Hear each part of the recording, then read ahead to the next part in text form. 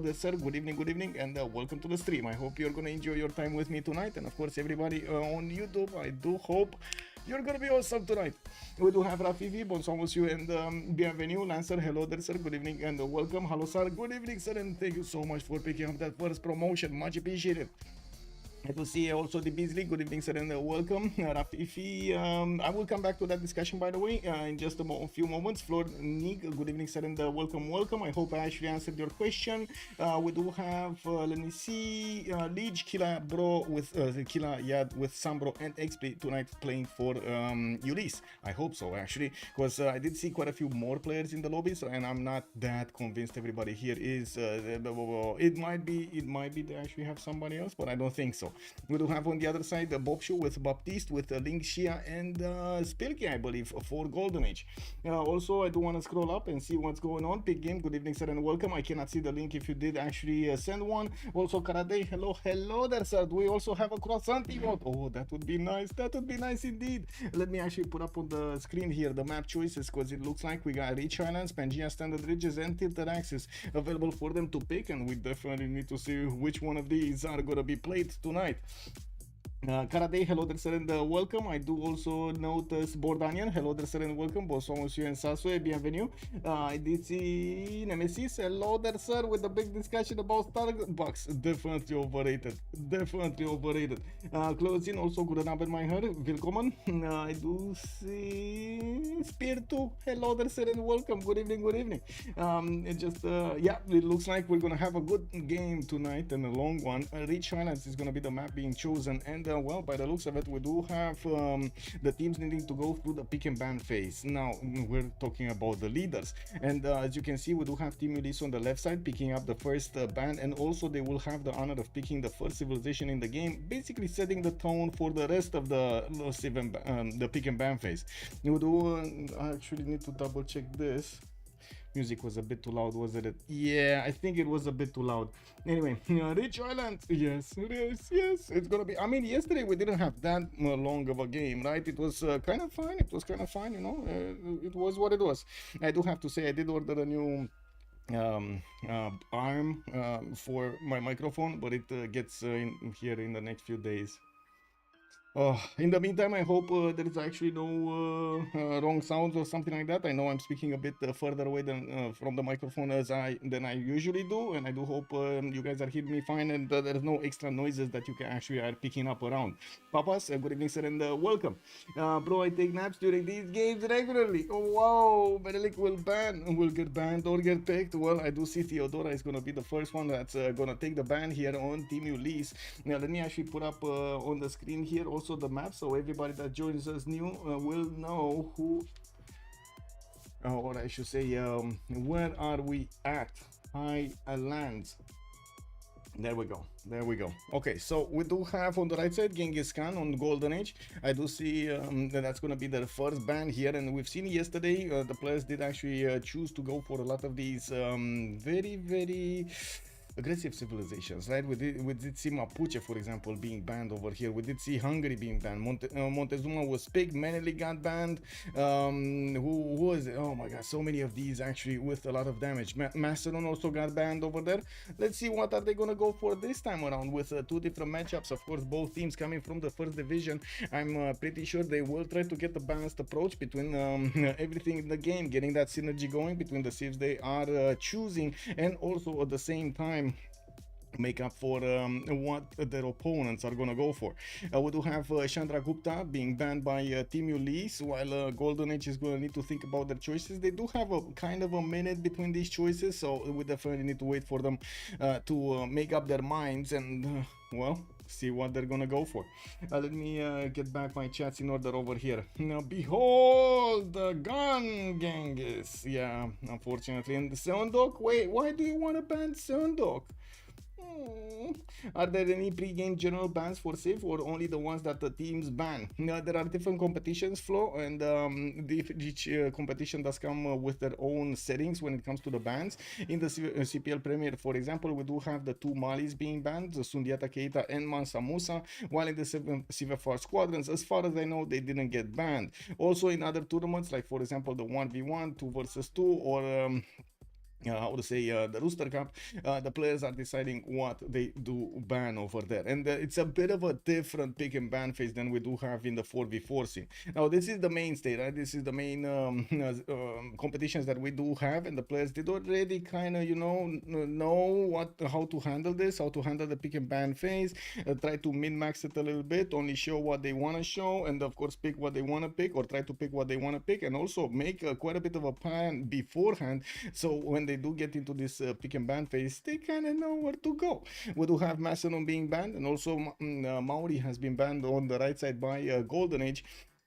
While another 9 choices are going to need to be made, I do have to say the next 5 are going to be chosen, and then Team Ulyss is going to need to pick. We do have Golden Age here with the honor of picking the next Civ, their 3rd ban. Let's see what they're going to go for. Yeah, my eyes open indeed. Although I do have to say, we didn't really see a lot of my enjoyers. Even though it is left open, we didn't actually see my enjoyers. Mali, not Maya. We did see actually a game with Maya or 2. We did see one or two. Anyway, we do have Kree being banned over here by Golden Age, which on the Rich Highlands map does definitely make sense. You don't want him just getting fresh water, or I should say housing everywhere, right? No, and I do have to say civilizations like Rome, for example, thrive on this map exactly because they don't really care about the fresh water that much. We're going to need to see, you know, which civilizations are going to be picked with those unique improvements that do give them housing. There are quite a few also from the city-states that they could make use of, and of course the half-coast aqueducts, that's always nice. Now we also need to see, and I gotta say we didn't really see that much of a predominance of the phase civilizations in the game. We will need to keep on watching to see if the meta is gonna change over here a little bit, you know, back towards the monumentality civs. We still have, of course, Russia being one of the top-notch civilizations in the game, although not always getting picked in the games. Mapuche is gonna be picked up by Team Ulyss. We will have another 3 bans to go. Would love to see Mali enjoy it. Hello there, Emily. Good evening, sir, and welcome. I see the game ended with a full house yesterday. Fell asleep too early. Oh man, yesterday you missed quite a game yesterday. It was insane. It was awesome. I mean, it was. Okay, let's say it like this. It wasn't really the best skill that we have ever seen, but it was awesome. It was a game that definitely was fun to watch, and of course, I do hope also the players did enjoy it. I do hope also the players will enjoy the stream afterwards. Also, ban Rome. Looks like Lancer is calling out, why you want to ban Trajan? Ah, come on, man, he's a cool guy. What do you mean, ban Rome? Ban Rome. Anyway, it might be that he's going to get banned here. We do have Ethiopia, of course, being taken off the table here by the Golden Age boys, while Team Ulyss is going to need to set up their last ban before the pick phase. They need to be really careful what they're going to leave open. They only get 1 pick first, and then, of course, we're going to see Golden Age picking 2 in sequence, which might actually be a bit of a trap. A lot of the times, actually, the players do believe it's better to be a 2nd pick than a 1st pick. We do have gold being selected. There we go, and locked in by Team Ulyss with only 1 ban remaining on Golden Age before the first picks. We're gonna need to wait, give them a few moments over here for them to actually settle on a choice. What is Golden Age playstyle? Uko Supreme, hello there, sir, and welcome. I would say it's a bit of a mix between a bit of a mix. I didn't really see them that aggressive in the games, and I do need to see more games to actually make an informed opinion, to actually give it, how to say, related over here, relay it on the stream. We will need to see a lot more games from Golden Age to make those assumptions. So we did see them playing as Golden Peppers in the CPL Premier League, and that was a few weeks ago. Although I do believe it was in a bit of a different matchup, if I'm not mistaken, like different roster. So I don't think we can right now actually make that assumption. I think I'm missing actually, give me a second. Oh, I'm missing notification clear. Is it, should I actually get it? Maybe I should actually get it, no? Maybe I should get the notification clear. Just give me a second so I can get this so we don't have any problems. I was taking a look at, how to say, at Dune, because one of my, how to say, I saw a text on CPL and I wanted to see what's up. Notification clear. There we go. Boom, boom, boom, boom, boom, boom, boom, boom, boom. There we go. And then just start it up again. Give me a sec. Is it fine? Should be fine. Okay. Let's see. Boom. Spain gets picked first on Ulyss. This is actually the second time on the Rich Islands, and we do have Spain being picked up first. The second, we do see Golden Age going for Zulu, which was banned yesterday. Today, it looks like it's going to appear in the game. We did have the last ban from Golden Age as Kublai Khan, Mongolia, and let me actually refresh the pages over here so I can actually open up the link. And with the link, we can actually get into the lobby and see what's going on there. Maya, Mali, Ludwig, and French Eleanor, best team ever. While Scythia is still there, Rafif is pointing out, we do have quite an aggressive nation available for them to pick, but they're gonna go for Rome, which is basically a mainstay, right? It's not croissant of every day that you wanna, always wanna go for. And we do need to see how Ulyss is gonna try to counter this. On the other side with Zulu and Rome, they do have two really strong nations. Ulyss will need to match that strength. And taking a look at their thought process here, we still have 20 seconds to go, and they're still ticking. They're not choosing anything right now. Let me see. Did I get into the correct slot? I did. Do I have any 0ms? I do. So let me click on buttons over here, and while they are going through the pick and ban phase, I'm just gonna settle on these options right here, and then click on another button, and boom, we got the Scythia. It's getting chosen. I feel like tapping on the board right now, but I think you're gonna hear everything, so I don't want to do that. It me Fox, they did get Rome. They did indeed, and they do it also get Scythia. Maybe somebody will accidentally pick Maya. Oh my god, maybe Trinda is actually gonna play, and he's gonna like I just misclicked Maya. I'm sorry guys, I'm sorry. Misclick.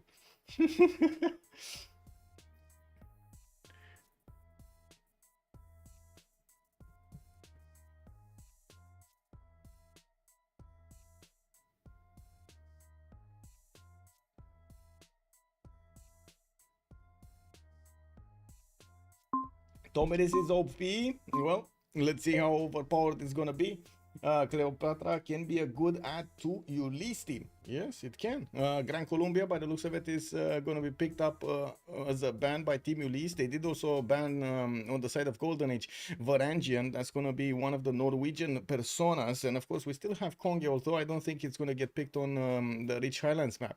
I do have to point out, we still have Basil II, for example, as an open for, that is still open for them. Babylon is still open for them. We do have Kublai Khan China, even though I don't think they're going to pick that. Egyptian Cleopatra, that would be nice. Pedro II is also an interesting choice over here, although I haven't actually gotten to see him that many times being played on Rich Highlands. This is the map that actually has quite a few resources around the capital, although that wouldn't be that bad for Pedro II. Most of the time the players do choose at least a coastal civilization on this map so they can get the gold generation going. We've seen multiple times, not only yesterday but multiple times, how hard it is to actually get the gold exactly when you need to, and what happens when one team actually starts to run out of gold and the other team just has as much as they want. Now we do need to see which one of these civilizations that can generate the gold will get picked up. Now, most of the time we've seen actually a rush for those merchants at the beginning of the game for the extra trade route capacity, which will give them certain advantages, and of course we do need to see who's going to pick up the engineers, those artists, and so on and so forth. I should say the writers, and of course who's going to fight for the generals. With Shaka in the game going for Ikanda first, that's going to be quite a challenge. We might actually see Shaka over here getting to pick every one of those generals. It wouldn't be the first time that somebody actually tries to deny all the generals in the game from the beginning.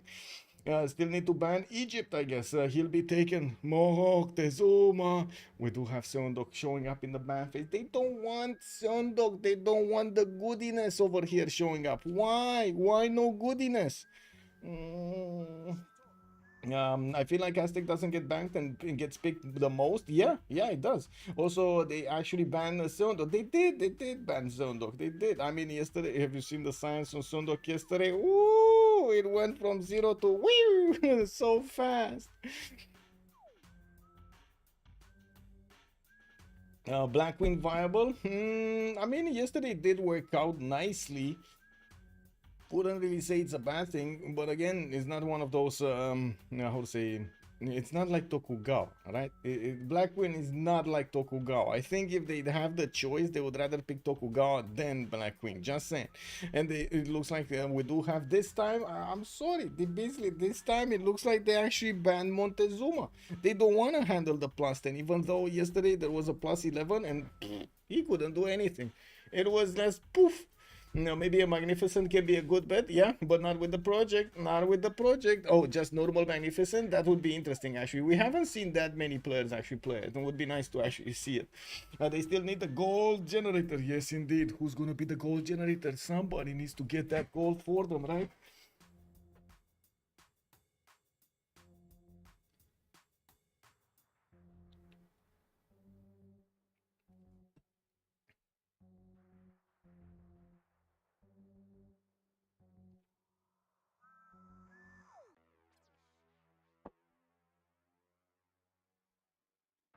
Tokugawa for the golden age. Well, we talked about Mali. We said it's open.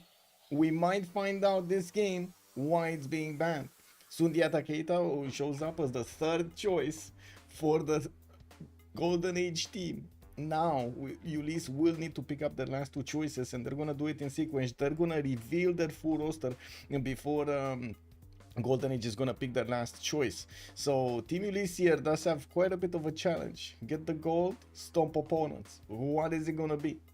Get gold or stomp opponents? Ah, come on, waiting for selection. You gotta pick something. 22 seconds to go, and we're still waiting, Team Ulyss. We're still waiting. The most straightforward solution to the gold. Exactly. I mean, you need gold, you click on Sundeiata Keita or on Mali the Mansa Musa, no? Is Vietnam a dead Civ now? It looks like he's not getting picked that much. Although I'm pretty sure if Man would have played this game, like it would have been in this game, he would have. Oh my god, man. We got both Malis in the game. We got both Malis in the game, boys. Mali against Mali. Mali gold against Mali gold. That sounds like they counter each other here. Are they countering each other? No. Hungary plus Russia for Ulyss. I mean, they went for Mansa Musa. I don't know about your Hungary there, but they went for the big Mansa Musa. You see the beard on this guy? Oh my god. Yeah, which money will be Irel? Exactly. I mean, Emily, you need to embrace Irel. That's the only way. Embrace Irel. You have gold, I have gold too. Exactly, Lancer. Exactly. What are you gonna do? Oh, you got coins? No problem. Let me get coins. Oh, you got notes? Oh, I got notes. No problem. Let's see what Golden Age is gonna pick last. They already have Zulu with Rome and the Sundeiata Keita on their side. They have the gold. They have some fireball over there from Zulu. Although I do believe they do need more, especially with Nader Shah on one side and Scythia, not to mention the Conquistadors. Well, oh my god. I still am with the memories of the Conquistadors from back before when actually Conquistadors were getting used. So I'm sorry, this is what it is. It's still Spain with the trade routes, with an extra +3 against civilizations that have another religion, and you know, that's about it. And we do have Eleanor here on the right side being picked up by Golden Age, so it looks like they will want to add a little bit more gold on their side with a harbor opener for Eleanor, and at the same time, wait, that's Eleanor England, I'm pretty sure, right? That's Eleanor England with the hair like that. I'm pretty sure it's Eleanor England. Yeah, Eleanor England. Yeah, it's Eleanor England. Victoria's team? No, they went Eleanor England, sir. Nitro also, good evening, sir. Mali, big deserts. Oh my god, can you imagine if they actually don't get desert on Mali? Ooh. Kai Watspooner, White Spotten, hello there, sir, and welcome. Is that French or England? That's England, sir. Maxna Hulbeck, good evening, sir, and welcome. Lege saying you want to pick Mali against me, let me show you how it's done. Exactly, that's exactly the way, right? Lege is gonna show us. Oh, wait a second, are we gonna see Lege actually playing Mali, or is he gonna pick Nader Shah? He's just gonna try to stomp Mali into the ground. Well, oh, look at the big boy, look at the big boy right there. Mansa Musa being picked up first, Boubsho right underneath him with Sundeiata Keita getting that goal going. And remember, Mali, both Malis do have quite a bit of a predisposition of generating so much gold for their allies. I'm actually quite surprised to see both of them in the same lobby.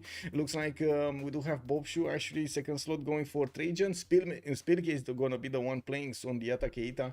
Xpli still needs to pick something up. Lin Xia is gonna go for Shah. We do have Killayad on Nader Shah. SunBro is gonna go for Philip II, and then we do have Baptiste going for Eleanor of Aquitaine in England. 4 times India, yeah? French has the long hair, exactly. French know the way, the French know the way.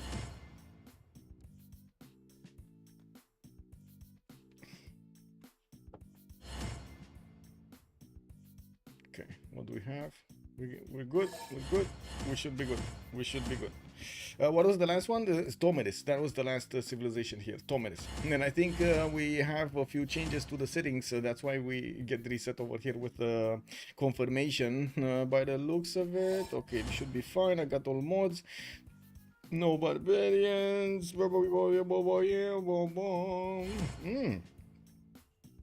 Interesting, not all wonders.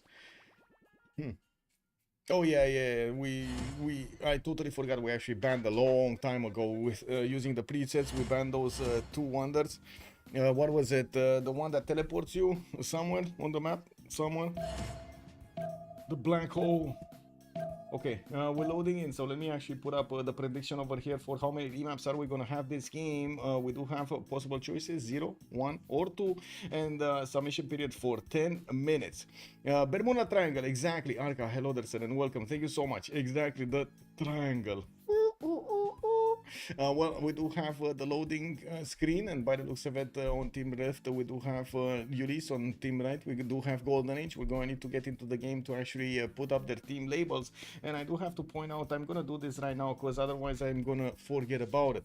So Golden Age is actually going to be over here. Boom. Let me actually put it in the middle. There we go. And then we do have Ulyss as a team on the right of the screen. Doesn't it feel a bit weird that it's written the other way around? Anyway, looks like chat is saying we go top left. Thank you so much for the suggestion. Let's go top left. Let's go top left. What do we have here? We do have Engazargamu, not much. So it looks like Baptiste is gonna be the first. How did you know? Uko, are you clairvoyant, sir? How did you know that we're actually gonna talk about Baptiste? Look at this. Daniel Dingo, hello there, sir, and welcome. Hello. We do have Baptiste here on the coast. He's going to have a 311 fish, and by the looks of it, he's also going to have a decent amount of coast to go for. This is a lot of cities that he can actually place here. In the south, he's going to have Nader Shah to contend with, and I'm pretty sure Killayad is not going to allow him to go past this choke point. Baptiste is going to need to make up his empire around here, which of course he does have some rivers and some lakes to get the fresh water from and establish his cities. He's going to have very far away opponents, actually. Rome is going to be an ally past the Vatican City, and I do notice on the right side we do have Zulu as another ally here, so the only opponent is going to be actually to the south, Persia. We do have him also with a few 2-2s in the capital. He does have his scout coming up in 3, and well, we're going to need to see where is he gonna settle. He does have a banana settle to the southeast over here, 1, 2, 3, 4, 5 to settle. And gonna get a lot of food in that city center, while I do believe he's actually gonna have more settle spots in the north and of course on the lakes over here. I'm quite curious exactly how he's gonna want to place his city so he gets the maximum output of this. Now we do need to move towards Sundeiata Keita. It's one in the desert. Let's actually see which desert it is. This is Mali, this is Lege, this is Spylke with Sundeiata Keita. What are all of these hills, man? And we do have him growing immediately to the second population in next turn, while I do notice he's gonna have some tiles with forest in the north to play with. I'm pretty sure he's gonna prefer to get those 1-3s so he can get that extra production going. Even has truffles. Can you imagine 1-3-3s over here? The truffles are just gonna give him more gold because he doesn't have enough gold. Yes, this is not enough gold. I do have to ask where fresh water. As you can see, we do have quite a bit of a lack of fresh water. We do have some of these oases, and one tile lakes for him to settle on. For example, one and maybe two, although he's gonna need to choose. Then he's gonna have another two cities on the right side. So all in all, I guess he does have enough in the desert, and I'm pretty sure he's gonna try to put a city in the non-fresh to the south anyway. I do have to say, whenever you do see ice next to the coast, this is not fresh water. If I open up the lens over here, you can actually see this is not fresh water, right? This is not fresh water. You don't get the coastal housing at all. Now looking at Shaka here, we do have him to the north of Sundeiata, Keita, and I do have to mention Sundeiata is to the closest is the closest enemy of Mashhad here on the eastern side of the Mashhadian borders. We will need to see if they will actually get to fight each other, because I'm pretty sure this is gonna be close enough for some sparks to fly. And we're not sure if it's gonna be a big war, but it kind of looks like there will be a bit of a conflict over here between them for the territory. For what do you want? The territory. Let's actually see on Zulu. We do have Ulyss coming up in 3 turns with a scout, and by the looks of it, quite a few 2-2s around him. To the right side, he's gonna have a settle next to cocoa tiles and some coffee tiles, getting that extra gold going. He does have some truffles, but they are a third ring, and it doesn't look like he's gonna be that incentivized to buy them, right? That's a lot of gold spent for a little gold back. We do have him with a second settle towards the north, that he can get that going. Southwest, biggest sugar settle ever, with 2-5 sugar tiles over here, and of course some coffees around that city center. I'm pretty sure he's gonna be happy putting a city there and benefiting from all of that extra food. Now moving towards Rome here, we do have Rome next to Mali, and by the looks of it, this is going to be the conflict zone between Golden Age and of course Ulyss on the other side. Mali and Boubsho will get to fight each other. We're going to also need to see if Vatican City is going to get used in some form or another. We do have Rome getting a scout in 2 turns. He does have multiple settles here that I can see with pretty good stats. I do also notice to the south he's going to have +5 campuses next to those geothermals and the mountains. That means he does have a continent split here, and by the looks of it, he will want to get cities in the south so he can actually benefit from those extra amenities. We do see him with his scout coming up next turn. We will need to see how he's gonna make use of his food plus the deer tile. I'm pretty sure he's trying to min-max this and trying to get his population to grow as quickly as possible, as he also wants his deer extra production, not to mention that 1-3. You do see how quickly he is actually getting this growth. Now looking at the Philip II, we do have him with the city of Madrid on a continent split, triple continent split to be exact. He's gonna have an ivory tile in the capital with a 3-1-1 fish to balance it off, and by the looks of it, we're definitely gonna see quite a few chops in the southwest, although he's gonna start entering the desert, and I'm pretty sure he's not gonna enjoy getting that desert on his cities. We do have him also with some coastals that he can play with, and I'm pretty sure he's gonna be happy even with non-freshwater cities here. He still will want to go harbor. Most of the time we do have the harbor opener here for SunBro, or I should say for Spain, and I do see he's going for sailing, so I do believe celestial navigation is going to be one of the technologies that he's going to go for. He also has quite a few geothermals for those campus adjacencies. I do see also reefs in the water here for exactly the same thing. While he does have a triple continent split, you can imagine this is going to be awesome, benefiting from multiple amenities. Gobustan second settle on the wine tile, I would imagine. He's going to want to get it on the wine tile and buy out those Gobustanian tiles. He has sugar for the extra food, wine for the extra food. And, oh my god, this is going to be beautiful. I guess we will need to see him actually discovering this, because at the moment he doesn't know. Also high probability of remap, I think, which Mali has the better desert. I think actually both do have good deserts. I wouldn't say better than the other. Oh my god, he has like Red Ball over here. I think there's a lot more desert here on Spylke than it is on Mali, on Lege, but I'm pretty sure both of them can actually work this desert. Now we do have to take a look at Nader Shah before we're gonna take a look at Mali. I do see Mashhad is gonna pop a hut in the north, and it does seem like he's actually gonna have quite a few settles everywhere, with a possible east side settle on tobacco or gypsum. I would imagine he's gonna want both of those at some point, although I don't see that as a possible second city. We do have him to the southwest with a stone settle if he wants his 2-2 base, and of course getting multiple 2-2s around him could settle the coast here and also get access to an amber tile, which is gonna be nice as an extra amenity in his cities. You know, we do have him also with quite a few of these T tiles in the capital. One of them at least does have a hill, so it has has extra production. The other one, not so much, not that great. And I gotta say, you do see this city center. He only has a single tile, one single tile to put a district on. That's it, around his city center. Imagine 6 tiles, 5 tiles around his city centers are actually with resources right now. He doesn't see them yet, but he does have iron, he does have jade, he does have 2 T tiles and a horse tile that are just taking up space over here. This is the classic experience on rich islands. You got so many resources. A race to the pyramids and Petra. Woohoo! Hey, don't forget about Jebel. Don't forget about my Jebel. Who's gonna get the item for the team, eh? +6 preserve on the Gobustan. Woo! Yes, big game. Exactly. God spawn. Well, let's actually see what Scythia is doing here. Pokrovka coming up with a settler in 1. Wow, I do hear some fireworks anyway, or something. Anyway, we do have ivories in the north, 1 2 3 4 5 to settle over there. Very nice and easy.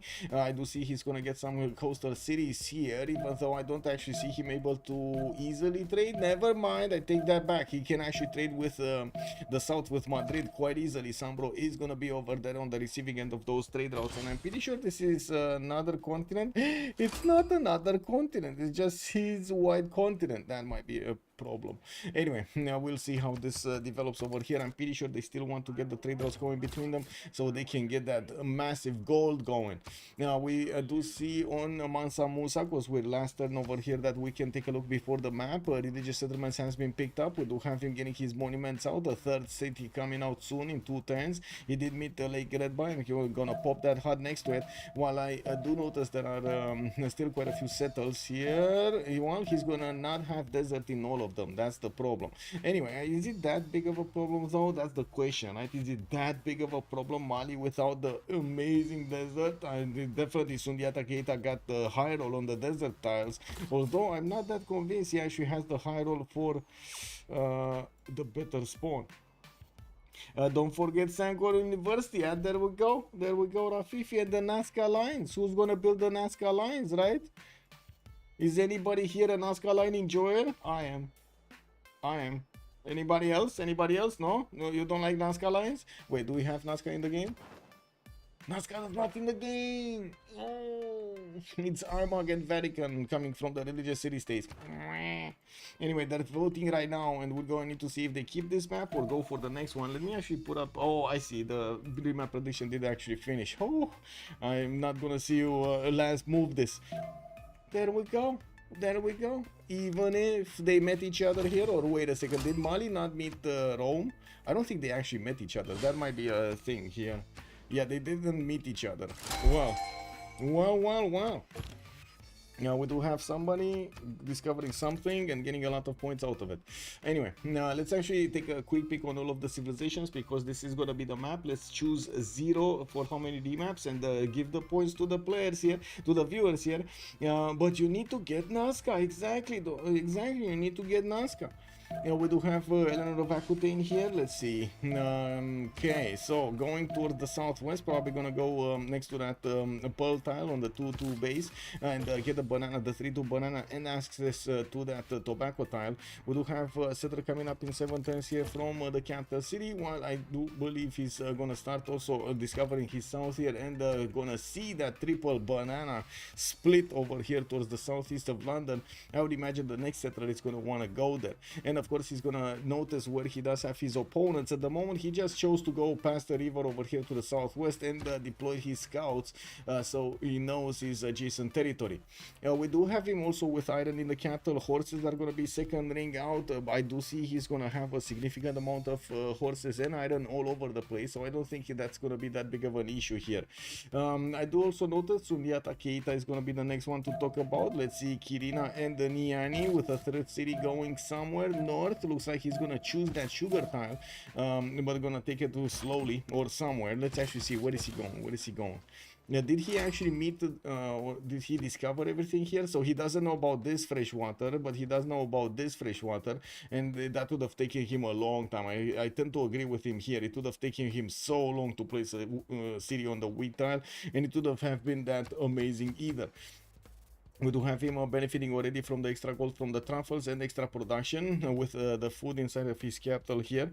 Another scout coming up in one from Niani. He does need to take care of this Persian scout from the southwest, which is going to be one of his opponents. Already Killayad is sending a city towards his opponent here. That's going to be placed down on the gypsum tile. On the way towards his opponent, he can take out the cat as an extra city. And I wouldn't be surprised if we do have triple encampment setup from Nader Shah. And that's the question. Chat, triple encampment setup or no? Triple encampment setup or no? Is he gonna do this? Is he gonna do this? Did the remap happen, or we playing this map? We playing this map, West Spotton. We playing it. Times three. I see. So triple encampment setup it is. Let's see. Oh, he's going for currency right now. Killayad, you're losing tempo over here. Like, look at your opponent. Spylke is going to be faster. Wow. Well, I guess Killayad is going to need to show us how he's going to get to commercialize all of this. And we're going to need to see if he is actually going to take the city of Akkad on the way towards Mali or not. Let's move towards Sundeiata and see his resources. Iron in the first ring to the south of Niani. Also horses in the north. I do notice in the third ring over there, not to mention he's gonna get oh, he's not putting the city here, he's actually going for the aluminium. Even Zulu picking up huts over here from Sundeiata. Spylke, man, he's not picking up his huts. What can you do? Looking at Zulu, we do have Ulundi being placed next to those mountains, and by the looks of it, he's also placing Endodakusuka towards the north on that Niter town, which he didn't discover yet. Has some exploding volcanoes next to him, and a third settler is coming out from Ulundi in 2 turns. We did have him starting to discover his territory. He knows about the south and he knows about the east. Doesn't know everything about the southwest, although I do see a warrior might actually go and breach the fog of war, so he gets some information from that. And I do have to point out, this is an amazing, this is something like a little detail of Civilization 6 that really is amazing. You see that the fog of war doesn't always discover uniformly, or doesn't always actually give you all of the information. Like, for example, here you see some little trees, but then somewhere else you don't see anything past the visibility. This is incredible, by the way. This is incredible amount of detail that is being added to the game just through the fog of war. And if you actually train your eye to take a look at all of those details, you're gonna find another world. Also, Nitro, Heroders, and welcome. Markets. Yeah, they want markets. They're gonna throw markets at their opponents, you know? It's not like if Spain and Scythia couldn't make the money. Well, let's actually see Zulu here. He does have forces in the capital in the first ring, an iron tile in the second ring towards the north, with another settler coming up in 110 there. I'm pretty sure he's gonna place it soon somewhere. Rome. 2 cities start opening up with campuses. I do see another settler moving towards the west side here, towards those banana settles. We do have Mali trying to actually take out the Roman scout that is protecting that campus from being created. That's a +3 campus next to the mountains and next to the bananas. As you can see, Rome scout is going to get to heal twice. So first of all, he's going to get a 15 from being inside of the borders. Second of all, he's actually going to get a promotion on that unit. So it does seem like even though Mali is attacking with all of the strength he has over here, that's 1 scout and 1 warrior. That's about it. Yeah, that is the strength of Mali at the moment. It is what it is, the state of the empire, you know. And by the looks of it, Rome is going to get that scout that's going to be so tough against these 2 units. And we might actually see a double slam over here at the last seconds of the turn, so he doesn't give the opportunity to the Roman scout to heal itself. In Rome's capital, we do have a 2-3-1 ivory tile to make use of. I do see his horses are going to be second ring out and first ring out in Ostia. He has 2 tiles here, while in the capital city, wait a second, this is the capital city, not Ostia. In Ostia, he has that ivory tile. In the capital, horses second ring, and iron third ring here with a 2-3 deer tile to use. And I do notice the scout actually said, you know what, I'm gonna promote, not take this chance. And I do notice there is also a Vatican warrior that is trying to get in there and see the action, while a Boubsho slinger is about to go into the forest, climb into the trees, and start shooting rocks at this Mali scout here. I will survive. It did. Well, looking at also Philip II here on the other team. Now we're talking about Team Ulyss. It looks like Seville and Madrid got placed. The third city moving towards the west side here, with the fourth one already in the build queues. We do have him starting to scout towards the north, of course, breaching the fog of war on the coast towards Scythia. While Scythia is going to put a city on the coast there, they will trade with each other, or I should say, they will have the ability to trade with each other from an early stage of the game. I do see a builder is coming out from Seville. Did he actually build a monument? Because it's about that time, right? No, he doesn't have a monument. You actually see the clear lack of a monument in his cities. If we hover over, does he actually have one? No, he didn't. He went builder. Never mind. It is what it is. There is a Roman scout that is trying to get in there, and I do see the trader is in danger. We do have a settler coming up in 5 turns there from Madrid. Although, in the meantime, I would imagine Spain is going to try to get some defensive units. Now, looking at what's going on here, it looks like Boubsho is trying to get his archery boost here. Man, they're learning from under. He's pulling an under strategy over here. Let me actually put up a poll. Is this... Wait, is this under Civ strategy? Yes.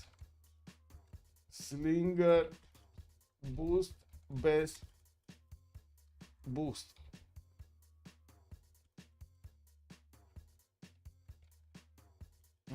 My god, I cannot write everything. Really, Twitch, you're not allowing me to hear?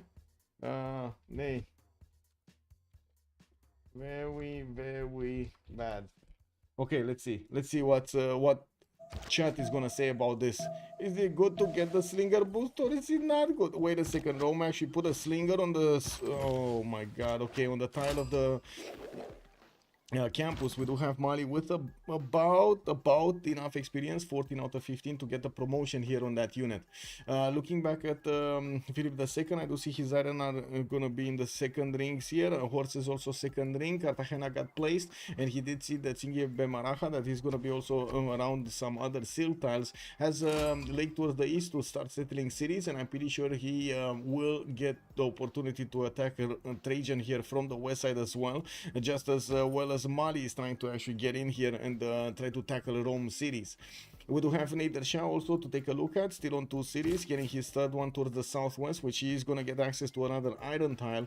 We did see him going for currency, not going for the encampment opener that we would really love to see.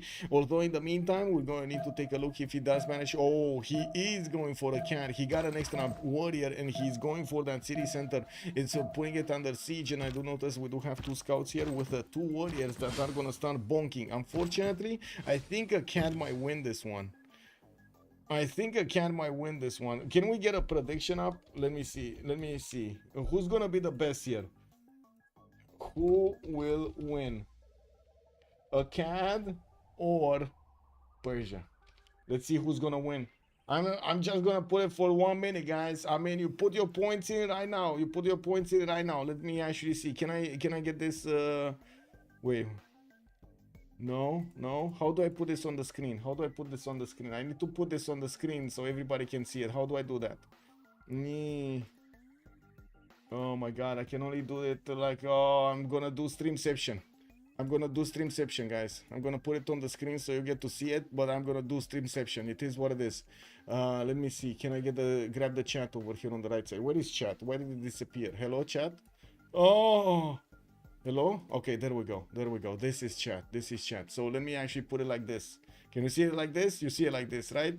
We got 62,000. Whoa. I know what's missing. There we go. 62,000 points on a cat in Persia. Oh, this is better. Just a few seconds. I think a cat is gonna get it. Yeah. Well, single boost, best boost. Yeah, definitely. I tend to agree with that. It is what it is. Not in all games, though. So let's click on that. And where is the other prediction? Hello? Hello, chat. Oh my god, I'm gonna put it back. So you got to see over there the streamception that we did on stream tonight. Let me actually get my chat in order here, my windows in order, because otherwise I'm gonna get to lose them. Michaelception was cool. Yeah, a 6 warrior is incoming. Look at the cat, man. The muscles on this city state. Yeah, we do have Mashad also benefiting from an iron tile towards the southwest. We do need to actually finish up that. Wait, there were. Wait a second. Oh, there we go. There we go. Submission closed. Choose an outcome. United Primer.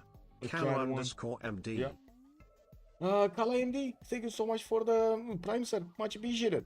Now the question is, will Hagmatana survive? Exactly. Juan JD, hello there, Surrender, welcome. Do we have the Pantheons? Not yet, Night Thrower. From what I do see, they didn't actually pick everything up. We're still 10-22, so the players are getting that face generation going and padding those points of faith. And we do see Persia has retreated from Akkad, and I do want to see his horses there to the top left over there in the capital. Okay, moving next, let's see Tomaris. 2 cities strong, getting his kurgans going for extra production gold and faith. I do see his 3rd city is going to be to the coast here, towards the southwest, and of course he does have a 2-3-1 ivory tile that he's going to get to buy over there in the 2nd ring. He also has a 1-tile lake that he can get the fresh water from, and of course the connection towards Spain. I do notice he went for the 4th city as quickly as possible, has that ivory settled to go for in the north to get an extra amenity from, and I do notice he will have quite a few patches for his kurgans. Remember, his kurgans do get extra points or extra stats from having these patches improved around them.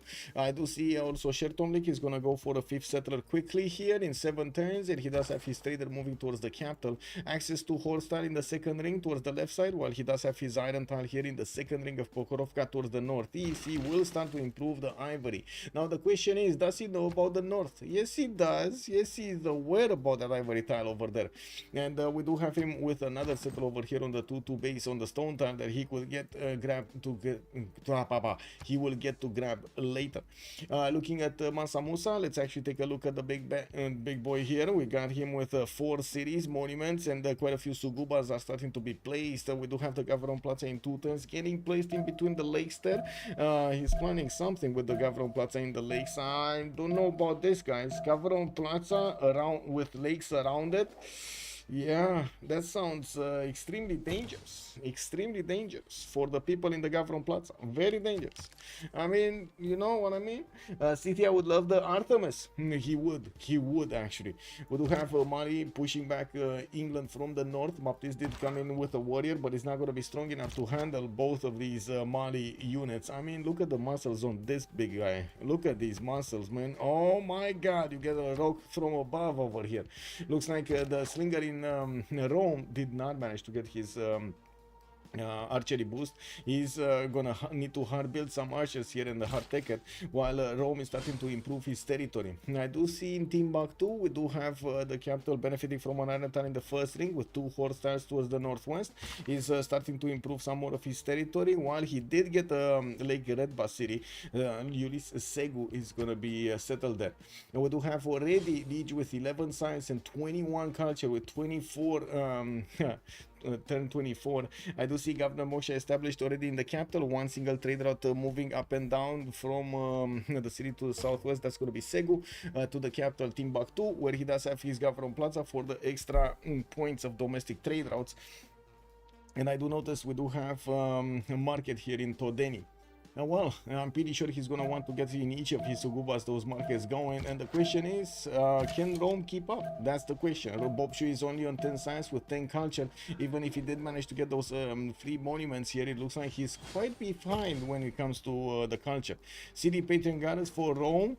We do have Mali here with the religious settlements for the extra production towards cities. I do see Spain did not pick up a pantheon. God of War and plunder for Scythia. We do have his Liam being plugged into the capital here, and I do notice 1, 2, 3, 4, 5, 6, 7, 8, 9, 10, 11 resources are going to get to provide the extra food and possibly the extra production that Liang can cover on the right tree. Now it does seem like more and more players are actually preferring to go Liang when they do see a lot of amenities, or I should say a lot of resources in their cities.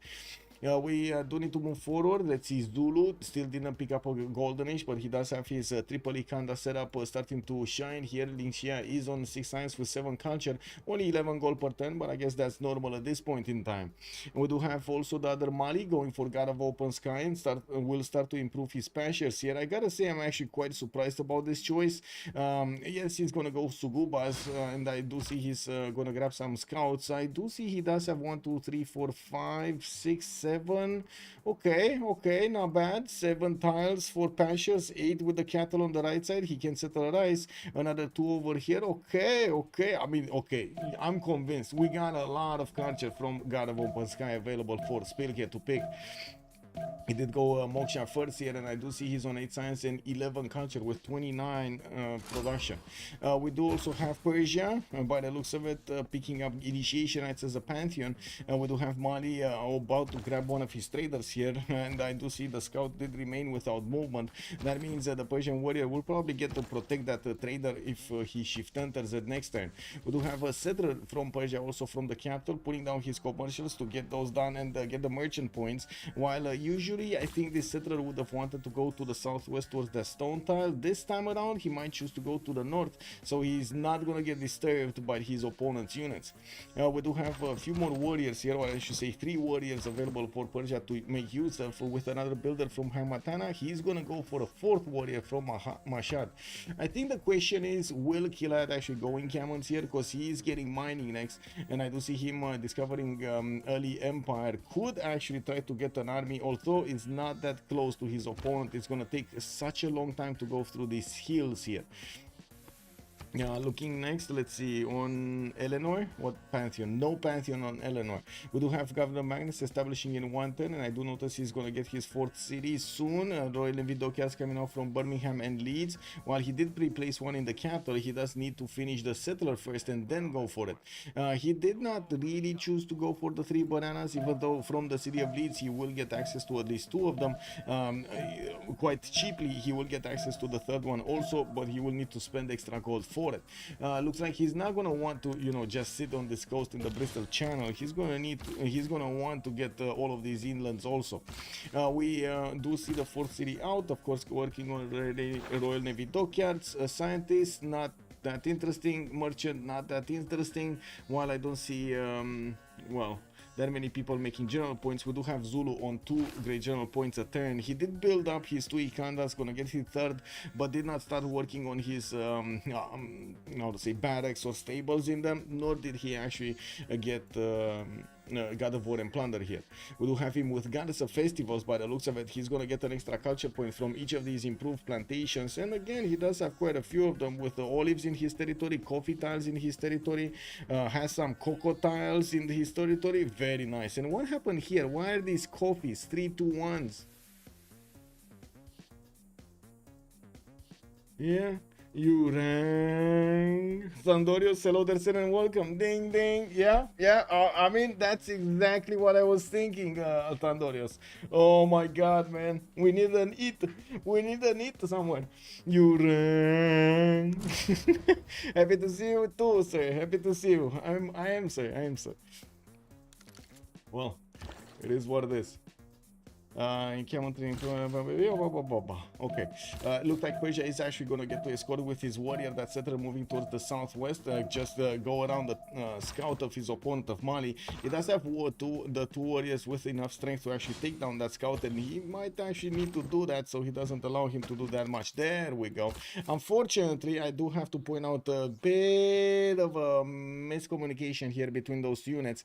The second he actually attacked with the warrior being escorted by the settler, he lost movement on the settler as well. We're not sure why. Maybe that settler actually helped with the attack or something, but because he was engaged in some sort of an attack, he lost his movement, and unfortunately there's nothing he can do right now. He could have unescorted, unlinked basically first, attacked with the warrior, and then just keep on moving with his settler towards his location. I guess it's fine. He's just losing 1 turn here.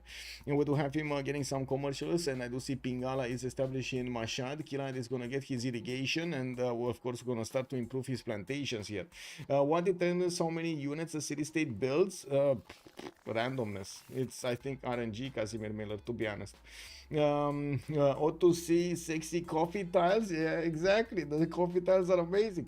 It does feel like indeed a long game. Uko Supreme, delicious tiles, but he never enjoyed them. What do you mean he's never gonna enjoy them?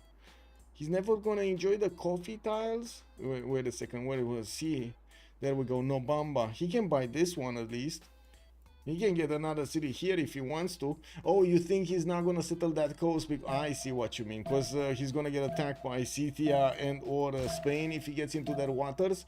I mean, it might be. You do see their two territorial civilizations there. You know, they're gonna get to protect their seas. Well, I do see encampment training projects coming out from 2 cities of Zulu. He still is managing to get only 2 points. By the looks of it, he stopped the first one. In Ulundi, I did say earlier, he actually started up for an encampment. I don't think he finished it because I don't see it in the points. So he didn't pick one and he doesn't have enough points. I don't think he actually finished the project. We do have to take a look what's going on here with encampments also starting to come out from Rome. He did place, pre-place actually Temple of Artemis in Ostia, which I'm pretty sure he's going to be very happy getting it. With audience chamber also in the capital, I think he might be making a mistake here. Don't really think he's going to get to see him that much next to Mali, but anyway, I guess we're going to need to see. I was thinking maybe Wall's throne in this location would have been better. Rome is attacking Vatican City. He might actually take that city down. We do have him 3 turns from an encampment training project, and we'll try to get an army of builders out to start improving his territory. He did get his horses improved, and well, I do see some ivory tiles, another horse tile improved, some more ivory tiles, and another horse tile. 3 horse tiles improved here for Rome. While on the side of Mali, we do have him going for audience chamber. I mean, at least they match, right? There's not going to be more production or less gold on Mali. I do see he's also going to get pyramids in Todeni, while he's going to need to start improving some more of his tiles. He's getting his campuses up from Nioro and Segu. +3 campus here in between the mountains, with also Nioro getting another +5 in between the mountains next to a Suguba. Usually Mali does want to play also with holy sites. It doesn't look like this is going to be one of those times. Trajan seems almost 100% pick a ban, or is it just the games I saw? No, it does have a very high ban and pick rate, Duck of Ducks. Good evening, sir, and welcome. I think there is a file actually that got released a few days ago. Just give me a second so I can actually put it up. I'm pretty sure there was a file on the BBG server with a list. Give me a second. This one, this one. So Coupe is coming up with 98.35 presence, 98% 35 presence. That's insane. He's getting very much banned. Like he's 75% banned to only 22.53 points picked, while Rome, let's see where Trajan is. Rome is actually here on 72% presence. He's getting a lot of bans. Actually, he's getting a lot of picks and not that many bans.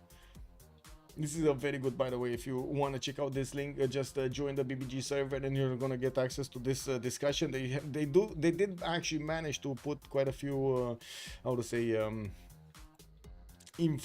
quite a bit of information available for everybody. This is the map spread, for example, in season 14 of the CivFR Squadron, with the most played map, Pangea Standard, right next to it.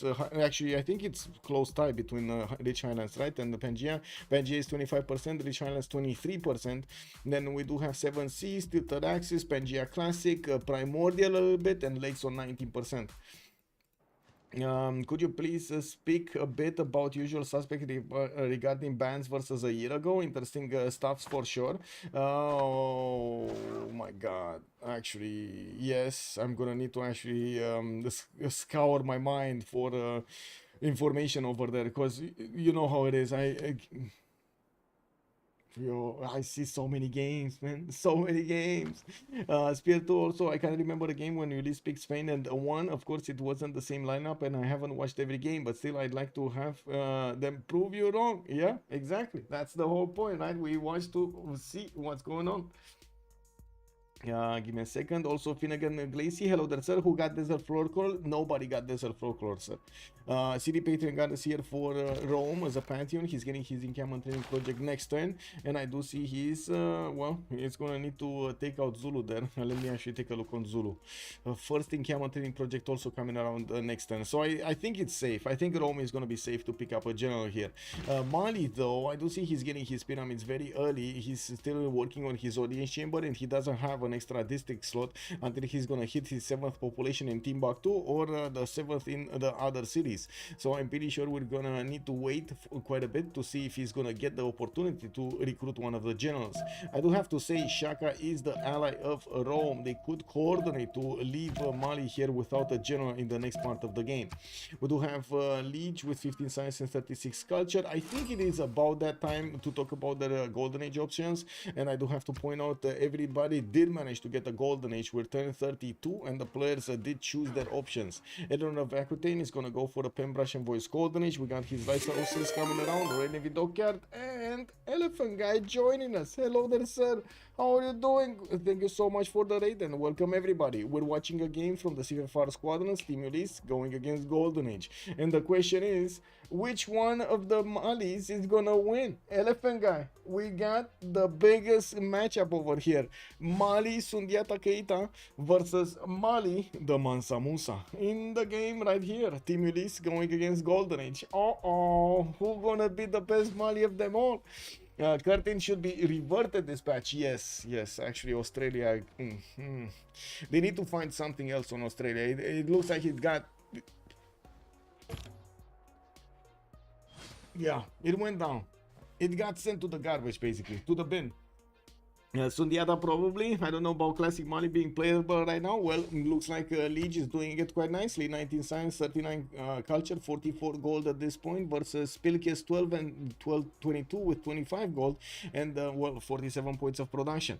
One is 5 cities, the other one is 4 cities right now, and we're going to need to see at the end of the game who's going to win this.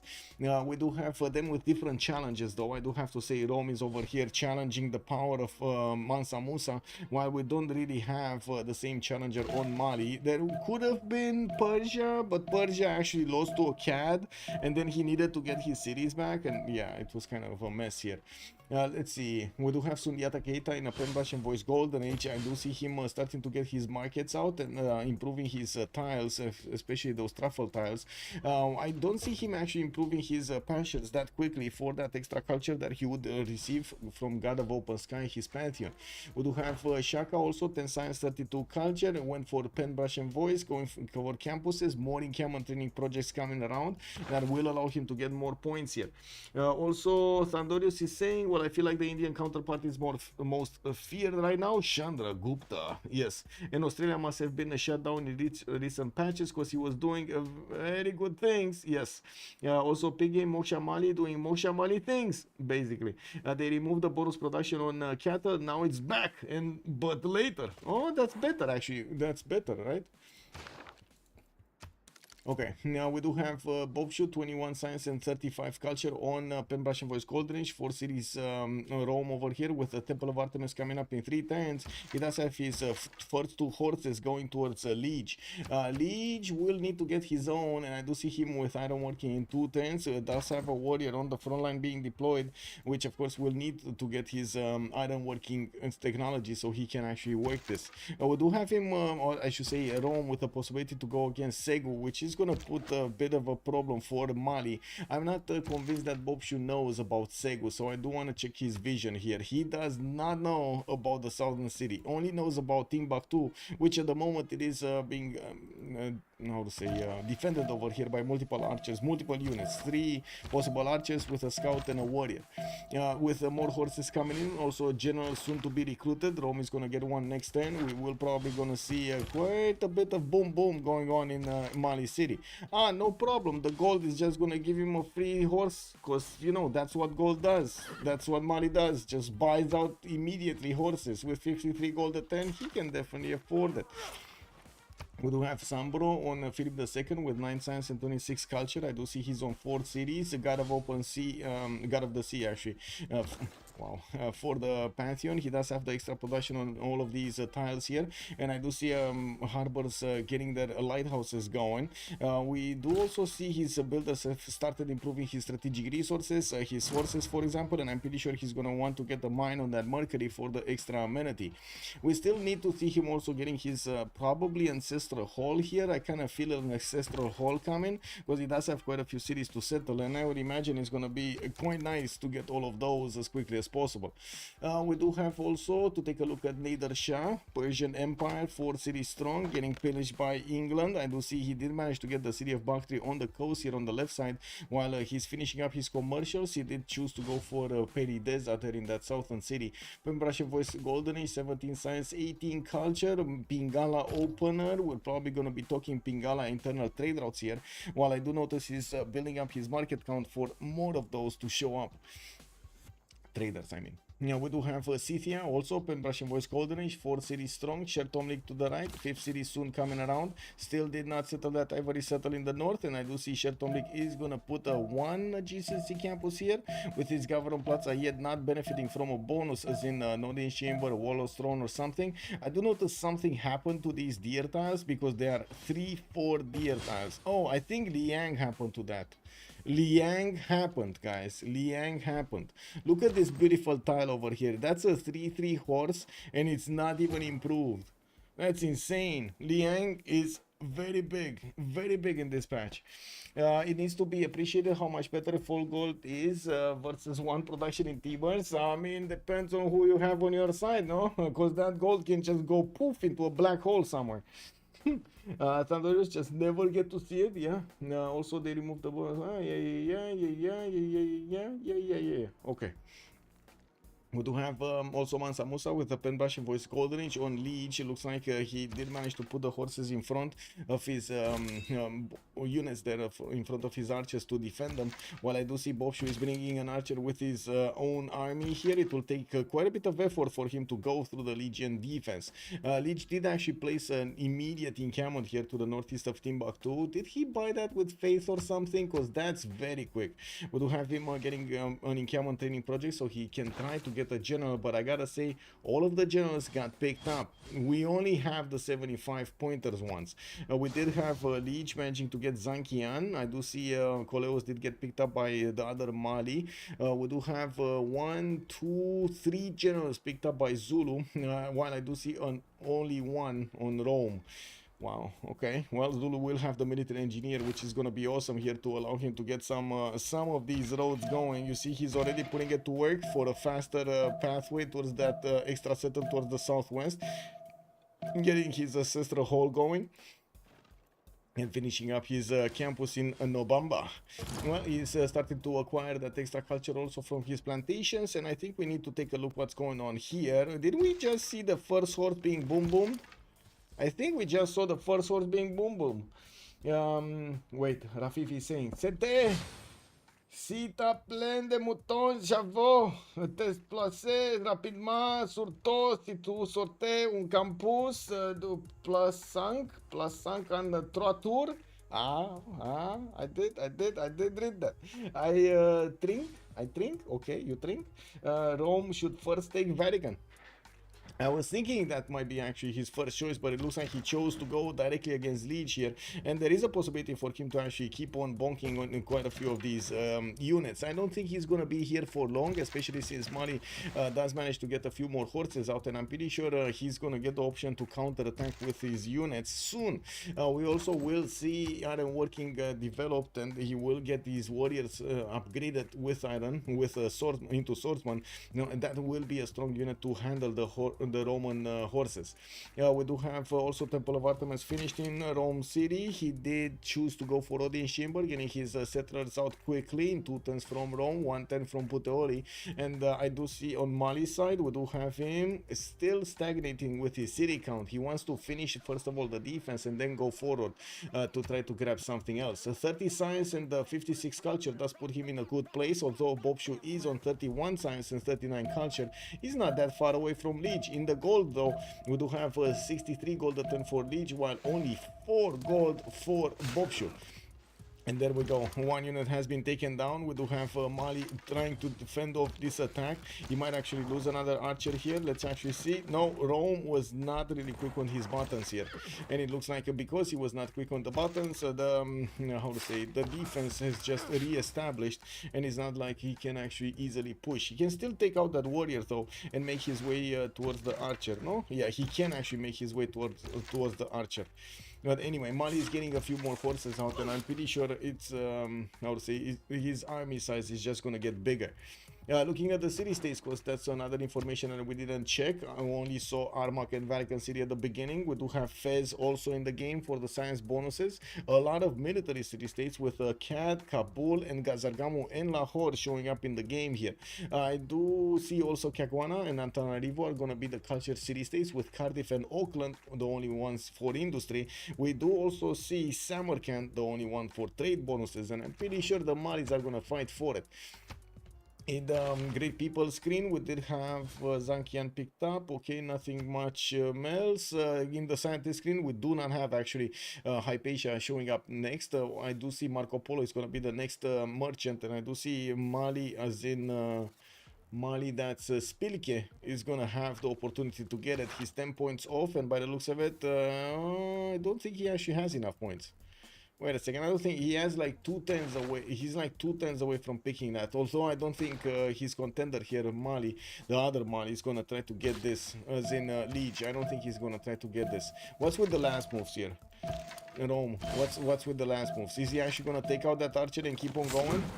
Okay, no, he's attacking warrior, not doing much. The horse didn't get a promotion, by the way, so that means he's not gonna get that easily promoted, and I do see he's gonna need to bring it back, because otherwise he's just gonna die. Yeah, well, that's a wasted horse. Kick W. Okay, sure. Anyway, now you see them trading horses here. I'm pretty sure Boubsho will need to bring more on the fight if he actually wants to get this going. Feudalism finishing up next turn for Rome. He's going to get a boosted for everybody. Eleanor is a 4 turns, and he's probably going to get it next turn or the turn thereafter. Ancestral Hall finishing up in 1 turn from Baptiste. While I do see settlers coming up from Birmingham, he does have an amphitheater here in the city of Leeds, already in his theater square getting built.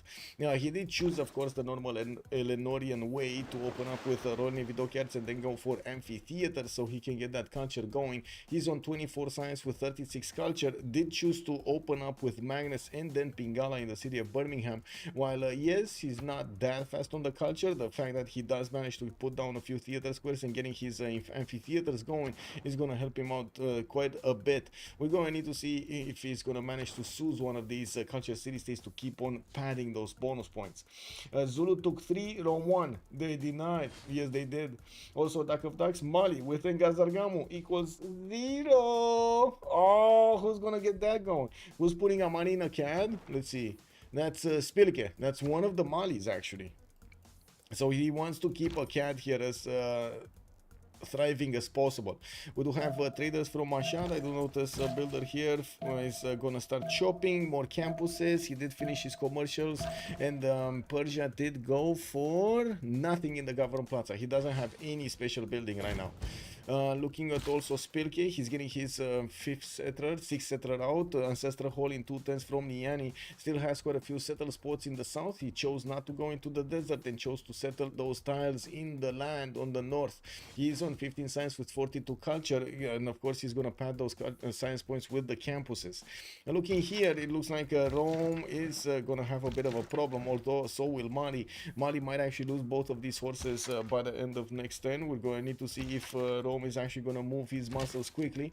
There is an archer here that could take at least one of them down if he's going to be fast on the buttons. We might actually see this horse try to push back the general. This is going to cause all of the Roman units to retreat because they don't have the general anymore. Without an extra +5, I'm pretty sure it's impossible to actually hold the choke. I do have to say Lege is going as quickly as possible towards Mandecalus, and I do see he's starting to get his heavy chariots out. That it will be a unit that will also receive the bonuses from his general. He's gonna have the medieval Renaissance general, and I do notice he's like 1 or 2 projects away. He's 27 points out of 75. I think 2 projects away from actually getting this because he's not getting enough passive. Pingala did establish in the city of Segu, which, by the way, alongside Nioro are getting some horses. And of course, we're going to need to see if he's going to manage to find a way with this Mali scout to actually get to the cities of Rome without being seen. He could actually use the coastal settlers, the coastal route to get to Aquilea without any unit to defend the Rome city. That will be quite a bit of a problem. I do notice Rome is actually putting another city towards the north, towards Vatican, next to Vatican City, even though he would have had the opportunity to take out that city center, making his empire bigger and better. He did not choose to do that. So right now he's putting his units in a dangerous way here against Mali. I do see one of the forces did manage to get out. General is still alive, while I do see the other horse of Rome, is going to need quite a bit of time to heal itself. Lege is 3 turns away from stirrups, and this is one of those moments he needs to actually get as many of these heavy chariots out as possible so he can upgrade them into Mandecalos and go bonk Rome back.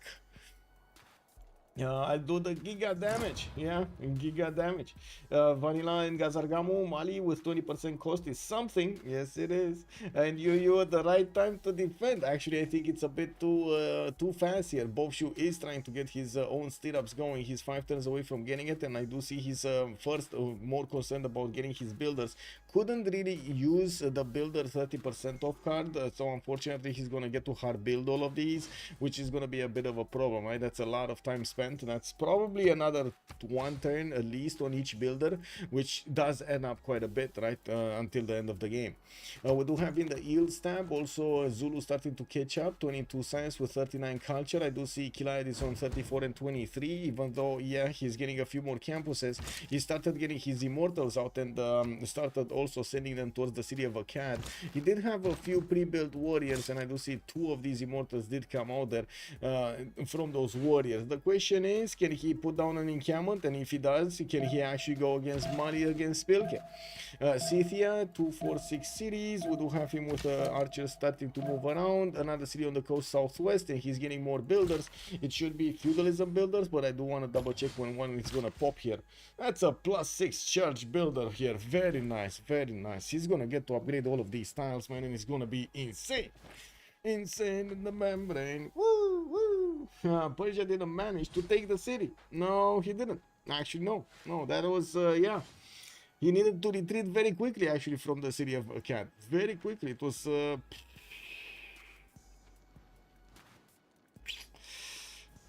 destruction zone, apocalypse. Yeah, that was kind of bad. We got more settlers here coming out from Persia. While Zulu did send a few scouts from the north, looks like he's gonna try to pillage a few tiles. Shouldn't be that big of a problem for Persia. Now to see campuses coming from London, that's gonna be a +4 here, being between the Government Plaza, the Reef Tile, and of course his Royal Navy Dockyard, then the city center. We do have him also with a +3 there next to that geothermal fissure on the hill. While he does want to keep expanding, he has 2 settlers right now in the build queues with another settler on the way. He's gonna be 7 cities quite quickly, putting down more theater squares from the northern cities. While, oh wait a second, I do see another one is actually moving here, and he's gonna put it on the coast next to that banana. Very nice. Yeah, well, looking at the Rome, I do see more horses are coming around. I have no idea why he's building horses instead of going for heavy chariots at this moment, since he's so close to stirrups. It kind of feels like it's useless to go right now for a lot more horses, unless you go for castles. Like if you go stirrups, you want heavy chariots, you want your knights. If you go for a lot of horses, yes, you want the light caps, so that means you want to go towards castles, that means you want to get coursers. We do have him getting another campus from Rome, and I do see it's going to be a +3 here to the southwest. More horses in Aquilea, while Mali does have the opportunity to get a builder here. Mali is not clicking buttons. Mali,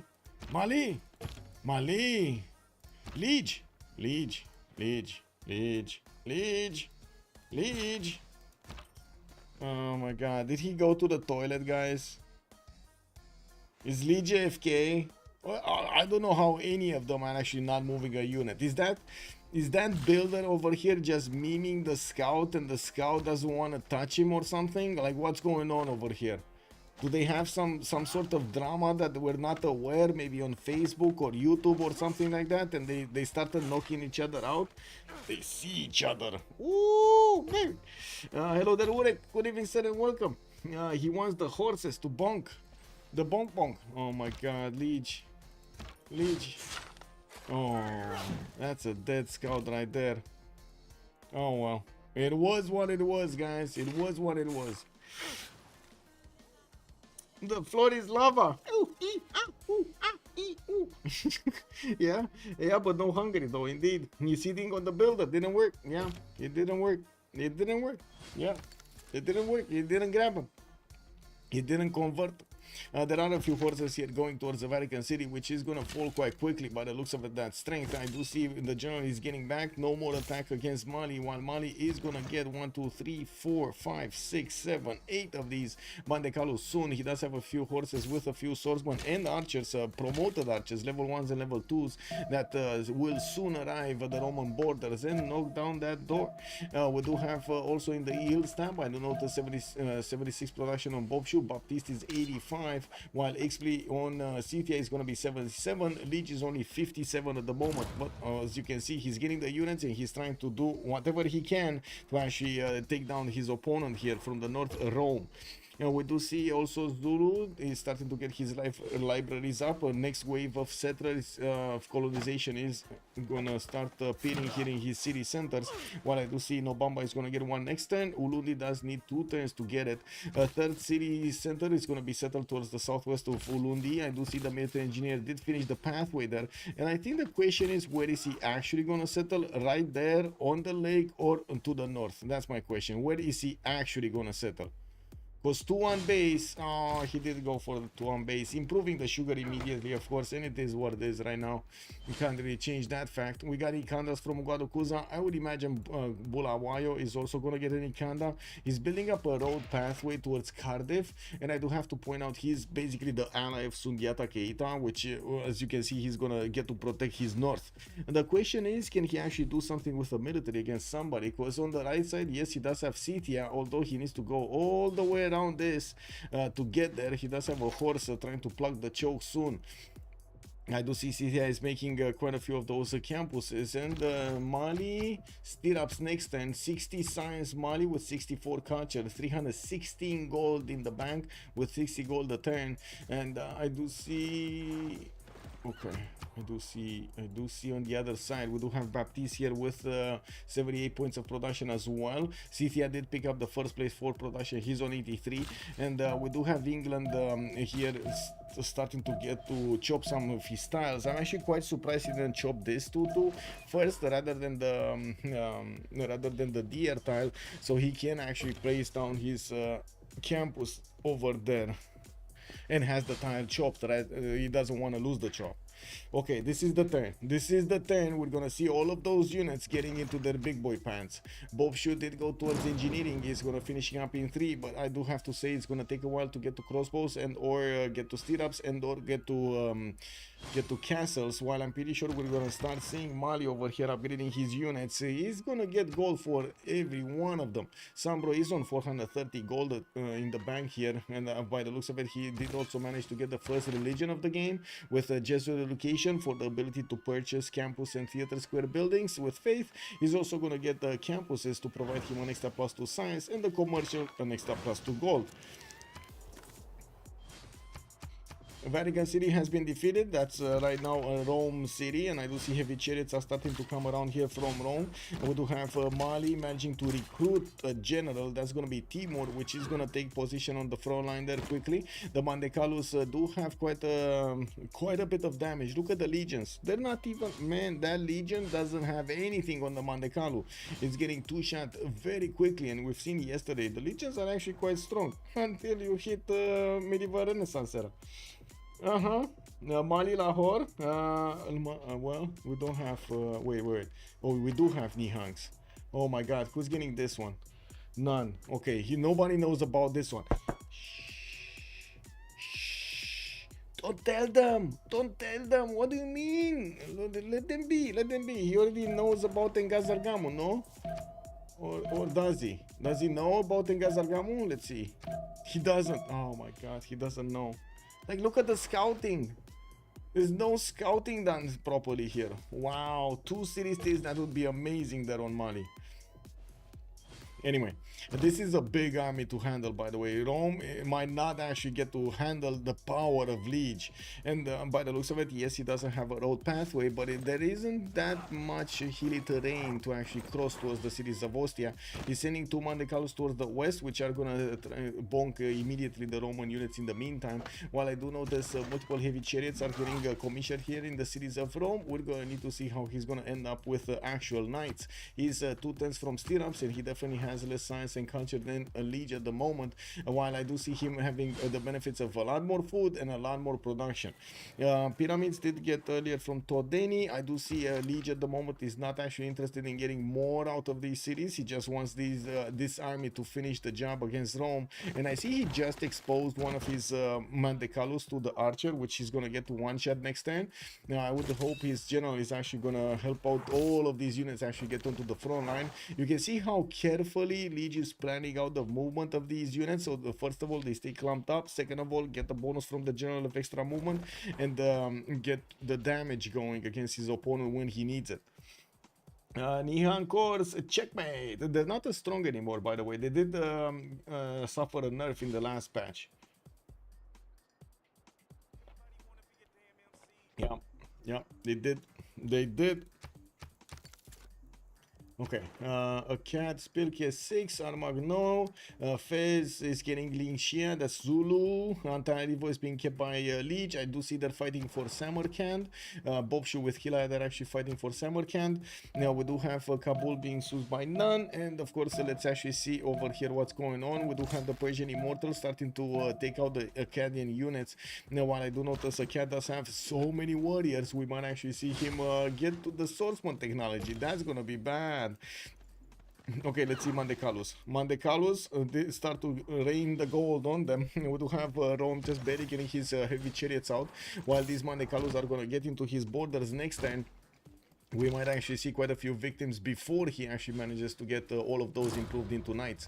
We do have 1, 2, 3, 4 of these coming around. 1, 2, 3, 4 already out, actually, with another 1, 2, 3, 4 on the bill queues. I think the major problem is wow, does he have the gold? No, he doesn't have the gold. Does he have mercenaries? Limes and maneuver, okay. I don't see mercenaries.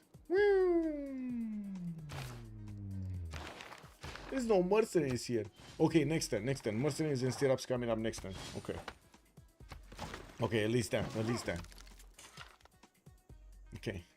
Mali is not exposing all of his army, but you can see he does have 722 military strength versus Boubsho's 291. And yes, Boubsho will get to probably 500 here with all of his heavy chariots starting to get going. I do see Rome also managed to recruit Hypatia in the capital city, and we do have 5 more turns until the next era, and that's about the time they need to gather all of the points for an era score here. Baptiste, 3 points for era. We got Spylke, Dark Age, Shaka. We got 7 points. Looks like Rome over here is going to be 4 points away. We got SunBro needing to get 7. I do see Nader Shah is going to need 5. Xpli is going to need 11. That's going to be a lot on Xpli, actually. This is quite problematic because, I mean, we do have quite a few city and unique things, right? The Saka Horse Archer, the Kurgan. The Kurgan has been spent in the first era, and the Saka Horse Archer right meow. We do not see him getting that many splendid things, and I do hope he's actually going to get a boat so he can get those points in. Of course, there is still a bit more time, right? We do have Lege with 65 out of 68 also, and I do see him starting to get the gold away from Rome. He's killing his Rome's units and getting the gold. You see plus 18 gold over there.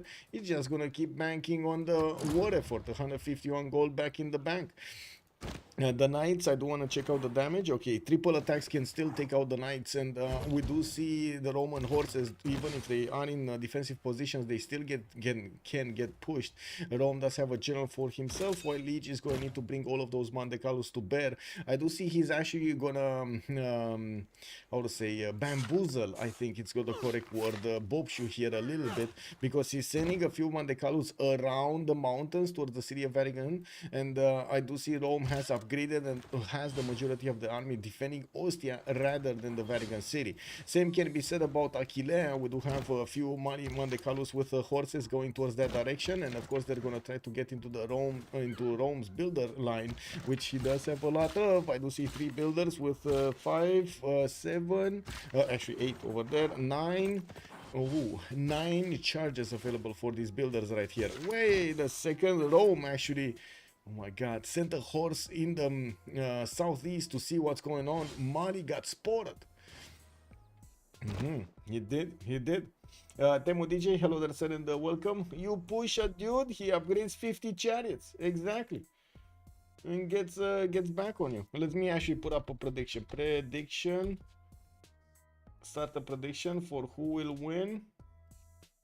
And we do have on one side Ulyss, on the other side is gonna be, wait, I'm not gonna put this. You know what I'm gonna put? I'm gonna put Mansa, Musa, or Sundeiata, Keita. There we go. That's what I'm gonna put over here. That's the message. Who will win between the Malis? On the counter attack, we do have the knights actually not doing that much damage against the Mali's calves, against Mandecalus, and I do notice Mali did actually need to move forward towards Aquilea soon. Does need to move forward towards Aquilea. While he does need a bigger army in the front line, we do need to see if he's gonna get this. Yeah, there we go. He actually wanted to wait with the archers so he can upgrade them into crossbows. Would have been a possibility maybe to get the city in between, and of course having to upgrade it there, but that would have meant he would have needed a settler to move there. We do have Mali with 36 gold at 10. Xpli is on 94. I do see Killayad is 43. And then SunBro is going to be 127 gold at 10. Trading with all of his externals towards the cities of Scythia here. And banking on those bonuses, getting a few more settlers out. We do have him with a 210 audience chamber, while he did start to get a few campuses next to his Government Plaza. Well, that Government Plaza is still getting built. Spain will have a significant amount of cities here to settle on the west. We do have also Mali benefiting from the other Mali, Sundeiata Keita, benefiting from Lin, and I do notice he's working on Jebel Barkal in the city of Kirina, while we do have Oracle coming up in 8 from Valata. He's gonna settle a city to the north that he might actually get to use here. I'm quite curious if Zulu is gonna put a harbor down so he can actually trade through Bulgaria towards the capital through that inner sea, I mean lake, whatever. We do have Zulu going for Cardiff, wants to take out that city center. It looks like after 20 turns, this military engineer managed to get next to the borders of Cardiff. I do see Kandas coming around here, and of course he's getting aqueducts from the Kusuka. And not to mention getting quite a wave of granaries here for the extra housing. Let's see what's going on here. Mali starting to pillage campuses. Rome did manage to put his knights in front, and of course it's going to be easier for him to defend. While Mali could not manage to get enough units quickly to Aquilea, he's probably going to surprise his opponent here, Boubsho, with the Mandecalus coming from the east. Well, we do have only 2 of them being deployed that will start pillaging, and I do notice there is a holy site here from Vatican that got placed earlier from that city center. I would imagine we're going to start seeing Rome at some point getting a religion. Well, right now, without crossbows or without a unit to do damage against these knights from afar, I don't think that's pushable. Yeah, it doesn't look pushable. But anyway, it is what it is. He's still gonna try. And we do have quite a few catapults coming in. Another settler that is gonna, I hope, send to the north. He doesn't have fresh water there though. But anyway, does it matter anymore? I guess it doesn't really matter anymore. Yeah, he's just gonna buy a granary. He has so much gold. Should Zulu not settle a coast with England, or is trading with Mali enough? Zulu trading the coast, he can't. Oh, you mean the west side? He could trade with the west side. Yes, he could give but this England a trade route here. That is so important anyway. It looks like the city of Akkad is getting attacked by Persia with 3 units, 3 of those immortals that are slowly eating the Akkadian units down. We do have Persia sending another city towards Nevada del Tolima. That's a volcano with quite a few volcanic soil tiles that did get the extra production on them. I do see some more horses are also coming around from Persia's capital, or I should say city centers here, while the capital is working on a market. We do have that Jebel coming up in 3, and looking at the point screen, we're only 2 turns away. Okay, so let's see. Eleanor got it. Sundeiata is gonna be Dark Age. That's gonna be quite slow. We do have Shaka here, 48-53. He needs 5 points, and I don't see him getting it. Can he get Divine Right? Okay, he can get Divine Right next turn. At least that's something. Yeah, we do have but that's not gonna be 5 points. That's really not gonna be 5 points. Okay, well, Boubsho is 57-57. We do have SunBro 63-59. He got his. Killayad is 3 points off, and by the looks of it, well, he's trying to get the damage done against the cat. I think he already got a horse earlier, so that's not gonna be a point. And I do see him settling Nevada. That's also not gonna give him points. See, 51 out of 52 at the moment. Okay, well, Xpli 55-54. He got his. I do see Lege did manage to get his also, 70 out of 68, while Lin Xia still has a need for 5 points here. Vatican City getting wrapped around by these Mali Mandekalu, so we will need to see if Rome's defenses are gonna hold with some of these crossbows starting to get upgraded. It does seem like it's scarier and scarier for Mali to actually hold this front line. We do need to see the settle. Where is he going? Where's the settle going? He's going south. Okay, he's not going front line. And we do see the first Mandekalu has been taken out from the city of Killayad's borders, while Mali did get a bit impatient of moving there with his Mandekalus. He allowed his unit to get yeah, overwhelmed for well, I guess I don't want to say that other word. Persia can buy boat for golden. Let's see, he did get 54-52. I don't know if he got a boat or something, but he did get 54-52.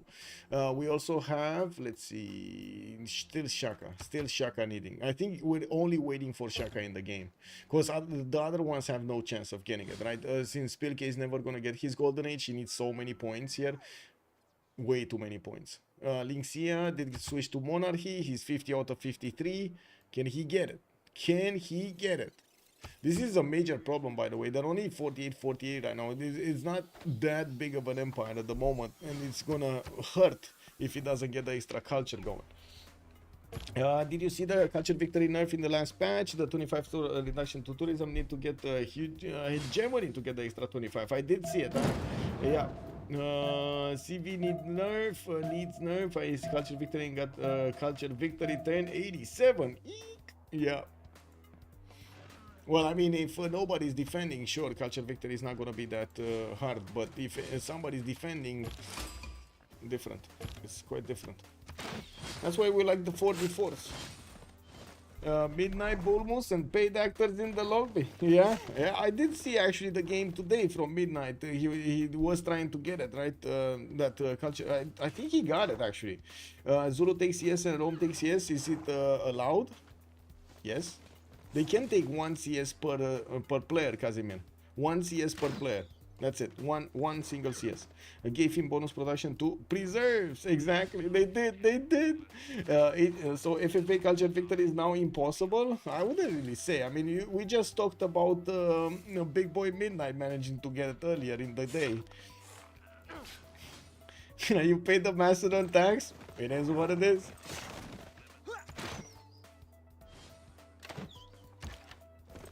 Well, Mali right now has started working on the Knights of Rome here. I do see he did manage to get the 3 units next to Killayad city center, and I do see him also having the ability to take out one of the legions and then keep bonking that crossbow into oblivion, move it from the campus style. We do have intelligence agency coming up in 4 turns, and the catapults are starting to slowly walk towards their opponents' cities. Intelligence agency also in Timbuktu from Mali in 3 turns.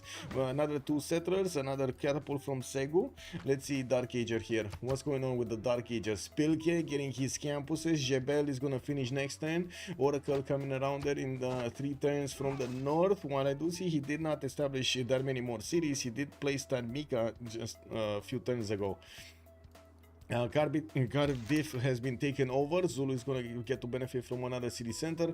I do have to mention Zulu did manage to get his golden age here with the last points. I'm not sure what he did, but he did manage to do it. A Diplo quarter from Tekwini, and we will have a pause of 2 minutes so we can actually get through the Congress, and we'll see what kind of options they have. Maybe we're going to have a +5 Congress. Who knows? Sounds like some Jack gameplay. Yeah. Oh, wow.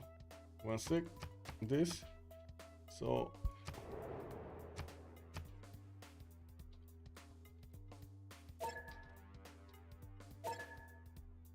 Let me double check.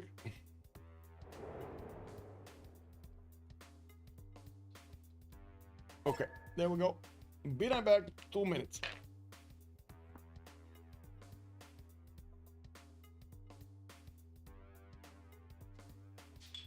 Whoa, whoa, whoa. I totally forgot to press click. Click, not this click. This click.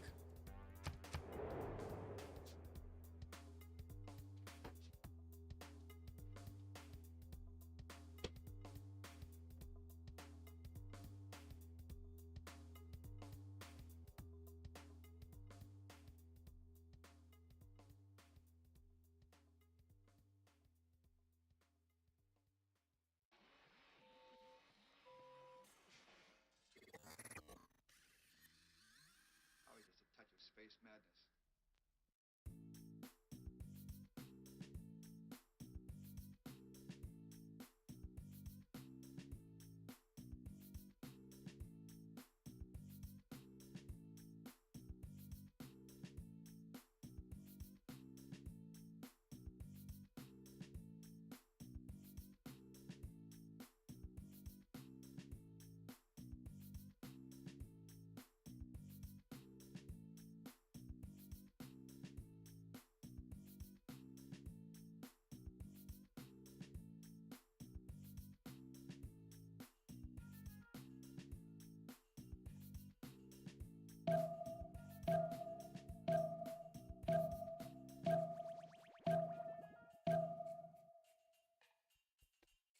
Ta-ta-tam. Hi-ho, Silva, away! Using full breathtaking to horse rush, yes. Well, let's actually see. Mali over here definitely will need to upgrade some of his Mandecalos. Be careful not to lose them. While I do notice Boubsho does want to trade a knight for a Mandecalo. We do have a level 2 crossbow that is just going to make fun of that knight over there, and in the meantime grab some more experience points. In the north, Mali is still pillaging some of the tiles, trying to get in around the Roman army to try to get into his main tiles. In the west side, though, he did manage to get kicked out of that border. 2 of his Mandecalos did die, and unfortunately couldn't manage to breach through the defenses that Boubsho put up. With 2 10s for intelligence agency, we're going to need to take a look at their golden age points and then come back to see the conclusion of this war. We do have Eleanor of Aquitaine managing to get his settlers out to 4, 6, 8 cities, with a 9th coming around soon. Lighthouses from each and every one of them, so he can get those trade routes going, and he is working on a religion from the city of Leeds. We do have Baptiste on 107 science with a free inquiry golden age and 76 culture. He does have 166 points of production, actually the most in the lobby right now. We do have also Spylke, 50 science with 65 culture in a dark age, unfortunately getting his oracle, finish Jebel, getting that faith around his cities, not to mention the extra iron. And I do see Tagnica did upgrade a single Mandecalo there to defend himself against the horse attack. We do have also Shaka, 61 science with 57 culture, 126 points of production, 2, 4, 6, 8 cities. While I do see his builders are going to get to improve his styles. He does have an army of feudalism builders just walking around every one of his cities.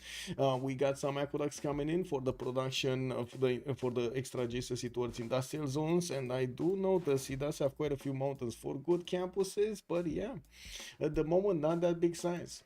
Boubsho, 77 science with 66 culture, 120 points of production, fighting Mali next to him. Lege is in trouble. We first thought that Rome is going to be in trouble, but it looks like Lege is in trouble at the moment. We do have Boubsho with the ability to actually counter this attack from Mali as best as he can, even though he just lost. Wow. Sorry, he just attacked with 2 of his Mandecalos and managed to take down another one of his opponent's knights. I'm very surprised that we don't see Boubsho reacting quickly to push back the general. This is extremely important, to push back the general. That extra movement and extra +5 that the general gives all of these units makes them extremely strong. And as you can see, he only, instead of actually taking out the general and yes, sacrificing his knight for the good of things, he is now, well, gonna trade the knights to with Mandecalos. Mali will definitely need a lot more Mandecalos. He'd spend the time to get his next settlers going. He has another 3 coming around, while Segu and Yoro are going to get another 2. He's going to finish his intelligence agency next turn, and unfortunately, he doesn't have that much to work with to actually attack into Rome, especially hard units like melee units, heavy calves, light calves, or something that would help him push. We do have also SunBro here with 101 science and 55 culture on 2, 4, 6, 8, 9 cities. Spain getting all of his external trade routes going. He did manage to get a region, that's Jesuit education with stewardship earlier. 108 points of production, intelligence agency finishing up in 3 turns, while he's gaining his Diplo quarter in the city of Barcelona. We do have also, let's see, Killayad here with 49 science and 39 culture, 93 production. Is still on 2, 4, 6, 7 cities, and I gotta ask, what did happen to Persia?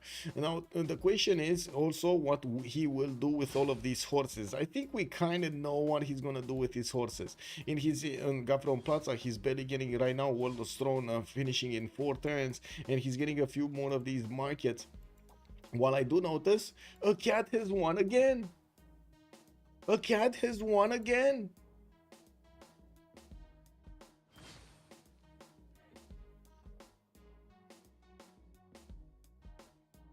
So 2 times Masha or I should say Nader Shah wanted to attack into a cat. 2 times he got pushed back from there. Incredible, incredible. Give me a second here. Let me actually turn this off. There we go. You cheese your science with the free inquiry, yeah? You know what? I do see Xpli 74 and 71 science. We do have him also with the multiple feudalism builders, getting a few heavy chariots and getting the goal going for his teammates. 183 goal going, 144 45 production. While I do notice he's very far away from anybody. We will need to see if he's going to manage to get over here to defend against Shaka later on in the game, or maybe he's going to do something about Shaka on the west side. Getting another wave of settlers while he's still improving his land. I do see 3 at least settlers coming in. How many books on Golden Age? 1. Wait, no, this is not Golden Age. Eleanor is Golden Age. Yes, it is. Okay, 1, 2, 3 on Sundeiata, 4, 5 books. And we do have Lege also with 68 science and 74 culture, 107 gold a 10, but only 70 production. You do see he pushed and did manage to take out the majority of the Roman units, while he lost himself quite a few of those Mandecalos. He went to war with 7, only 2 are remaining, or at least 7. We do have an army of heavy chariots also starting to get around. Looks like he traded away his iron so he can get these pre-built again, making them much easier to get, while we do have knights getting hard built from the cities of Rome. He has a problem with the units. I do also see Mali is managing to get some how to say some attacks going against Rome here in the city of Aquilea. Neither of them are fighting with a general. In the World Congress, no theater square buildings. Great artists earn double points, and we do have Diplo points over here for Eleanor. Baptiste is on the coast, and he's gonna get the opportunity to put down a Statue of Liberty here right smack from the city of London. He did get his campus pillaged though, and I'm not sure what did this. Was this a event or something? In the Bristol Channel, yeah, there we go. This was the event. He lost 3 times. Yeah, yeah. Okay, let's see. 1, 2, 3. 3 settlers also moving to the south. Persia does have one of his warriors there, seeing the vision, giving the vision to Lege, while Lege is going to get to settle the stone. I do see he's probably going to need to put cities to the east side. We do need to see also how quickly we will see Killayad starting to move. He does have quite a few horses, and he's going to need to start upgrading them. He doesn't have the upgrade button yet, so that means he didn't actually discover castles at the moment. With 2 turns for World of Throne, he might actually want to hard build quite a few of them. His attack vector is going to be against England towards the north, right? That's his opponent here, Eleanor, England. And we do have England starting to get a few heavy chariots out of his cities, and he is preparing. He's seeing the army of his opponent. Wait a second, Persia just finished that? He just finished that and got the upgrade button? Very nice. Or maybe I didn't see the upgrade. Did I not see the upgrade button? Anyway, it happens.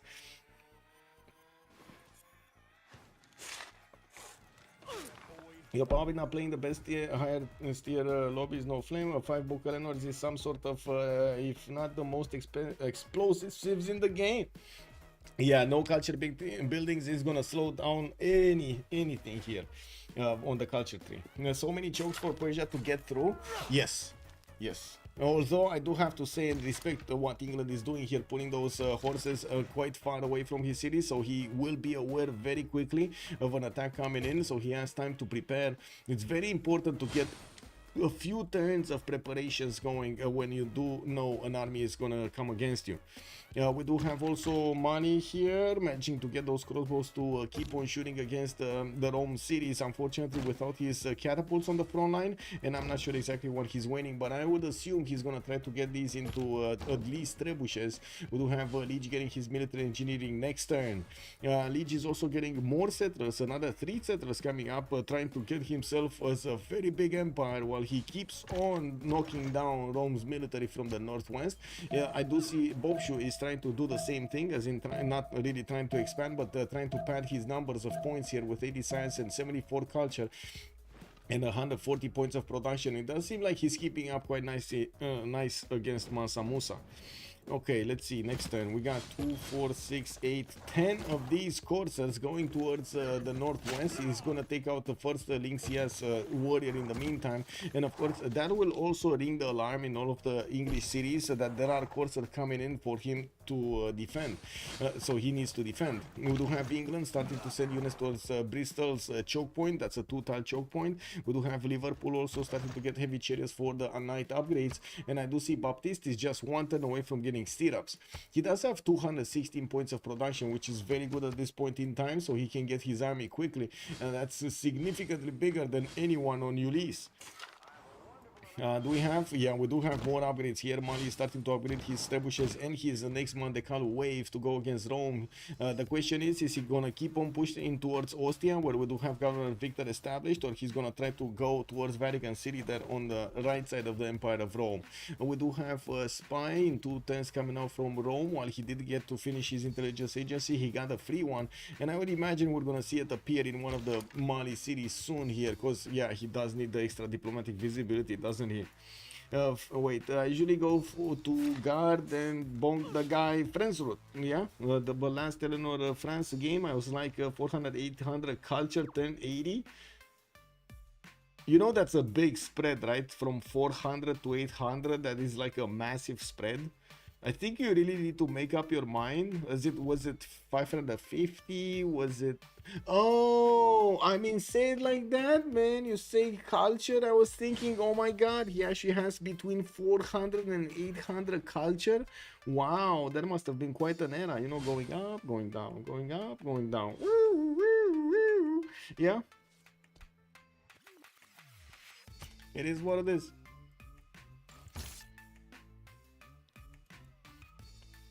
Okay, big forest fire to the northwest of Spylke here. We do have him still stagnating with 61 science and 75 culture, 90 production, while he's starting to get a few theater squares out. I do see some markets are also coming around from the south, working on Petra in the city of Niani, and Eddie Coffin. Eddie_Coffin retained his knighthood for 23 months. Where are my glass? Yeah, what are my glass? Oh my God, I actually forgot to get something to drink. We're gonna celebrate something in like half an hour here on the stream. I don't know what to drink. I don't really have anything to drink, so it is what it is. No alcohol in the house, boys. It is what it is. So the Civ never wins. Wait. The Civ gets stats out of nowhere and easily giga carry the game. Yeah. Gugura Kapu. Good evening, sir, and welcome. And I gotta say, Eddie, thank you so much. Much appreciated for the tier 1 sub, sir. Much appreciated. Campus Fortress in Scythia. We do have Rome getting more knights, and I do see Mali's coming in with that second wave of military, while I do see he's also sending a settler towards the front line so he can get much easier upgrades. We do need to see Lege's upcoming choices. It looks like he's getting spied on in the city of Timbuktu, while those settlers in the southeast and the east side are going to get to put down their settle spots. It does have one moving to the west side also on that geothermal fissure by the looks of it.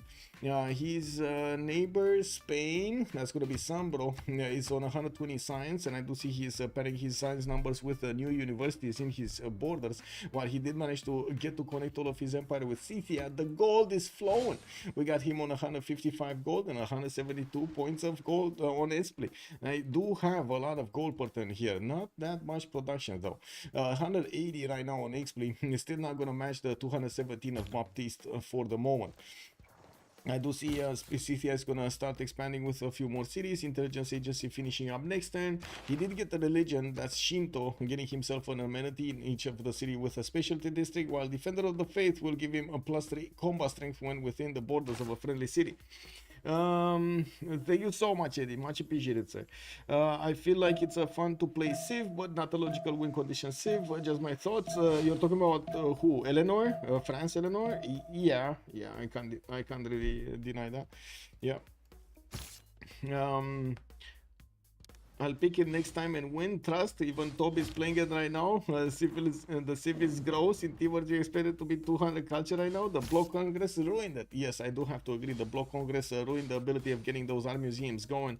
If you take a look at his theater squares, he had a lot of them and he could build them quickly.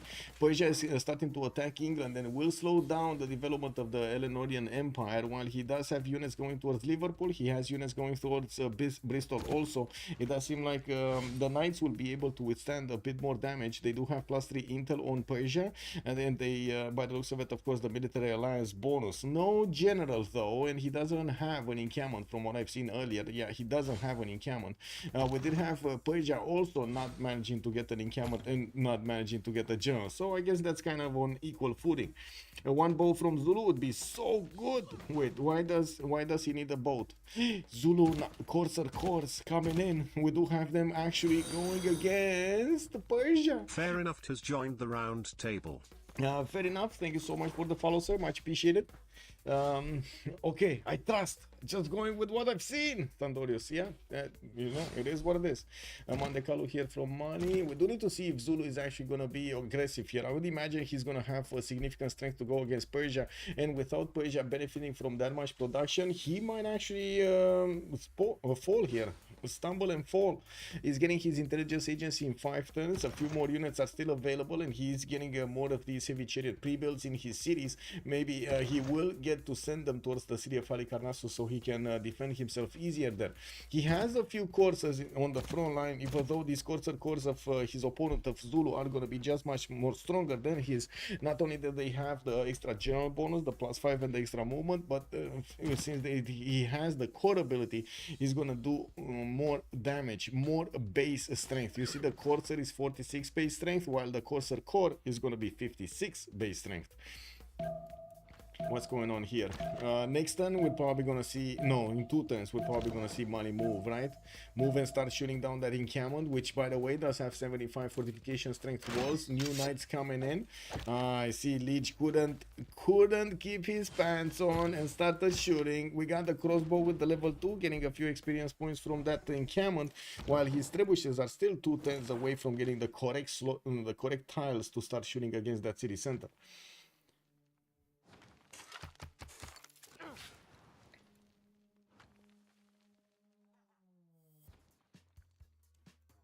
Okay, well, Lege. I still don't really believe this is that big of an army. Just saying.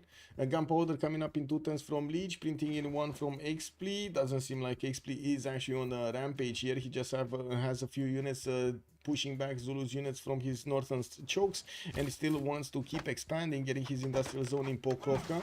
He did build that perfect setup between the city of Genulus and Pokrovka for the aqueduct / industrial setup, and we'll have very good ones, at least +5s here in between, with 4 horses. Oh my god, the tiles in Pokrovka are amazing. That's a 13 pop city with 58 points of production. In Zulu's territory, we do have a few more generals showing up. Ethelfled and El Cid have been recruited, while he's starting to get knight corps out from quite a few cities. I think the biggest question is, where is he going with them? Is he going towards Persia? That would be the weaker target of the two between Xpli and Persia. I'm pretty sure Killayad is much juicier to take out than it is Xpli. First of all, the production difference is staggering. We got Lin Xia here on 200 points of production, Killayad only 110. I do see Persia is starting to get a few units of him kicked out of the borders of Liverpool. He did try to get in there, but the knights were just too strong. Eleanor did manage to keep his borders. With campus research projects coming out, I would imagine we're gonna take a look at Ibn Khaldun and Newton being fought over here. I do see at the moment Eleanor England does have the most points with 105. Mali is coming up 72, Persia on 65, Zulu on 53. Scythia would be one of the nations that would actually need to compete for this. Spain will also be another nation that would compete for this, and neither of them are going for those. Yeah, no, no, we don't have anything here happening in Mali. 5 turns to build a grain library. Oh my god, Spylke, you might as well just buy that every time, man. You have 144 gold and build something else in that city. Anyway, we do have the Corsair Corps of Zulu starting to take out Persia's units, and of course Persia, with all of that attack being slowed down to a crawl, I would imagine he's going to need to put out not only new units but also retreat his units from the front line into his borders so he doesn't lose all of them. And you see how quickly he's actually taking the damage here. Now we do need to see what's going on here with the trebuchet, with enough movement to start shooting his opponent. He does have 2 tiles that he can get them on, but only one single trebuchet can get this turn on the tile. It deserves mentioning, no good for him. Trinidad has been attracted to the culture in England and no commercial Brazil mostly did it lately. Oh, I see. I'm into that, to be honest. Sounds fun. Yes, it is. Fun stuff indeed. Well, we're gonna get to see the awesome sauce of the meta in the Rooster Cup, aren't we? We got quite a few big boys showing up in the lobby. Let me actually check, did they thumbs up or not? Let me actually double check this on CivFR. I just, on, how to say, in CPL. I just announced it, so I'm just waiting. And we got 6 confirmations, let's see. Lobster, Ogothi, AZ, Dr. Hugh, Alco, and Overlord. Okay. Let's see if Jack the Reaper, Guardian of the Nachos, and Broccoli and Seavride are actually gonna answer this. I think I need to send some confirmation messages over there, some questions. Okay, there we go. The first attack with the siege units has begun on the defenses of Rome. That encampment that has helped him hold his choke points. It looks like he's getting pummeled over here. We do have also Mali managing to get a few new Mandecalos on the front line while he is getting a new spy out. I do see he doesn't yet have a spy in his opponent's cities. Yes, he does. It was just a bit, oh yeah, too with too little opacity there. We do have also Dacadiana being settled in between him and the cities of Rome, so he can easily upgrade units there. He's 3 turns away from metal casting, which will give him the ability for these trebuchets to start. Oh no, why did he move that one there? Anyway, it is what it is. Okay, I wasn't expecting this crossbow to come so close to that encampment since the trebuchets were working there. But anyway, it is what it is. Now we do have Mali over here getting slowed down quite a bit, but he did manage to take down the encampment of his opponent, and by the looks of it, he's gonna sacrifice one of his Mandecalos for it. With Mali coming in with new crossbows, and you do see he has the damage from them to take out these horses. He's gonna dwindle the number of units that Rome has to defend himself. Still, Rome is hard building as many knights as he can. Southwest knights that were defending Killayad are not gonna need to stay there anymore, and I do notice Mali doesn't have that much of a defense in the city of Enter that he just placed. With new builders coming around and his settlers taking shape over here as cities to the south and to the east side of his empire, he's gonna start padding those numbers of science and culture points on his side. Still, he has quite a challenge ahead. It's not going to be easy to take out all of the Roman defenses. Now it's going to be easier with the takeover of that encampment, although he does need to invest more and more into the Mandecalos to show up in the front line. With 114 gold a turn, while Xpli is on 191 and SunBro 175, I'm pretty sure they can afford quite a few units. We do have metal casting in 3 turns showing up, nationalism in 4, and we do need to see what the Zulu is gonna do, because he was hard building a lot of his units, sending them towards Persia, which are gonna be stronger than Persia's units if they do clump up Kuza, nothing. Where are those going? Knights coming around, moving southwest. Zulu is 91 science, going for sailing. Okay. I'm thinking maybe he does want ballistics as quickly as possible. Getting cuirassier technology with the core ability over Persia is gonna be deadly to Persia if he does manage to do that. It's gonna be deadly. Killayad is going for siege tactics. In 6 turns, he got pushed back from English place in the north, and I do notice England does manage to get 144 science and 110 culture, but still not as much as Philip II's 160 and 80. We do have Philip here also starting to put down his Colosseum from Salamanca. That's a non-freshwater city that will get that Colosseum going. While I do notice it's not gonna get to hit his capital, I guess it's fine. It's still gonna add 4 amenities, I would say a lot of amenities to 4 cities. Okay, then Mandekalu needs to promote. There we go. We got more crossbows coming in. That knight should be taken out from the north. There is Mandekalu next to it. 2 crossbows that are available to shoot. So yeah, go for it. Oh, this crossbow actually has a promotion. Level 2s. Level 2s. Level 3 crossbow also. No, level 2. Level 2 crossbow did also shoot earlier. Took out one of the knights here. And there we go. There we go. Rome getting another knight to 4. Did he not see this, or he's thinking between the two? Oh no. Okay, well, that's one way of getting more promotion on the trebuchet, because why not? Getting to shoot with it. Where more Mandecalus? Okay, there we go. We got more Mandecalus. Is he gonna start buying them from the Diala? Is this what's gonna happen here? We got Magnus in 2 turns establishing it. He does have 1, 2, 3, 4 chops, 5 chops in that city center. While he can chop them out, he does need a few more builders to get that going. It's early morning here. Oh, welcome, Fortuna Belli. Good morning, sir. Good morning. Hey, wait a second. You actually started to get to wake up later. What is going on? Oh, I see. It's all about that Fortnite, right? It's too much Fortnite. Too fun to play at this hour.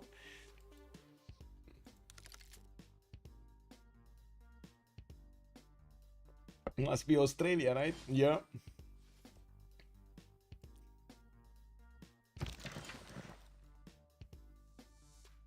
Oh, by the way, let me actually put up a poll here.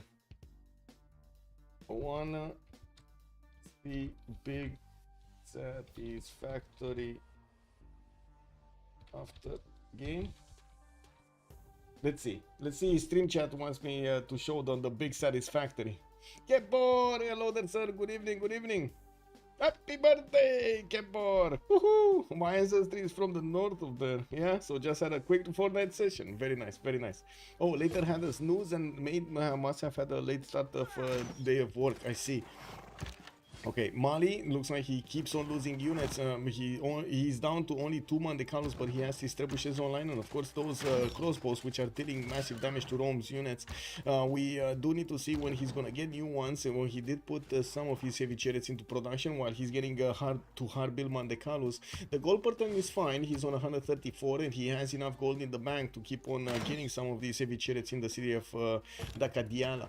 And Gazargamo still hasn't been found on the map, or is not getting sues on the map. Baptiste and Boubsho do have them, so that's the left side here. It's not gonna be Mali, the other side.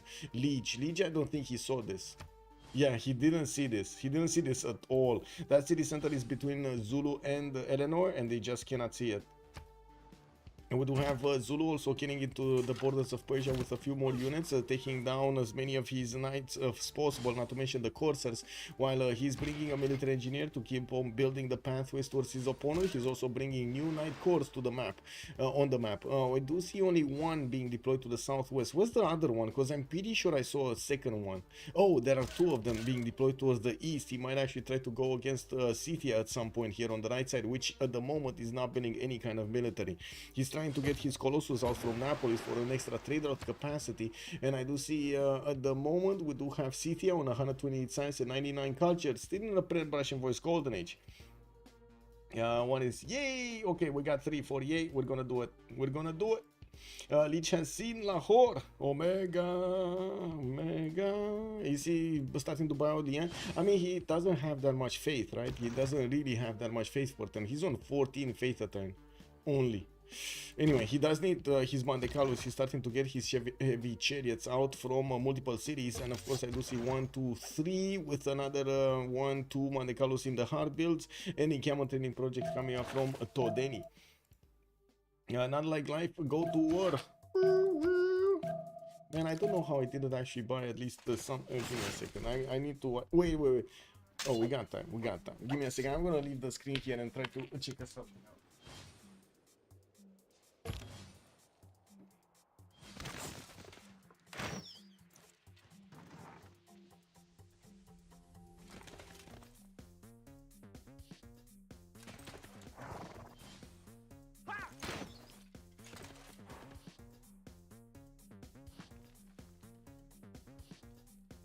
Yeah, I can't believe it, but I can believe it. It is what it is. I'm just gonna get a juice that I'm gonna open up at 0000 my time. Is it scientist time yet? Let's. Oh, I think the scientist went and passed, sir.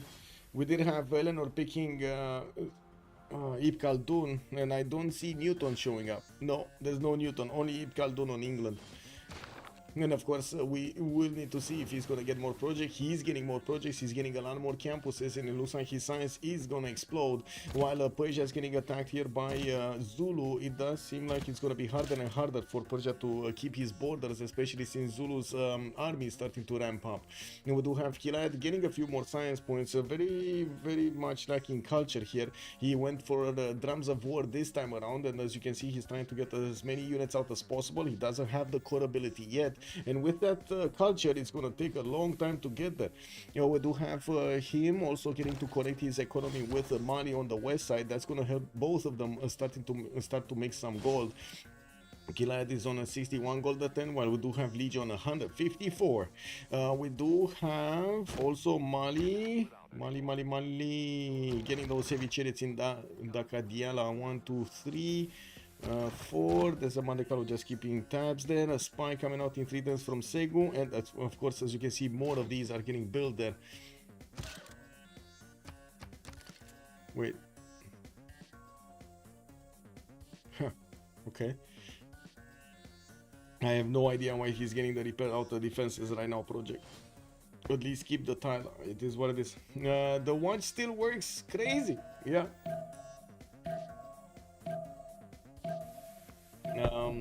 Wait, the South Portable, my lineage reaches the Isle of Man.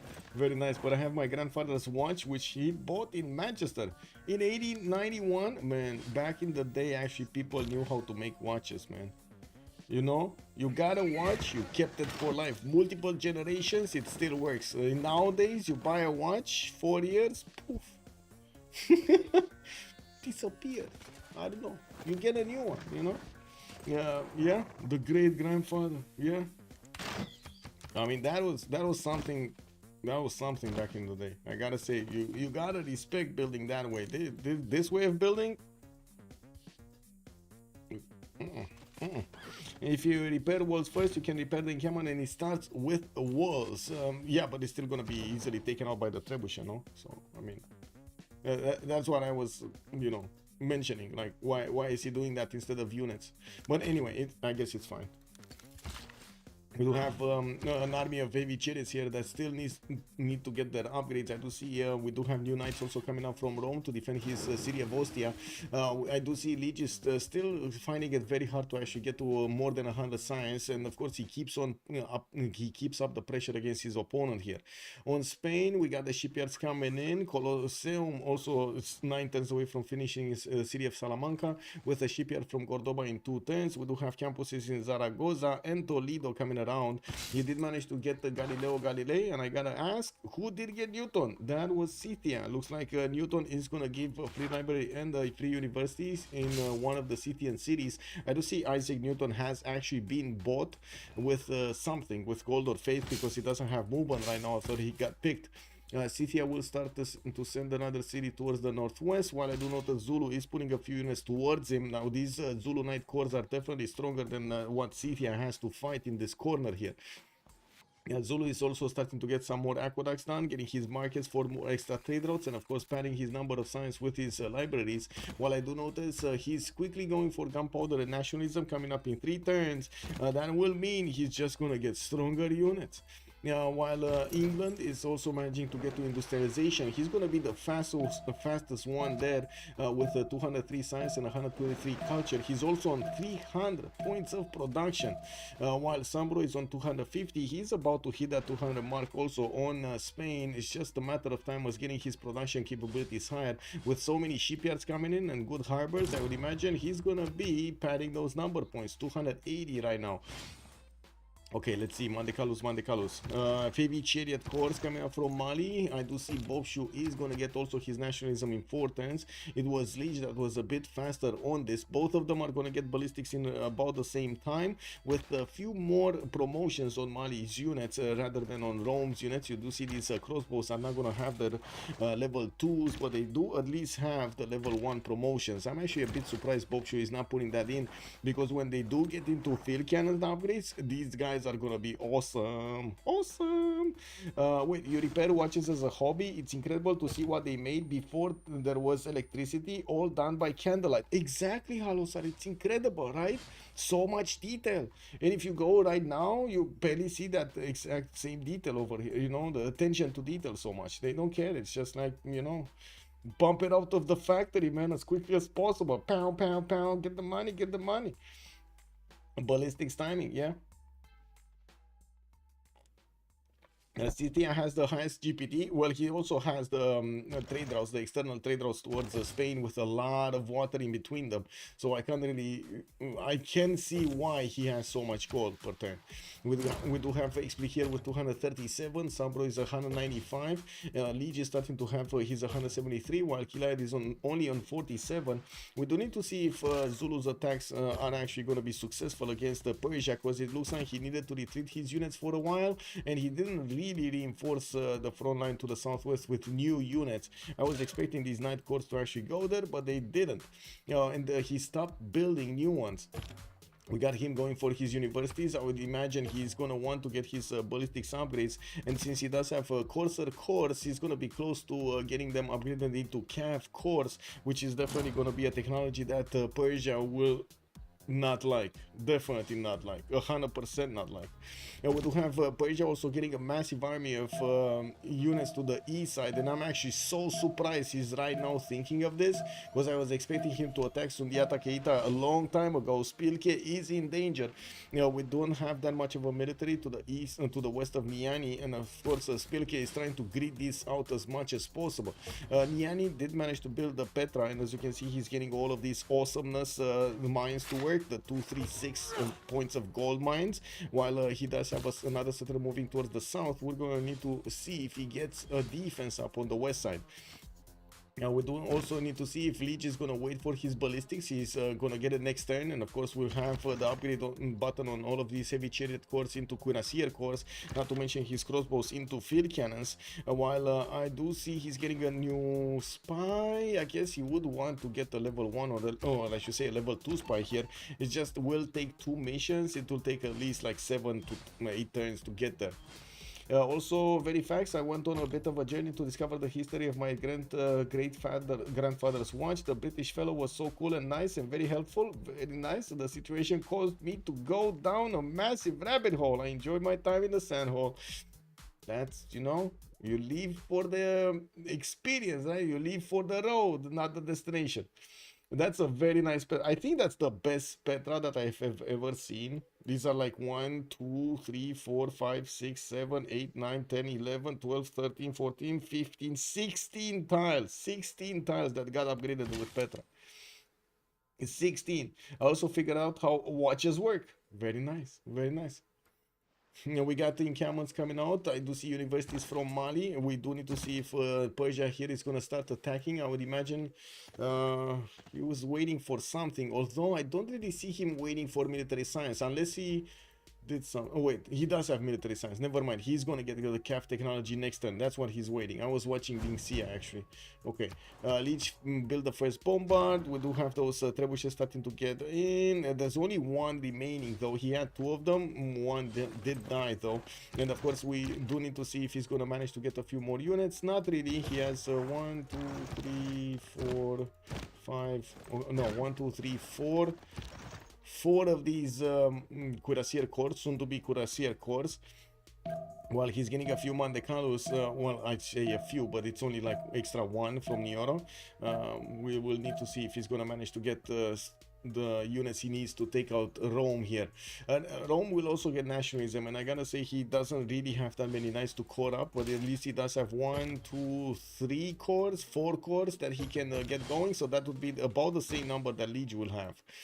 Not that much of a difference between them in the point screen. In the intel we do definitely see the units of Mali, of Lege, do have an extra intel on opponents' movements on Rome, while Rome, oh, Mali did just get his upgrades going. Level 3 field cannon coming out, boys. 80 strength unit against the Knight 71. I think another good question would be, does he have a general for an industrial general for these units? Because I don't see one. He did manage to pick a Zulu gun. That's not gonna really help him, is it? Let's see. He's one project away from getting a general. That should be fine, and that's a Renaissance industrial, so it's one of the good ones for him. We only have 3 more turns until the next World Congress. I do see Spylke already is gonna hit his heroic age, 74 out of 70 points, while nobody else in the game is even hitting normal points. Now is the moment that we need to see Killayad getting his upgrades on all of his calves. He has 2, 4, 6, 8, 10, 11 calves that he can get going against Mali on the right side, and you can imagine Mali might get hit without even knowing when it's coming from, to be honest. Rome got a general. Who else got a general? Rome, Zulu, and Mali. Those are the 3 ones that got a general. Does Persia have an industrial general? I don't think so, but let me double check. I don't think he got a general, not even one general. Because do you see any encampment here? He doesn't have an encampment. There's no encampment. Like, honestly, I was expecting at the beginning to see triple encampment setup with Sundeiata next to him. He never went triple encampment setup. He went for commercials, and now he did put down an encampment, but he never actually finished it. A scary army, yeah, very scary army. But so is this army from Lege. Why is he not upgrading? Why is he not upgrading Lege? Hello. Why are you not upgrading? Okay, guys, we're getting ready. We got 2 more minutes. I'm gonna get a juice. Unfortunately, I don't have any alcohol, so I'm gonna get to celebrate with juice on stream. Yeah, it is what it is, you know, family friendly stream. We're gonna need to get the juice going. Mozart, good evening, sir, and welcome. Imagine Mali spending all those builder charges, but Persia destroying the Petra city. Exactly. As Zulu can full kill Persia, I would imagine so. We'll see when the cuirassiers come out from Zulu, and if he is gonna get that going. Knight corps, we got them coming out of his cities there.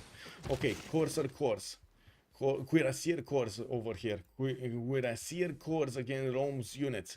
Some of the knights of his opponent can be one-shot. We do have the field cannon starting to move in, and I do see the Cuirassier corps is just trying to find his way over there to attack into Rome's units. We don't see that much damage from this crossbow to attack back into the counter-attack into these Cuirassier corps.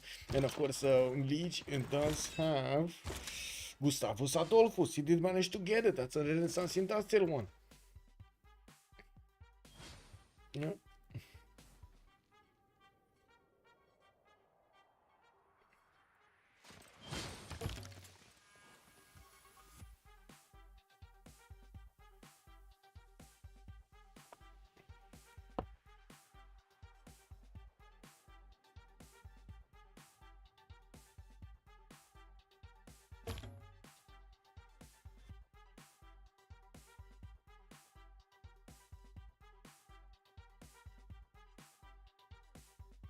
Rome gonna get its own ballistics. Yes, next turn, and nationalism, both. He's gonna get both in the same turn. But that also means he's if he upgrades, if he actually starts to upgrade, he's not gonna get to shoot back against anything that shoots at him, right?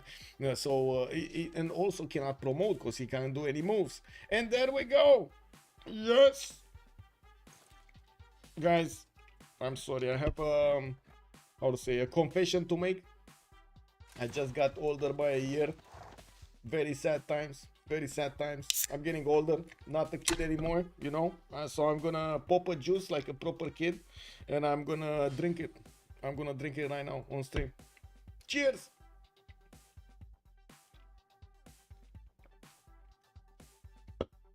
Okay, what do we have? We do have Boubsho moving towards the right. It looks like England did send a knight there to also see what's going on. While Persia might have something to say about this, Mali still needs to get his units into the borders of Rome. He's moving his cuirassiers last move here towards Ostia, while the Knights of Rome are trying to get out there and see if he can defend this.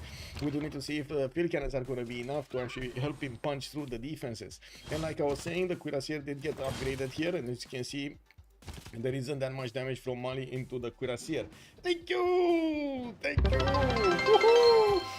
Yeah, birthday stream it Happy is. birthday. Wasn't really planning on having a birthday stream, but since I do have the schedule like 5 days a week, I do try to stream. It ended up being on my birthday. It is what it is. Yeah, what kind of psycho puts juice in a can? I know, right? I know, big game. I know. Yeah, I know. Go 1 extra year, man. 1 extra year. Wanna be a kid again. Thank you, closing. Much appreciated, sir. Thank you, sir. Thank you, sir. And thank you so much, by the way, for the BD. It's more than much appreciated, sir. Hello, sir. Also much appreciated, sir.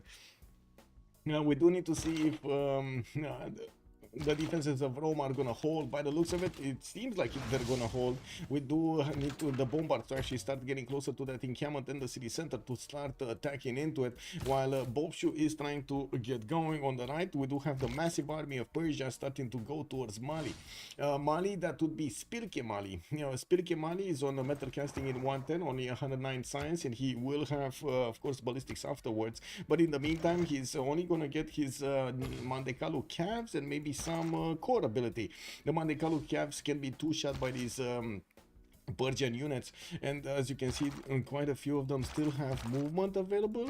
No, not quite a few of them. The ones on the front line have no movement. He actually moved the majority of them. Dr. Stars, hello there, sir. Mulțumesc, Saps, much appreciated. Thank you, sir. Mulțumesc.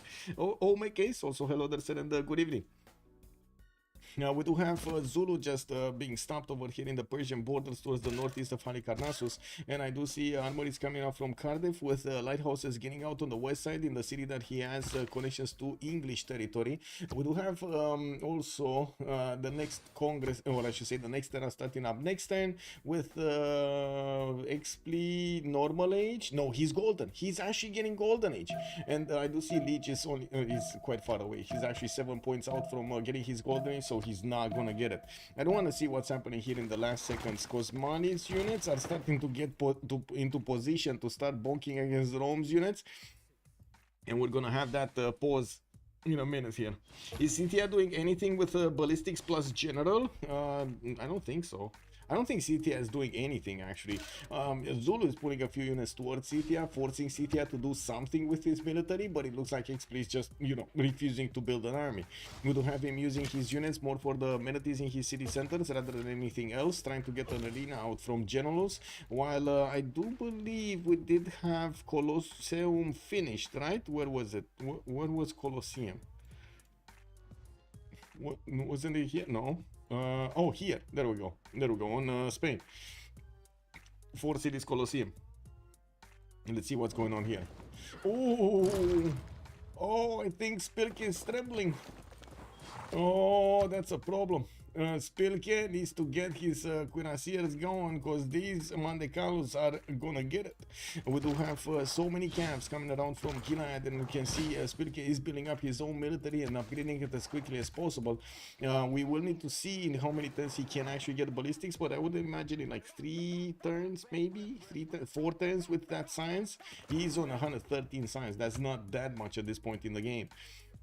Good thing is we do have both teams with enough gold to upgrade whatever they want, and I do have to point out Lin Xia is starting to ramp up his military production also on Zulu. We do have military academies coming around from the majority of his Ikandas, and yes, even if he's pushing Scythia here, Scythia upgraded the one cuirassier and he feels like a big boss, but look at the Knight Corps, they're stronger. How many golden dark ages? We do have one heroic and one golden and one normal on Lege. So one heroic on Spylke, going drums of war with reform the coinage and the Hixun Dracones, while on Xpli we do have reform the coinage for the extra gold. Yeah. Is I didn't see Scythia do anything. No. Oh my. Okay, Scythia is actually starting to disembark a lot of pre-builds here on the shores of the northern Spain. Looks like he is actually going to try to attack Mali from the other side. I do think Spylke is the target here and not Zulu, because it would be a bit too hard to go against Zulu. And we do need to see if Killayad is going to manage to stomp his opponent before he can get to ballistics. 3 turns for Spylke to get that ballistics is still going to be a long time. Let me actually get this Congress.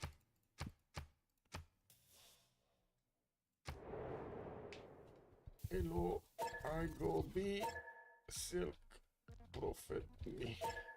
No? Yeah. Okay, be right back. 2 minutes. We're gonna need. I'm gonna get my juice over here and start dancing. Okay, I'm gonna start dancing behind the screen. Woohoo! Boopsie, boopsie, boopsie, boopsie, boom, boom, boom, boom, boom, boom, boom, boom.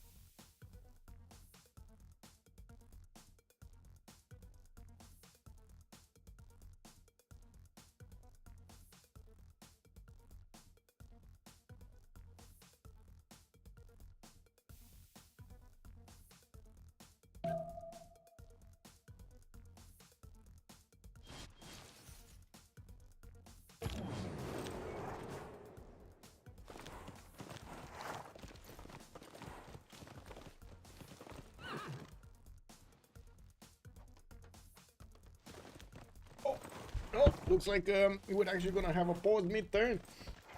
Hello there, JHJGKKG. Good evening, sir, and welcome. Also, I did see Thunderous. It's amazing. Actually, that watch looks incredible. Let me actually see if I can put it up on the screen here. That watch is amazing. I was like checking out my phone on messages, and boom, I saw this just popping out. Oh my god, this looks great. This is amazing. Love it. Love it. Look at this, boys. Look at this watch. Amazing. I love it. I love it. Actually with style, not with the big watches we have tonight, or the ones that you actually need to recharge. Wow, that just gives us more things to recharge. It feels so weird. Anyway, that's one of the reasons I never got one of those smartwatches. It feels like it just gives me stuff to do instead of helping me out. Lion King, you can do it. Yes. Click. I think we got a bit of time here to show you the Satisfactory. Give me a second. So we don't do it after stream. Oh, I don't think I actually... Yeah, no, I need to switch my. Never mind. I'm gonna get a pause. I need to switch my account, and I can't. I cannot. The East India is from Manchester. The King Watch a fella conquered. It was 1891. Wow, that's a long time watch, man. Congratulations, and of course keep it safe, man. That's big. That's big. That's treasure right there. I would say that's treasure right there. Okay, be right back. We're gonna come back and let me put up the timer here on the screen, so everybody knows when this is gonna happen. Countdown timer. There we go. 7 minutes. We're coming back. No. Okay. Wow. You know what I did, no? I just spilled coffee on my keyboard. That's just me needing to get a new keyboard. It is what it is.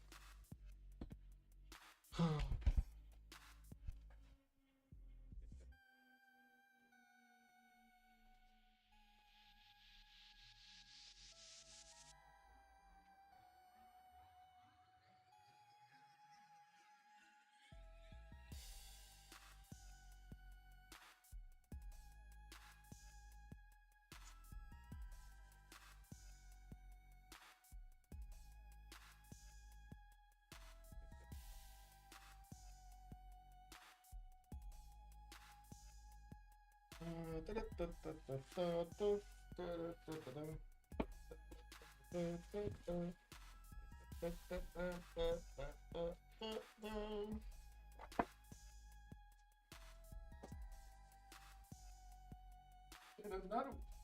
And another one. Chat is playing, guys. Chat is playing right now. Chat is playing. You got chat stream or share stream. Depends on how much friends you want to add. Chic stream.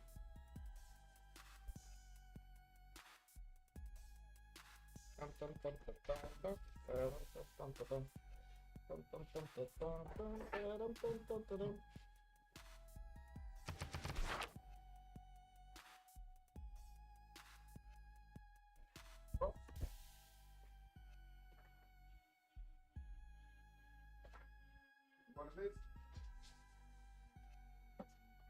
Now everything's gonna smell like coffee. Woohoo! Yay! Oh well.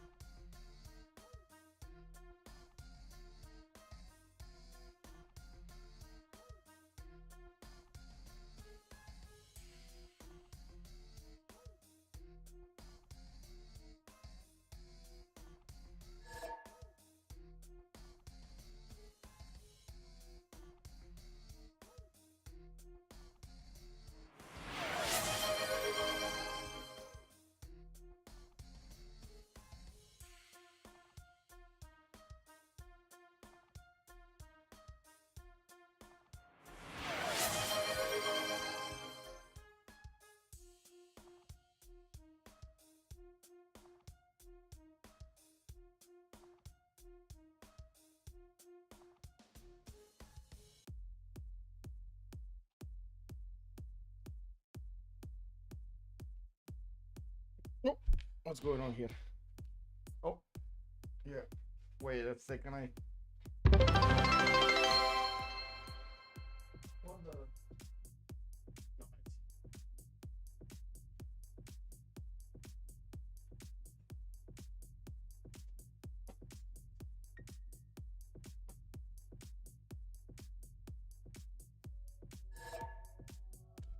No, boom. And hopefully the keyboard is gonna work.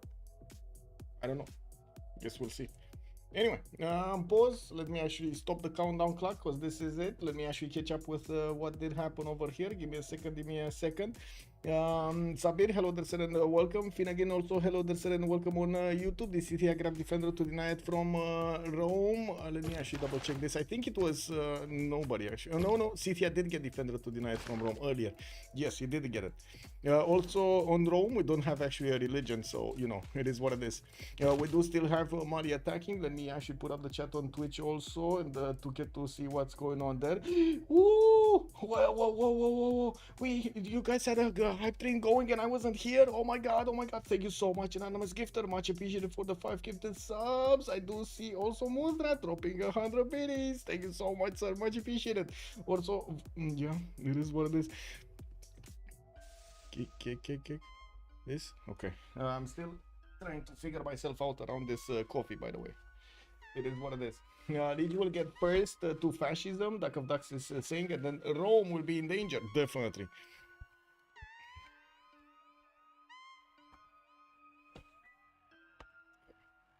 I think I got most of the coffee out of it. It is what it is. Anyway. It is what it is. Where do I hear echoes? Okay, I don't hear echoes anymore. The wire was not plugged in properly. Okay, so let's see what's going on here. We did have in the World Congress session no amenities for Cocos. We do have double the points for Artists. Looks like we're also gonna have Eleanor over here, Baptiste getting to lose his Diplo points, 2 of them. He did manage to get the last Congress, and by the looks of it, the point screen, we do have him right now on 3 out of 20. Doesn't seem like he's gonna get that Diplo anytime soon. We do have a level 4 field cannon for the Lege, and he's gonna get an extra attack with it. This is gonna be amazing if he didn't move. While I do see Rome did also get his cuirassier course. He's kind of the same level of stack as Mali. We do need to see what's going on here, because it does seem like Killayad is pushing very strong into Mali, and we still don't see a big army from Zulu moving towards the southwest. He kept on building up his infrastructure for his armies, and you do see he's starting to bring out night armies from his cities. So we do have quite a few of those military academies finishing, and well, we're going to need to see him start to get 2 tanks. We do have Lin Xia actually switching towards shipbuilding on the top 3, with also a few defensive building and defensive units here in the north. Persia is going to try to keep that border in check. I was thinking maybe he got them for free with a statue of statue of Zeus, but he did not. Let me actually take a look here. Nothing's happening. This is a stalemate between the two big boys over here, Rome and Mali. Nobody's getting to push through for at least quite some time. We do have Scythia's units getting upgraded in comes from Sky. Now all of these cuirassiers will get the ability to go towards Kangaba and kill another one of the Mali cities, while Mali has been fighting, or I should say Sundeiata Keita has been fighting his next door neighbor Persia for a few turns now. Looks like Mali did manage to finally get to his cuirassiers. Neither of them do have a general though, and of course Persia does have also some Zulu units, some Zulu calves that have come to help out, or I should say one Zulu calf corps coming to help out the defense here. Also, where trade routes? Rome. Where are the trade routes of Rome? They're not really anywhere though. I think, let me see. No, not here. No trade routes. I think he's not actually benefiting from a lot of trade routes internally either. I only see one going towards the city of Rome, and that's about it. He didn't build that many commercials. He went for campuses, and by the looks of it, went for theater squares afterwards. He did manage to get terracotta army in the city of Kume, and that's about it. That is really about it. He didn't manage to make a lot of commercials. Do military academy stack with Zulu's 25% on core armies? Yes. They do stack, and that's why he wants those military academies, so he builds these much faster.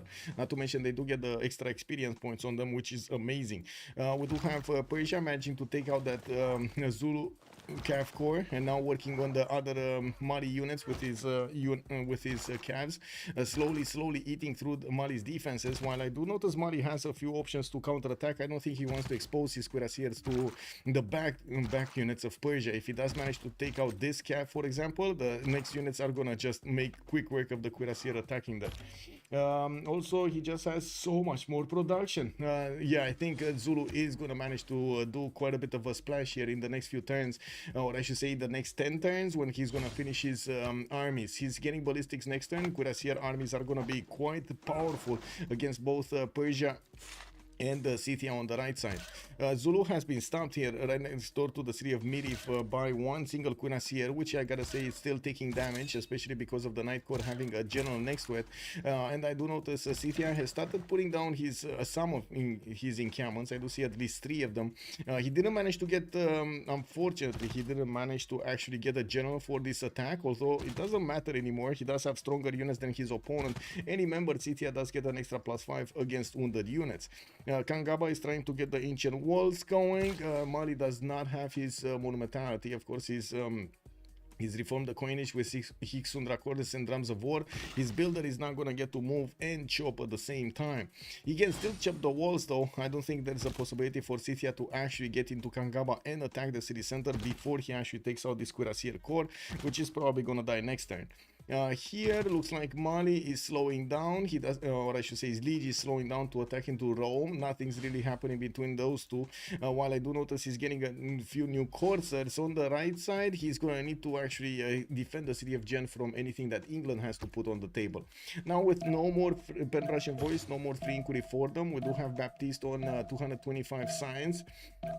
The biggest one from Golden Age, while on the other side SunBro is 259 science on Spain, and I do see Rule Valleys coming out importance from the city of Madrid. We also have Xpli on 227 science, and I do see him on the most gold in the game with 385 points per turn.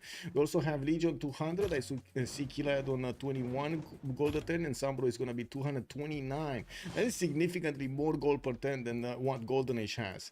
Okay, first Cuirassier has been taken out. Walls anyway gonna go up next turn. I'm pretty sure we're gonna have over here Spylke wanting to chop those as quickly as possible, while on the left side he's not gonna get to do the first moves against his opponent. It does seem like we do have multiple cats that did get their promotions. We'll get some pillages and we'll get to take out another 1 or 2 cuirassiers next turn. With the production of Mali being in shambles here, only on 134, 137, Spylke is going to have quite a problem to handle the resupply line. We do have also one of the Spanish coursers getting into his borders, about to pillage Suguba, while I do notice in the cities of Zulu, we do have Cuirassier armies starting to get out in one turn. I do see 2 of them are getting out from there. He did manage to recruit a general. No, he got pushed back. That general actually got pushed back from somewhere. I don't know from where, but he got pushed back from somewhere. And I do notice military engineer here, Trebuchet army, still not much, He needs a lot more. With the 340 production, he should get a lot more. Xpli is building Forbidden City. Yes, he is, sir. Yes, he is. 2 turns from finishing to get an extra wildcard policy slot to use. I see Zulu sending quite a few knights, quite a few spies there in the city of Naples to start getting the projects. First of all, he's trying to steal some gold from the city of Naples, and I'm pretty sure he's gonna try to get the promotion. He already has a promotion actually on one of his spies. The other one doesn't have it. So yeah, level 1 spy already needs to get this to a level 2, so he can do the 2 levels of extra diplomatic visibility over his opponents. My grandmother, Mr. Coffin, was literally the queen. Ooh, in looks and accent. Crazy stuff indeed. Crazy stuff. Looking at Spain, I don't actually see him getting an army out, even though he did manage to put an encampment on the west side. And the one on the right side, I would imagine this is more for military engineers than anything else. He's going to rely on Scythia, and he's going to rely on his allies over here, Mali and Mali and Persia to carry this game. And the question is, can Baptiste and can Lin Xia actually wipe clean off the map here, their neighborhood, or we will see something coming out from Team Ulyss in the next few turns? With the walls being chopped in Kangara, that's a city that definitely Scythia cannot handle. He doesn't even get a pillage from that city center, but I do see Spain is starting to get into the borders of Mali and will start to get the pillages right next to the city of Gao. Now we do have also Scythia with the ability to go towards Ondini if he wants to, although I don't think he can actually get there in good enough time to do anything. I'm pretty sure the armies, the Killayad armies of Zulu are gonna get there quite quickly and will start defending that city center. There's a lot of infrastructure over there. And we do have also Mali getting, oh my god, wait a second, why did he not take out this? Oh, I see why. Oh my god, there's so much damage lost from a single attack. We do have Persia pulling his +5 cardon for extra damage. We do have him also with a +3 intel on opponent's movements, and that's one of the reasons he actually can do so much damage against Mali here. But he cannot take down cities, and that's a problem. He cannot take down Niani. More Cuirassier armies coming out. I do see Zulu is starting to 3-turn them in multiple cities, which is going to be massive amount of production being added to these units. In the tech side, he's also going for military tactics. Well, wow, he didn't even get his MP core. Didn't even get the imps. Wow, okay. I was thought more at least for some era score, you know, +4 era score, because why not?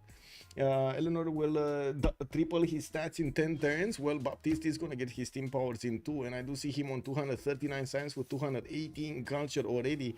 Looking at the culture screen, he's only on, actually, he's on 0 out of 64 points to get this victory on the culture victory. Yeah, but I'm pretty sure we will be talking about a lot more science and a lot more culture in the next few turns. Also, the production capabilities are starting to explode. He's on 699 points of production, more than 150 than Philip II on 522. There is a bit better science over here on the Spanish Empire, 316 versus the 239, but I'm pretty sure it's just a matter of time until we're gonna see the universities finished up, and of course England will catch up with more shipyards coming in and good production. I'm certain that the Baptiste over here will have the chance of catching up. We also need to see what's gonna happen here since Scythia got into these borders. Yeah, he definitely cannot attack into that city center right now. We don't see the damage, but I'm pretty sure with 64 strength city center over there, that's not going to be easy. Spain is starting to pillage over here Spylke. We do have also Persia from the west side starting to pillage his opponent here, Spylke, and Mali does have the Cuirassier core ability, giving him strong enough units to defend against an attack. He's starting to wrap around to pillage as many times and of course get the return of his investment here. With the Cuirassier corps also joining the fight towards the south, we can actually check out the damage. These guys do 88 damage against the Cav 73. Is not going to be able, Persia is not going to be able to withstand this, or I should say keep this attack going for much longer, especially since he's sending those units towards the north to try to pillage more tiles from Mali. He's going to have the Zulu units coming down from the north very quickly. Eleanor frees him. Yeah, it's scary. It's very scary.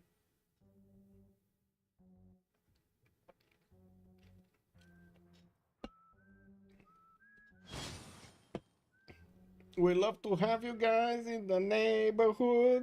In the neighborhood. Woo, woo. Yeah.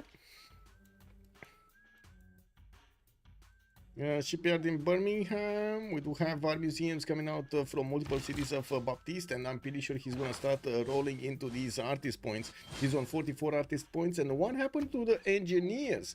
Spain did manage to get Leonardo da Vinci for a big boost by the way of culture. We do have Reborn 1607 has joined the round table. Reborn, thank you so much for the follow, sir, and welcome. Also, how far England from combustion and fascism? That's a good question. I'm going to take a look. One thing Eleanor has over other Englands and other Eleanors is the flexibility in going science or culture and still maintain a balanced stat line. Very nice, yeah. I'm not saying that you are wrong. I'm saying that you might have some recency bias. I see, I see. Can we see the art on England? I can't see all of the art on England. I would need to actually wait to take a look at all of his great works, and that's just not, it's just gonna take us so much time. He did manage to recruit another one of these artists. He does have William Shakespeare as a new writer there, and I do notice he did get James Watt also as an engineer. I'm actually very curious. Oh, there we go. SunBro actually jumped up to 100 culture because of Leonardo. I would imagine he does have quite a few workshops here and there. I see 1, and I see 2, and I see 3 and 4. Did he manage to get Mausoleum at Halicarnassus? I don't think so. I don't see it anywhere on the coast. No, he didn't, so he doesn't have the double charges. He just got the +3 and that's it. It's still very good, but he could have gotten +6. Marcinan also recruited in Prokrovka. Forbidden City has finished. We do have Xpli here also starting to put down more encampments, while Zulu just keeps on churning out these cuirassier armies from his cities. We do have them starting to get into position to push back the Persian calves. We do also notice Mali did manage to push back, or I should say Sundeiata Keita did manage to finish off all of the units that Persia was sending against him. All of those calves have just disappeared. We do have Scythia also needing to keep on moving here and try to get into the borders of his opponent to pillage. Although they cannot take out any of the cities of Mali, they still can do quite a bit of damage. Still no movement between Mali and Rome. I see Lege is a bit sad, but at least he did manage to get a lot of cities in the meantime with 141 science and 69 culture. He's keeping up ahead of Trajan here, of Rome. He will need a lot more production, though he does have the 227 gold to help him a little bit with that. We do have also the cities of England, 266 science and 242 culture, 744 points of production, and I do want to double check here. He's on, oh my god, no, Spylke is on 3 out of 72. Military science on Baptiste. I would say he's not close and he's not that far away from getting combustion. It's going to take a while, not to mention fascism. He's barely right now on opera and ballet. It's going to take quite a few turns to actually get there. I would say like around 10. Now that's still half of the era gone. Now we do have also some cuirassiers, new cuirassiers coming out from Sundeiata Keita to finish off his units that are pestering his tiles here, and I do notice he put some of the broken units, the unhealthy ones, in his city centers so they get to heal. Spain did get a level 2 Spike Savior in the cities of Mali, and of course we're going to need to see if he's going to do anything else here with the city of Valladolid, maybe getting an army and going against Spylke. With new spies coming around, we're going to need to see when he's going to plug them in. Rule Valley is going to finish next turn. He does have Filippo, but he didn't use a charge for Rule Valley. He still has the 2 charges available for him. He's trying to get some of extra amenities here with new entertainment complexes coming in to the south. He's going to get actually some +3 theater squares there to pad those culture numbers. I do see also England did manage to recruit one of the great musicians, Antonio Vivaldi, and finishing up his art museums is going to give him more slots that he can pad those culture numbers and put the books and the artists in. That's going to be quite nice. The great works, I guess. Okay, what's going on here? This unit is gonna die. This unit is gonna die. We do have a wild Athena also coming to join us. Please do not go and touch the wires. Please do not touch the wires. Come on, Athena. Athena. Come on. Oh, okay.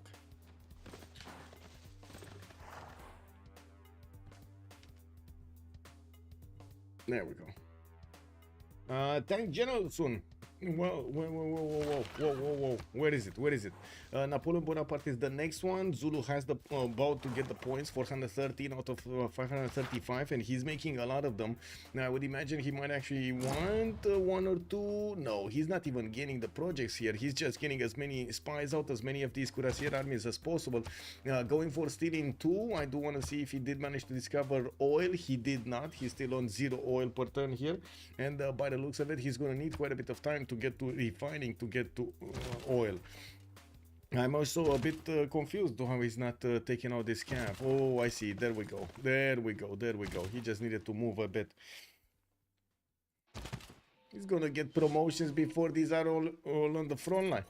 Anyway, let's actually see Rome City. Lugdunum has been placed towards England. He's going to get those trade routes going right now, and I do notice he's getting a few more cuirassiers to defend himself against a possible attack from Mali. While steel walls are going to come out from Legion 6, we do have Boubsho also rifling in 2 turns. He's a bit late, but he's still going to get there. Ce faci, mă? Aoleu! Samarkand might be the biggest city-state I have ever seen. Oh yeah, it's getting bigger and bigger. It's a 69 defense strength, makes sense, right? Magical number. While Rome is sending a few cuirassiers to pillage those tiles. Let's see who has Samarkand. That's Killayad actually. Persia has Samarkand. We do have a few more encampments also coming around finally from Persia, trying to get his encampment training projects and building as many field cannons as possible to maybe defend himself against an attack. Zulu will be coming soon. And we'll be talking tanks soon. Tank armies from Zulu with a general are gonna be extremely destructive against Persia here. So Mali got out. Mali actually got out. And look at these cities. It's just not doing anything, this city. This city is just happily sitting there over there with all of the walls and no care in the world. Perfect. Wait, I mean the territory, so many tiles? Yes, sir, I know what you mean. Yes, it's very big. It's very big.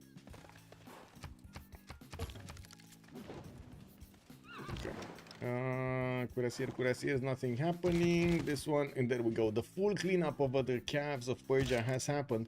We do need to see if Zulu is going to manage to get into the borders of Persia and force him to keep on spending gold to upgrade units here. We do have Persia only on 175 science, and I do see he's going astronomy. He does have the steel walls. That means he did go bottom 3, quite far into the bottom 3. He didn't get refining though. That means he's going to need to get his thing afterwards. Give me a sec.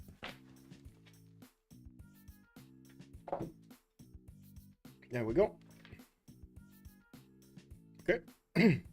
Level 2 spy from England in Persia's territory, even though England didn't actually move a muscle to get an army out. We do have Baptiste going for economics, and I do see he's getting the Ferris wheel in Birmingham. Also building that Oxford University in the city of Leeds. I do see he's getting a few more encampments with his universities, and soon will be, whoa, 314 science and 311 culture. Nobody's even coming close to that culture number, but I do see them coming close to the same science number. Looking at the text screen, we do have, let's see, text, 41 text on Philip II, and then we do have 41 text on Baptiste. They're equal, they're tied right now, 41. On the side of Philip II here, I do see factories are getting out. He did build a conquistador more for the poise than anything else, and started to get his chicken Itza from Cordoba. This are gonna be a lot of these rainforesters that are gonna get the extra production on. I don't think I see that many though.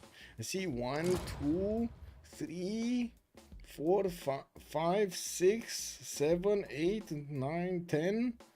Okay, I mean that's still 10 extra production, but it's not that big. Well, anyway, I guess it is what it is. More is more. That's a lot of production, a lot of investment for the so little bonus though.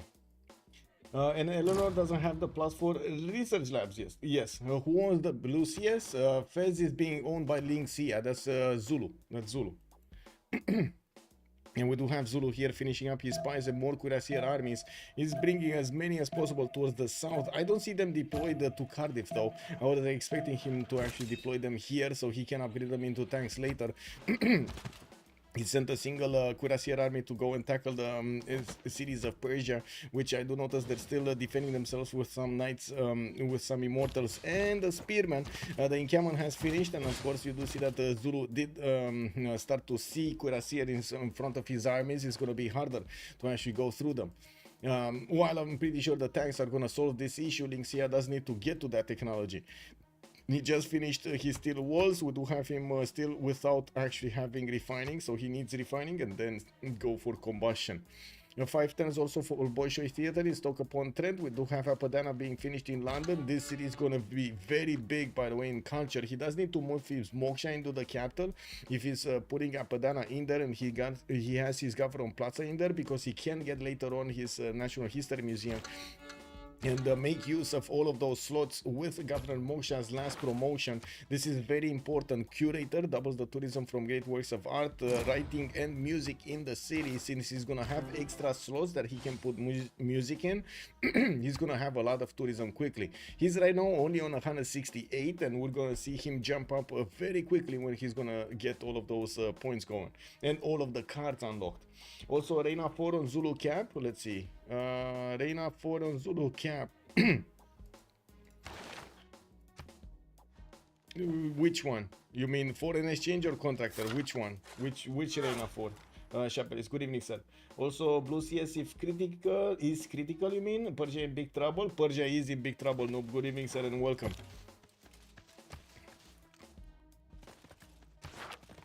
No, Chapelis, no? Which one? Which one are you referring to? Which arena for?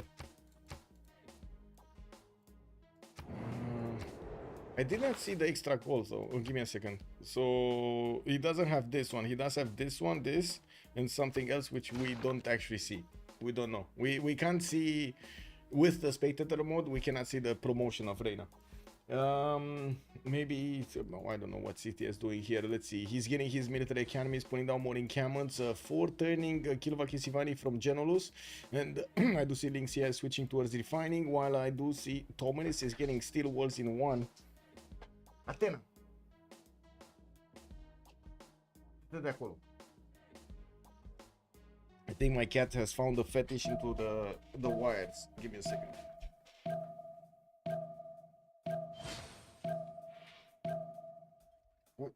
Wait, what's going on? She's very mad. If I don't let her do whatever she wants, she's very mad. Very mad. Scythia is going heli route and wants to snipe the Mali. Well, let's actually see if he's going to manage to snipe the Mali, especially with Zulu next to him. We also need to see if Rome is going to manage to survive the next encounter with Mali, since Lege over here has started banking up on quite a bit of an advantage. We do have Lege on 161 science, while Boubsho is still on 100, and I do notice he did manage to get 70 culture turn.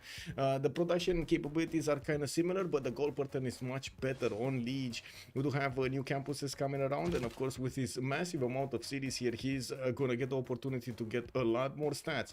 He did manage to connect his economy through the city of Bactri with the Reina city of Persia, helping both out to get those extra points of production, and not to mention the stats from their trade routes from their alliances. We do have Zulu retreating from the borders of Persia. He noticed that he can't do anything over there. Also starting to move his cuirassier armies towards Cardiff, and of course we do need to see how how quickly he's gonna get the combustion going.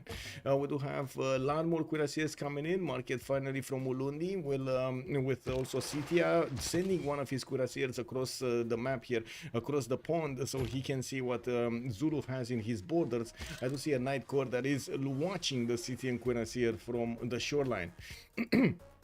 With Spain also finishing his military campaigns and putting down more encampments, I would expect him to start getting some armies out. We're going to need to see what kind of units he's going to try to get. SunBro is on replaceable parts right now, with colonialism coming up in 3 turns. Looks like he's going for labs, not really caring about an army attack on Smari here. He just wants to get his defenses going. I think the only next attack that will happen is Zulu tank armies going against Persia. While I'm pretty sure Persia is seeing this happening, we'll need to see how he's gonna react. Scythia, by the looks of it, is gonna take quite a bit more time to get his cuirassier corps and tanks going. He's 2 turns from refining. He did manage to get steel walls. Also switching towards flight in 3, while he's padding his how to say science numbers. He's on 338. I do have to say, explosive development here on Eleanor. We do have him on 371 science and 353 culture, not to mention 760 points of production, finishing Hermitage in London after he finished at Padana in London. He did get Oxford University, and I do see him working on some line infantries. Bolshoi Theatre is also going to finish in Stoke-upon-Trent, and I do notice he moves James Watt towards the north there. Anyway, that's a big city. The city of London is getting perfectly placed over here, simmed, so he can get that moksha in and benefit from so much tourism. He's right now barely on 195. I can't really say he has a lot of tourism per turn, and of course we're going to need to see if things will change in the next few turns. With also Zulu starting to get his units next to Cardiff, I do have to say he can attack even with these units. He's starting to build the pathway towards the west side with his cuirassier armies. Maybe he wants to go around the coast and hit the cities of England. I do believe that will probably be a mistake, especially since England should be very close to getting his steel walls also. We do need to see artillery armies coming out from Zulu soon. He basically did manage to get enough pre-builds for the tanks. It is a matter of time until he's gonna start to switch his production towards bombard armies so he can upgrade them into those artillery armies. That's 24 of every stat alone. Yeah. Wait, Boubsho can get England 2 civics for free. Well, I mean, he's getting a lot of things for free. Yeah, one turning a theater square in London also. Let me actually see. That's 166 points of production city. And I'm pretty sure it's Magnus in there with vertical integration. That's how he's getting so many points of production. Wait, it can, but it's so rare to hit ideology. Would be a big mistake. They are on the same team. Wait, whoa. Who's on the same team with whom? City states points? Let me see. There we go. Chapelis. We do have Samarkand still being kept by Killayad. Lin Xia is keeping Fez. I do notice a cat is Xpli with only 5. And Gazargamon never got Sus. Lahore did get Sus, but it's contested. Kiaguana does have 4, or I should say 3 over there. And Antananarivo is being kept by Lege with 22. That Congress blocking theaters might slow down, might have slowed Eleanor, but you still have to contest her. Yes, Zulu and England are on the same team. Zulu and England. Oh, I see. So it's more of a defensive measure. That's what. Okay. There we go. More of a defensive measure. Well, I hope the kitty cat actually got her padding done, her petting session going, and I hope she's not actually gonna eat my wires. It is what it is.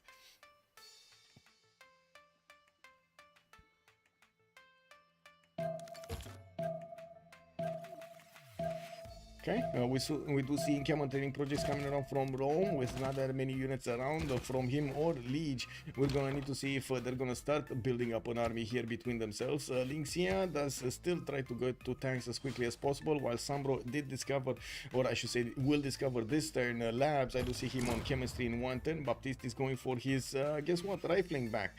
We will need to see if he's gonna get his labs soon. I would imagine it's gonna take a while to get back on the top 3, but at the same time, he does want to get his defensive capabilities up, so he doesn't let anybody bully him.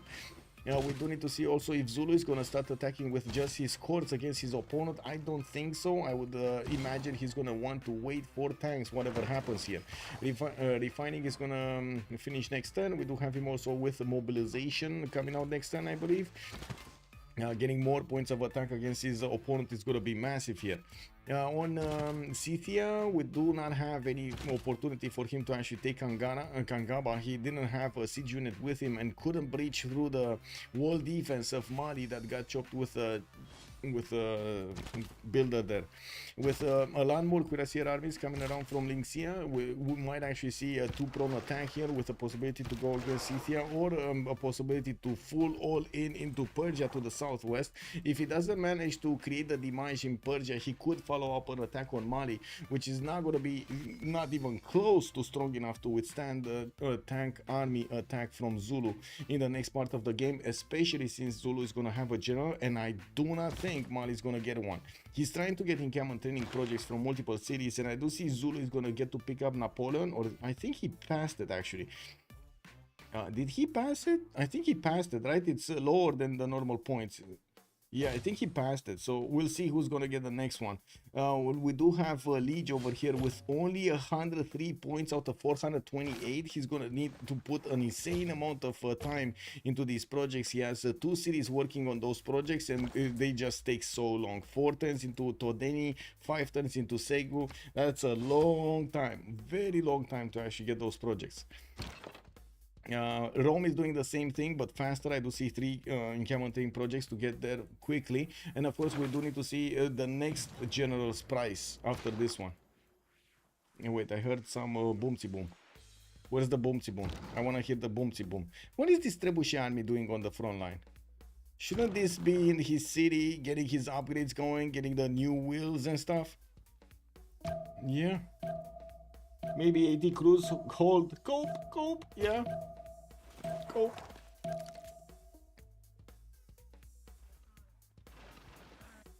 Whoa.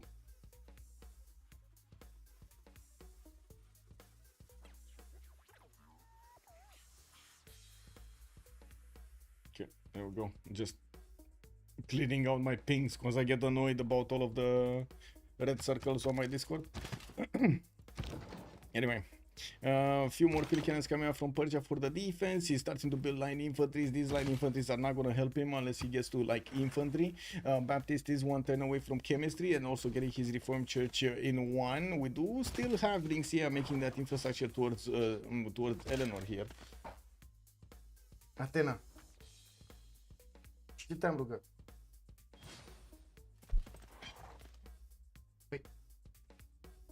Yeah, she still wants to eat the wires. And not all of the wires, just the wire from the camera, by the way. She really likes the wire from the camera. Incredible. Anyway, Twitch gone bad. Oh, I'm sorry, Sapir. I'm sorry. Okay, let me kick her out of the room because this is getting ridiculous.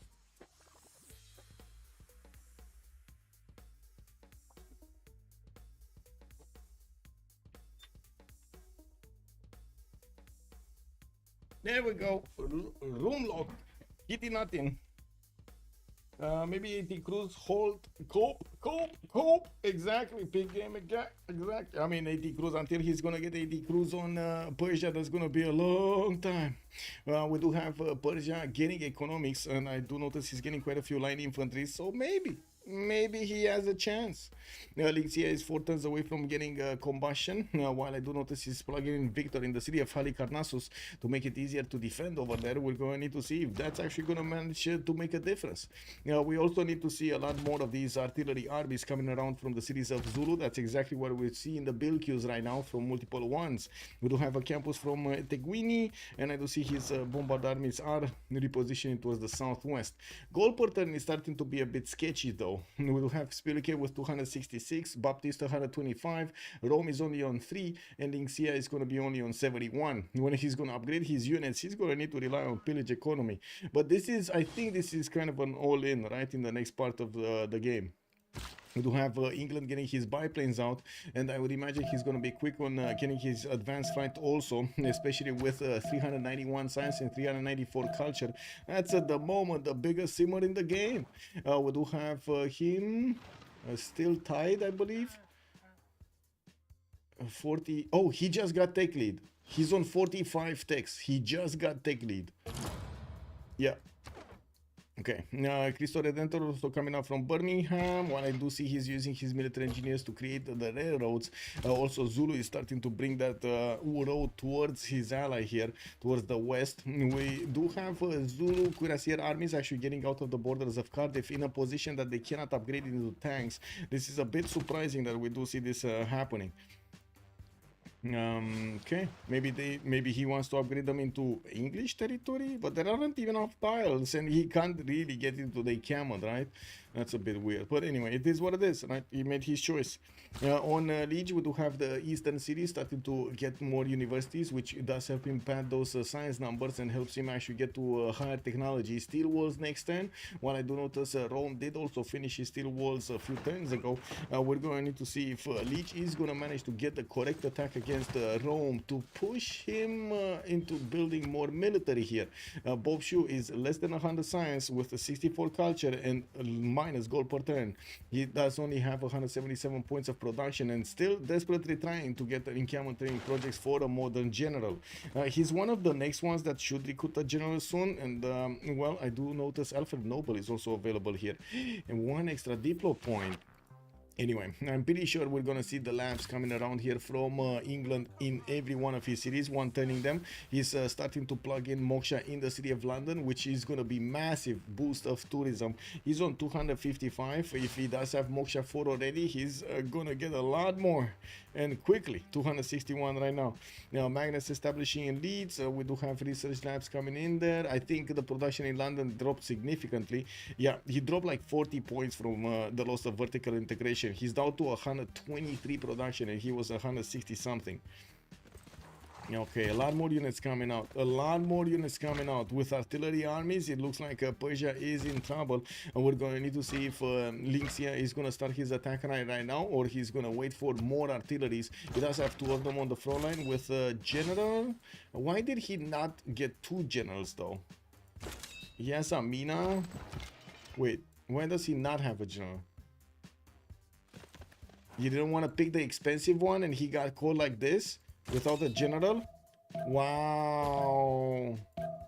Wow. He's 614 points and getting a 44 grade general points a turn. Oh my god. That's quite the problem.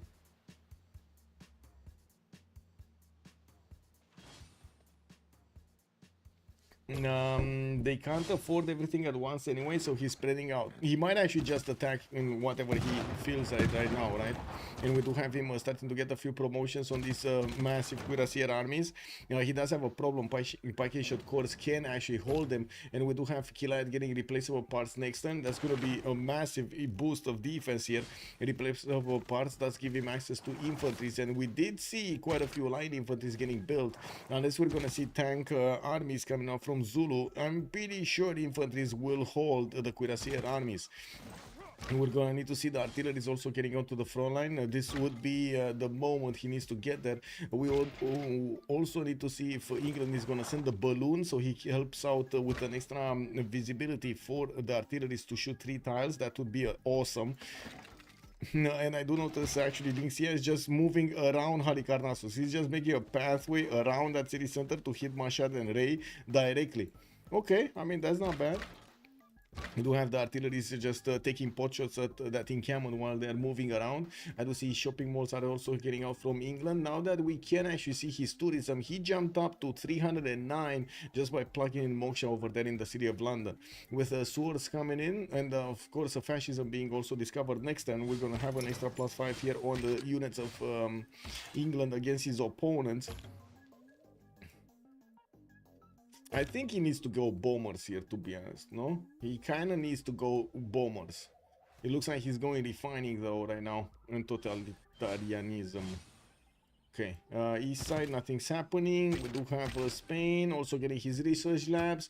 Did manage to jump up only to 424 science, but he has quite a few more cities to build those research labs in, while I do see Baptiste is on 509 and 455 culture, not to mention 900 points of production.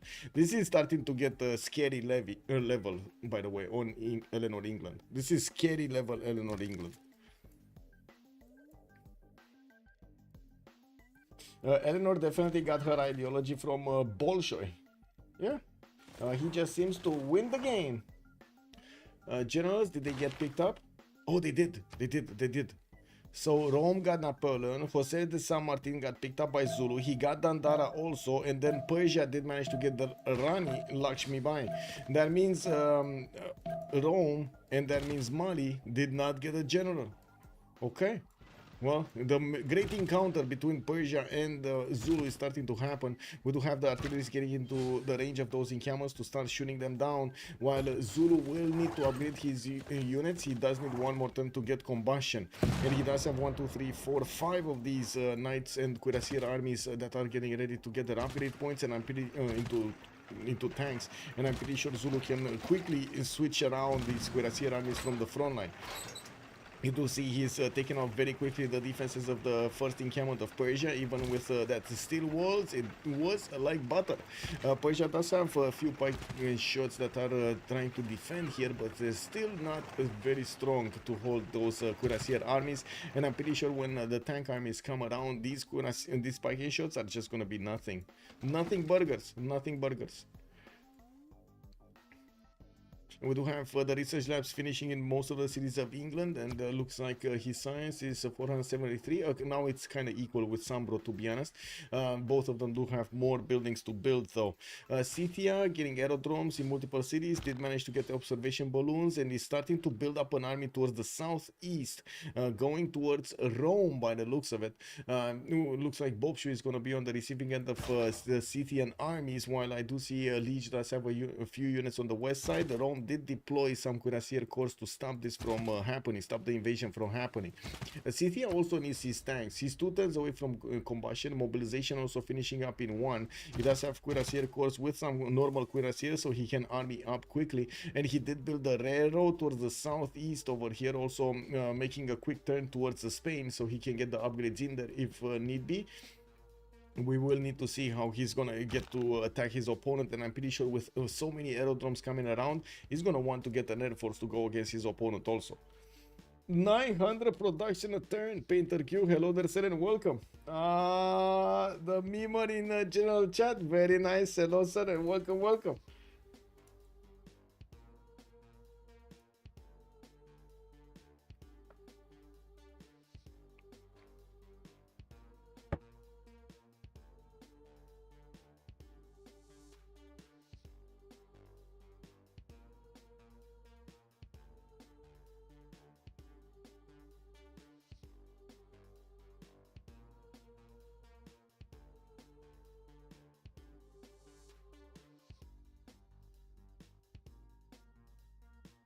And there's a guy in our Civ7 feedback channel that keeps talking about how good AI should be in Civ7. And I'm like, why do you want to reinvent the wheel where you already have AIs around you? You know, like humans, hello? Human brain, or I should say humans with brain. And then he's telling me, hey, I don't think you have a brain.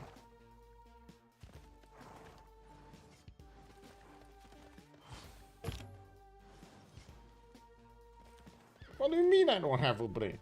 Anyway, more cards from fascism, power plants. Yeah. She was at 690. What did she do? I'm not sure what did she do, but maybe some projects actually finished over there. I do see Baptiste did jump up back to 585. Maybe there were some card problems over here. I do see liberalism with Republican legacies bottom. Fascism did get activated. Logistics, lightning warfare, third alternative for the culture and the gold. And we do have a 5-year plan for the science and production. I do see also some biplanes are starting to get into the south, quite close actually to the Persian borders and the Mali borders, while Zulu is starting to carve a path towards the Persian defenders. Now that the infantries are starting to come around, it looks like these infantries can attack back Zulu. We do need to see the tanks getting upgraded. The problem is the gold. We do not have gold, that much gold here. Looks like Spylke does have 1300, Baptiste on 1100, and I'm pretty sure all of those gold points do need to get into Shaka's coffers so he can actually upgrade his cuirassier armies. You can't give 5 books for Ezra, not expect this. People just don't seem to remember what that Eleanor Civ does. Yeah, I think so. I mean, big game. This is exactly the same case that Macedon gets totally ignored. Exactly the same case. Until somebody actually gets the Macedon treatment in a game, they totally forget about it. They're so chill about it. They're like, Macedon, who's gonna pick that? Oh my god, he's gonna be like 50 science and 50 culture or game long. That's not good, man. You're gonna get last place if you pick Macedon. And then Macedon comes in and just stomps like the lobby with 3 players in it, or like 3, takes out entire empires very quickly all game long. Like, wow. Yeah, Macedon. Exactly, the Macedon tax. If Macedon exists, you're irrelevant even if he plays Comhub. Basically, you need to respect it. Exactly, you need to respect it. I mean, there's no way you see it going in camels, Macedon next to you. You're like, hey, bro, what you doing? What you doing there, man? You know? Yeah. Well, looks like Persia is getting the tank treatment soon, and I do see these tank armies are not going to have a problem walking all over the infantries. We do need to see that balloon from England also making its way towards the southeast. I don't see him actually building it. He did manage to get a specializing building. Is that National History Museum? So there we go. Baptiste did jump up to 371 tourism a turn right now, and since we don't have that much culture on the other side, it's not going to be that hard for him to start rolling into the points. Baptiste is on 17 out of 115, and he had 0 a few turns ago. Yeah, we do see also Zulu is going to get a few promotions, not to mention he's going to need to get those artillery armies into position to attack the city of Halicarnassus with multiple shots. I'm pretty sure next turn, we got 4 of them actually. Not to mention the tank armies are moving quickly towards the city of Mashan to bonk against the defenders that did not get the promotions from Persia. In the scores tab, we do have gold on both sides, and of course I do see the artilleries are starting to take down the defenses of Halikarnassus, managing to take that city down in a quick amount of time, actually, in a very short amount of time.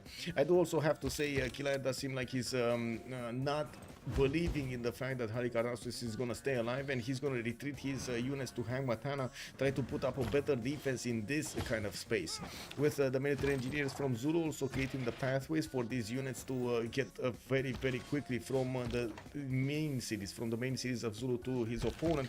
We're going to need to see if the reinforcement rate is going to be good here on Zulu. I do trust it's going to be good. We got tank armies coming in 3 to 4 turns from multiple cities, and so many artillery armies have been built and deployed towards the southwest, while the upgrades are still happening. He's still transforming his cuirassier armies, his knight armies and so on into these tanks. Alexander the Great has a great smile. Yes, he does. He does. Wait. Sometimes the gripper tax is too much. Ooh. I mean, you know, sometimes you need to pay the tax. Sometimes you need to get the tax on you. You know, it is what it is. That's how it goes. You know, in the community, you see lobbies going full free sim, England, like you taking up navals. Ha. Yes, my lobby. Yes, take up navals. It's a very good strategy. Yes, and then click on Macedon. You know, and Macedon, Zulu, Scythia, like all of those, you know, bad boys over there. You don't get a general, you die. Exactly. Like also with Colombia, it is what it is. There are so many nations over there. That's one of the reasons that actually at some point I was like having a laugh of when I saw the thumbnail, don't get this, do this, and I was like, bro, if you do this, if you teach everybody to do this, they're just gonna die. You know, like it's like, what are you doing, man? Teach them how to say flexibility, teach them adaptability, not teach them a certain way. It's the only way, because it's not. It definitely in Civ, it's not an only way. There's no only way. Honestly, I want to see Maracana in a competitive lobby, Estadio de Marasania. Has someone ever built the Maracana? Yes, I do believe we did see it. Yes, but at least you get more games in. If you die fast, big game knows the way, man. Well, Halikarnassus is gonna be the first city of Persia being taken down, and I gotta say there's no tank around it. The majority of the tanks of Zulu are actually gonna be deployed towards the city of Mashhad, and they can one-shot the pike shots, no problem. We do need to see the military engineers also getting another wave of roads going here, and since Halikarnassus has been picked, we do see that Zulu is starting to use that border to upgrade his tanks. Yeah, it doesn't seem like there's any way for Nader Shah to defend this. Even with the machine guns, steel walls, even with infantries and corps and stuff like that, these tank armies are just plowing through, no problems, no questions asked. While we do see the balloon of England also making its way towards the south, I would imagine these artilleries are gonna get to bonk the cities of Persia very quickly. And we do need to see how quickly also England can get to advanced flight. Oh wait, he's only 2 turns away from it. Actually, wait a second, he just finished it. And we do have him getting his broadcast centers, also getting some more archaeologists getting rock bands to play in the cities of Zulu, maybe. And we do need to see what's going on here. Finally, tank armies from the opposing team. I do see Scythia is starting to get all of those units towards Rome. While I do notice Mali did also manage to get to combustion. We do have over here Boubsho getting astrology. Okay, that's a problem, getting astrology. I mean, Filkan level 4 Filkan armies that can 2-shot cuirassier corps, or I should say 1 turn take out cuirassier corps, because hello, they have 2 shots.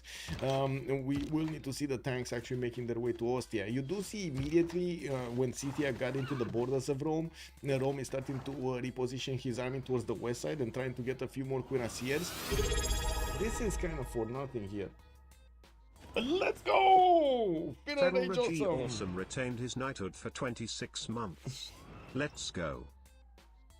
Hello there, sir. Thank you so much. Much appreciated for the tier 1 and the 26 months of support. Thank you so much, sir. Also, oh, Sad, I'm Faz. I cannot pronounce your name, sir. I'm sorry about this. Good evening on YouTube over there. Okay, second game I see from Golden Legend. They take down Ulyss. Yeah, Golden is very good team. Let's finish this and we're gonna have a quick pause. Let's see.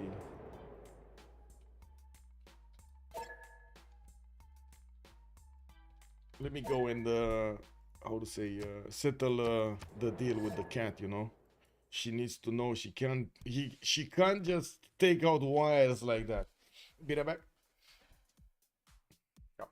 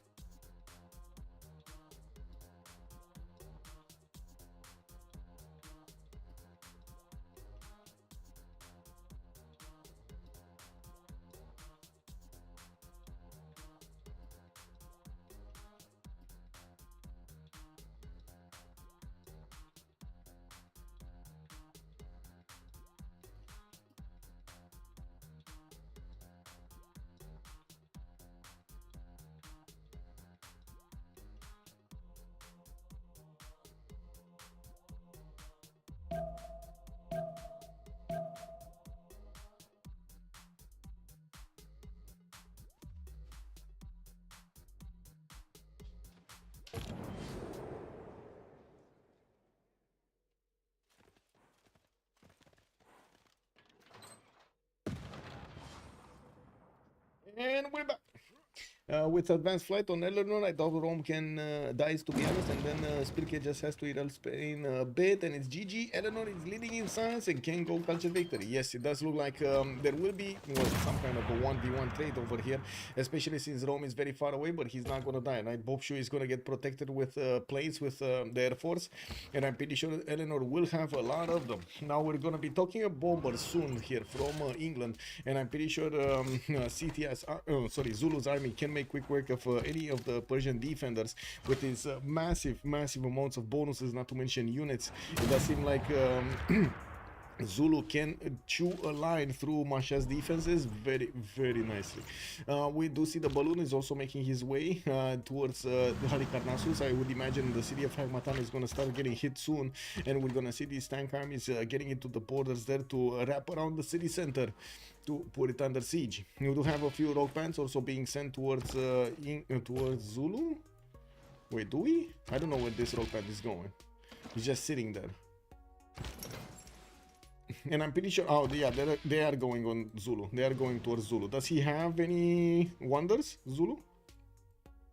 I would say no. He actually doesn't have wonders. He never built wonders, okay? Okay, Hamatana is already half HP with only 2 artillery shots on it. We do have the tank armies managing to plow through, and as you can see, the machine guns are not strong enough at the moment to deal the damage. They're not armies, that's the problem, because otherwise they would be strong enough to actually deal the damage against these tank armies. You do see how much damage these guys do, 95 against a tank? Whoa. Can you check the gold yields? Oh, wait. After Samarkand kill? Yes. Samarkand got taken down. Samarkand did get taken down. What was it here? It looks like Rome with Scythia did manage to take it down. So gold deals, we're talking good gold deals. So Baptiste is 412. He did manage to get a heroic age, and I do see him on 700 science, 700 culture, 1100 points of production. Spylke is going to be dark age with 207 gold per turn. Lin Xia is on 104, being positive right now is pretty good. Boubsho is minus 22, but it doesn't matter that much. He's getting attacked from two sides, and of course he's just trying to stay alive as long as possible here, trying to slow down Scythia, not really stop him, because he can't. Yeah, we do have SunBro also with 575 science and 200 culture on 808 points of production. I do see Killayad is 156, Xpli is 100, oh, sorry, that's production. SunBro 345, 66 gold on Killayad, Xpli 100, and then Lege 253. You do see multiple units from Lege going into the borders of Rome, though not all of them can actually withstand the power of that field cannon core, and of course we're going to need to see tank armies with the field cannon armies, and maybe some artilleries starting to take pot shots at the city centers, with also and units of Zulu about to hit the Persian army. We're gonna see Hamatana being taken out quite quickly, while of course these tanks are gonna get into the borders of the city centers of Persia. They're also gonna get a lot of pillages. We do see he's getting promotions. He's not getting hit hard enough, so his units die, but he is getting enough promotion points from that experience to get his health back up. Now let's see. Bombers. Do we have any bombers? No, not yet. Jet bomber technology, combustion in Baptiste coming up next turn. Rapid deployment in 2. He's gonna manage to get a lot more tourism. Ooh, he jumped up to 735 tourism a turn. Is 25 out of 124 of these domestics, and of course we're gonna need to see when is he gonna manage to actually get the culture victory, because it looks like Scythia is gonna be far away from getting into his borders. He still needs to chew through Rome, and by the time he actually gets to the borders of England, I'm pretty sure we're gonna have a lot more fighters on the map with fascism. And that's Scythia, that's a civic that probably Scythia is not gonna get in good enough time. He's only on 145 culture a turn, and will take a bit too long to get there. We do have cav cores actually coming up from Scythia, and I do see a few artillery armies also getting commissioned to be built. I'm pretty sure we'll be talking helicopters soon here. I do see radio is being developed by Tomenis ideology in 7. Oh, that's gonna take a long time. That's like what, 13 turns to get it? That's a long time. Zulu no impy. Yeah, he didn't get an impy. I mean, he barely got how to say, the technology of impies after he got like metal casting and stuff like that. Yeah, he never got an impy. Budoli got taken out. I do see Kume is also gonna be soon taken out. We do have yeah, the armies of Mali getting into the borders of Ostia here, with the artillery is able to shoot soon. That city's defenses are not gonna hold for long. Okay, Hamatana has been picked off. I do see he didn't get the pillages. Lin Xia is not stopping for the pillages here. He just wants to take out as quickly as possible the empire of his opponent. There are some tanks from Lege that are appearing to defend here the cities of Persia, but they're not enough, or definitely not strong enough. Or I should say not many, because they are strong. They're just not many. Okay. And of course Zulu over here will get his promotions on the tank soon. Oh man, he's getting so many promotions. Artillery is also start shooting. Where do we have Tandara here, and what's this? Jose de San Martin. Okay, so he has both of them. And I gotta say, this balloon didn't actually manage to affect the artillery armies yet. Yeah, he's getting them. He's getting these artilleries next to the borders of Mashhad. Still waiting for that balloon to get next to them. While he's getting the artilleries in range of Mashhad, he's starting to also shoot it down slowly.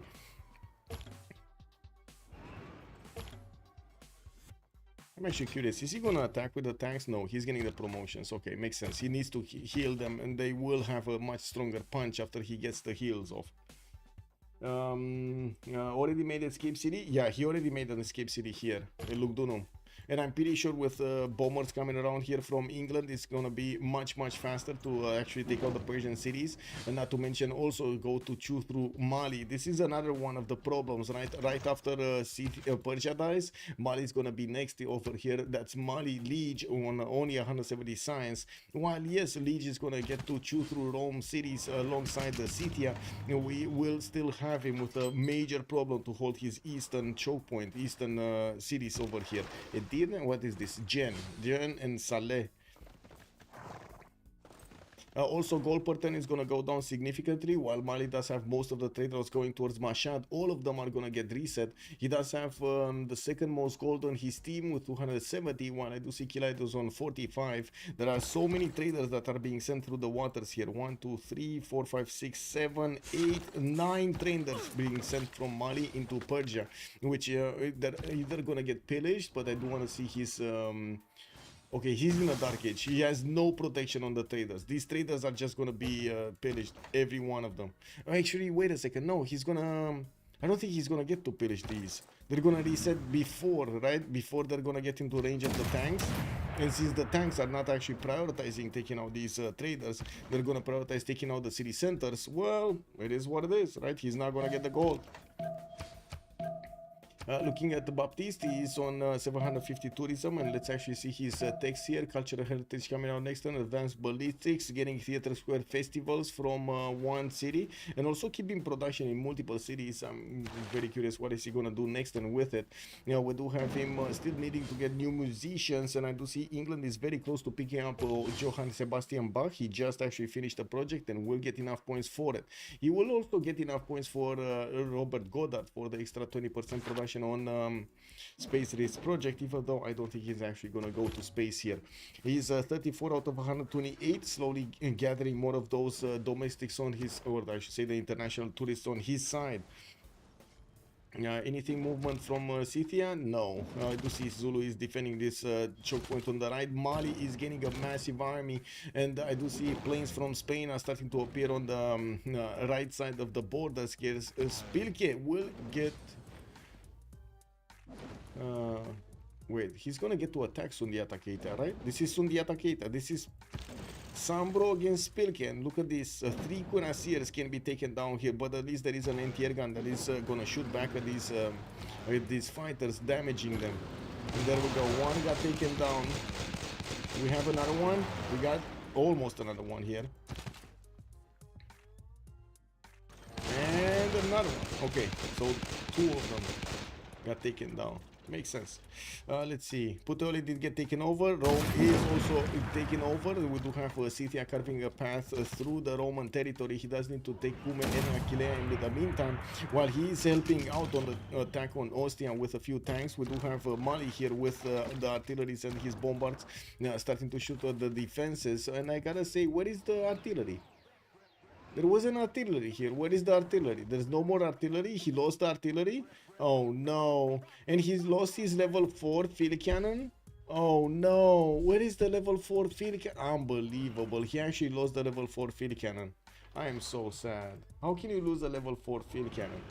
Pete Kame is also mentioning that we do have Baptiste going for environmentalism in 3 turns. That's more tourism percentage per turn.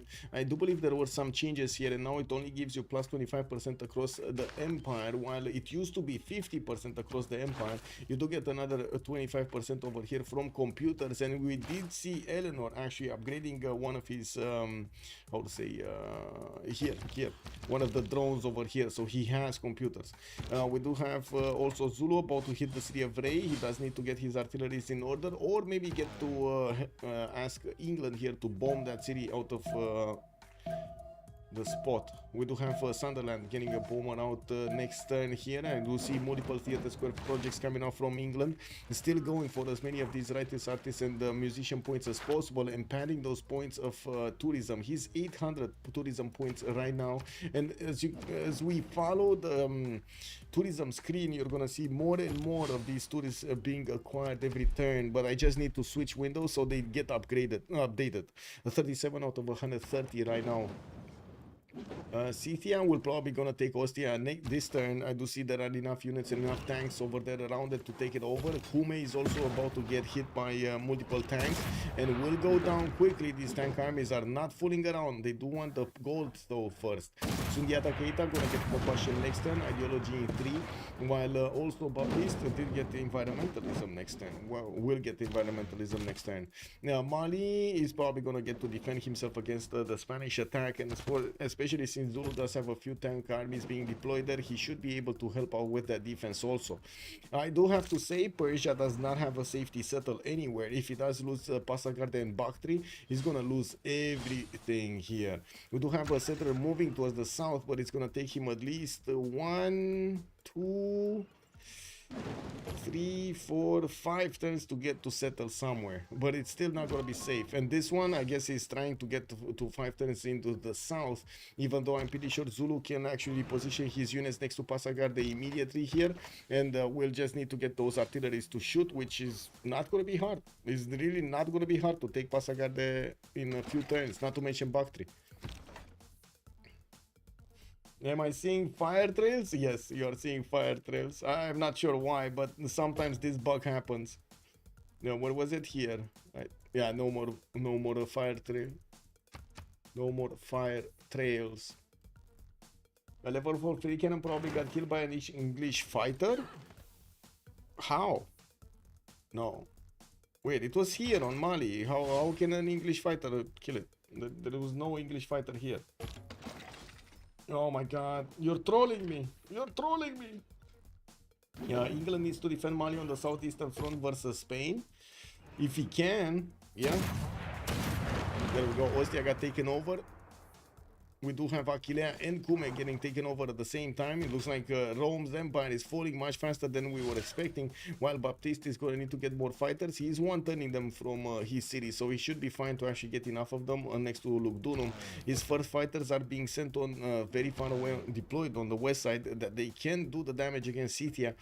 Scythia, I see he has insufficient oil, -5, and that is massive. I do see he also got flooded in his main production facilities here between his cities. He's down to 584 points of production at the moment. Still needs to get his hangars up, and I'm pretty sure military economy is for the extra oil per turn. We do need to see if he's gonna get oil from somebody here. Scythia is on 98 oil. Wow, he got a lot of oil. Yeah, but he's still -2. He's -2 oil a turn here.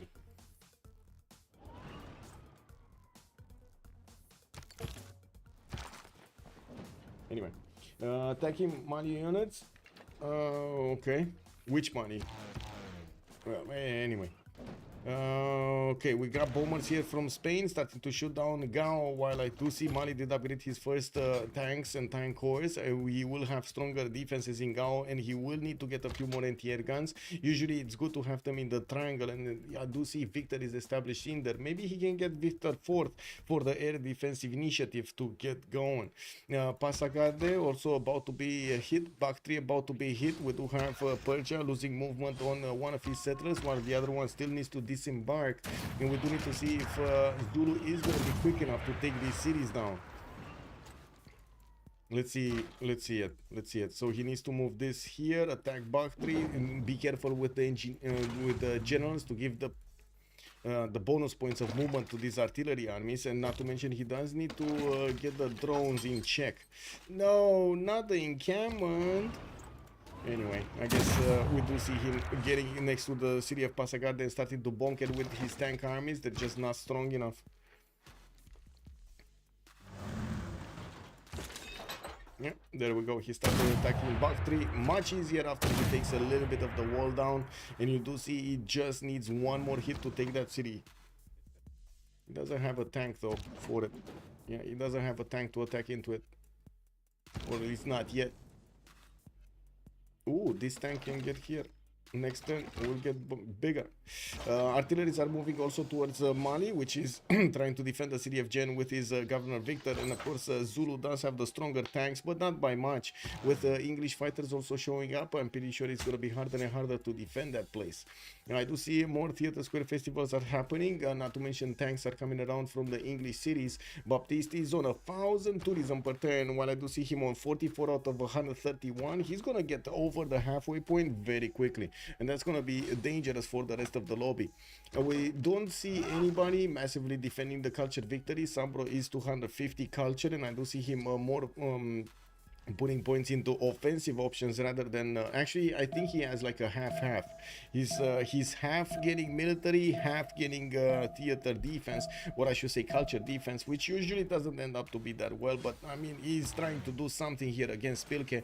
Now while he's bringing up his fighters on the front line, he does have tanks, he has helicopter armies, and will get to upgrade quite a few of those to go against Mali. We do have also Zulu about to get his I would say helicopter upgraded. He does have the button on the Cav armies. It's just a matter of getting the gold in there and of course positioning them to the east of Gao so he can defend his opponent, his ally. SunBro has nuclear fission in 2 turns, also fascism in 2 turns. And Killayad has been defeated. That's a 4 versus 3 situation. Golden Age does manage to take down one of the Ulyss players. We do have Killayad disconnecting from the lobby. I guess game will flip to me, so it should be fine. It just takes a bit of time. Yeah, there we go. There we go. New host. Vatican City also taken down. We do have Rome needing to defend his city of Lugdunum, and we got 3 disconnects. Wow. Wow. Okay.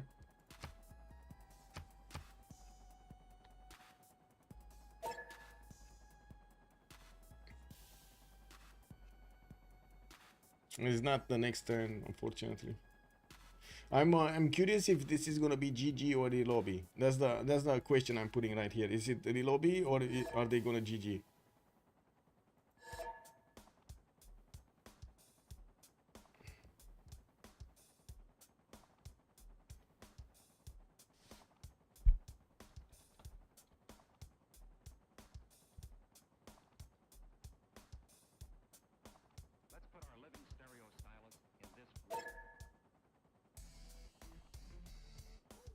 Rome has 2 more escape cities in the top of England. He does. Oh, he does.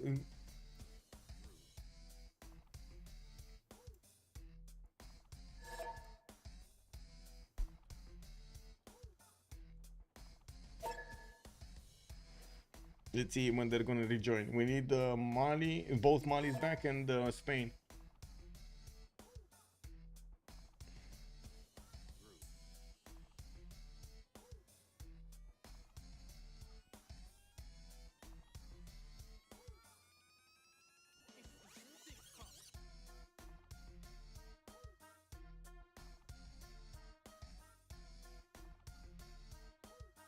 Whoa.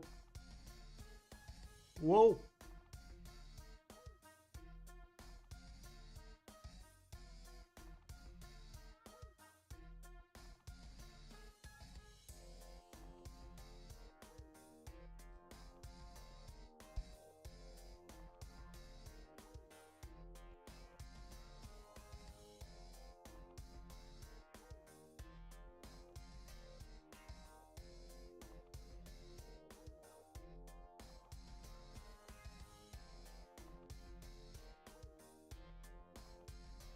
Wait a second.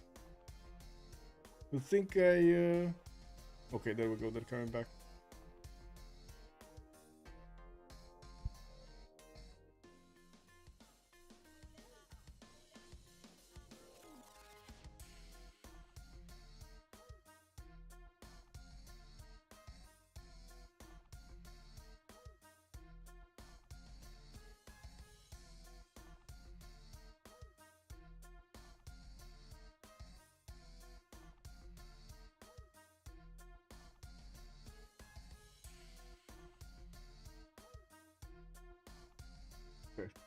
Give me a second, cause I think I just received the gift.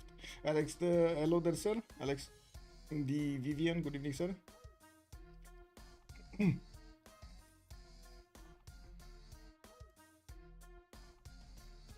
I can't believe I actually received the gift from Twitch. Whoa. My birthday, my birthday.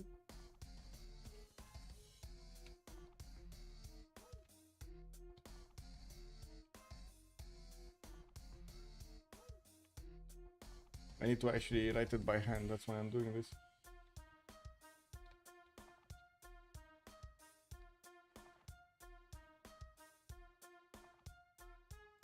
Oh no, what?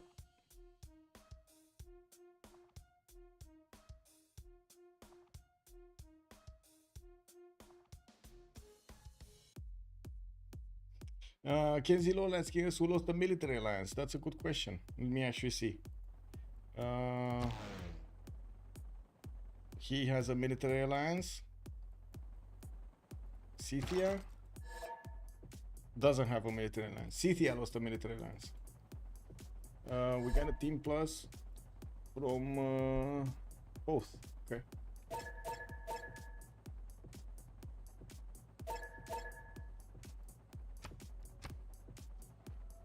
Okay, there we go.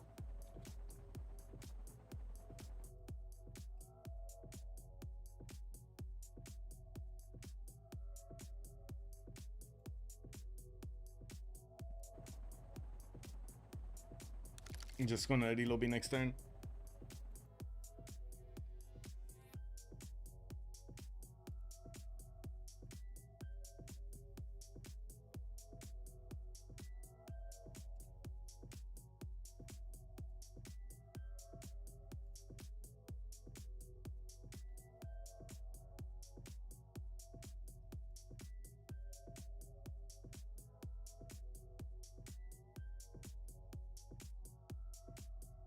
I don't understand the reasoning behind not keeping Spain and Scythia in a military alliance.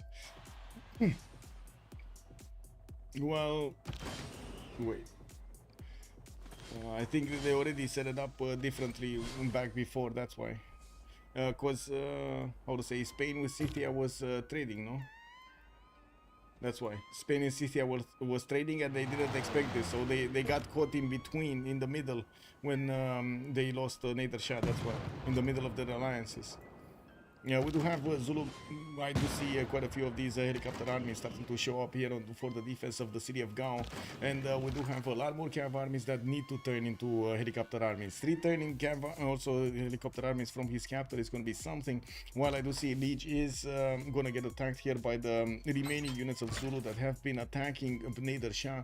Baptiste is getting his nuclear fission in next turn, and I do notice he is on 1100 tourism points a turn right now with 45 out of 138 to get the win. Why no FF? I don't know. What is Ulyss win condition at the moment? Well, I think it's that banking on Scythia cleaning up the map, or how to say, Spain doing something. I think that's the reasoning here. The problem is, I think it's way too hard to actually go through English through the English Empire. As you can see, we do have so much more on England, not to mention fascism, but also 1200 points of production, 700 science, 884 points of culture. Is going to be amazing here.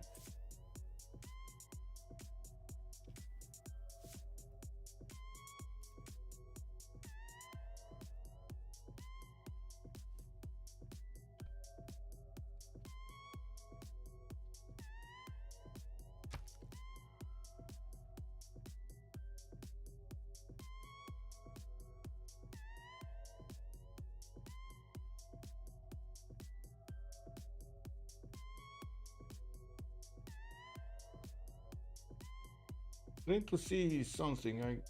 I'm not sure exactly why I'm not seeing something. Anyway, this is what it is.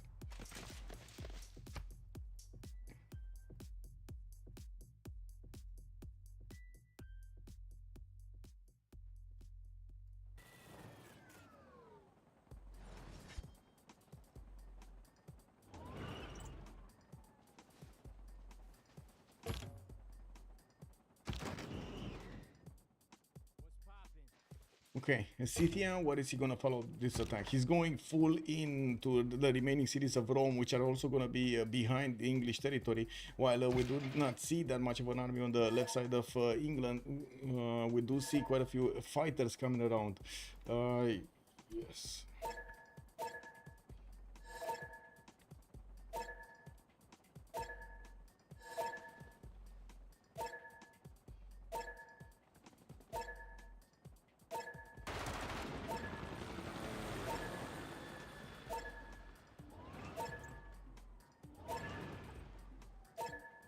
Okay, there we go. Let's actually see if they desync or not.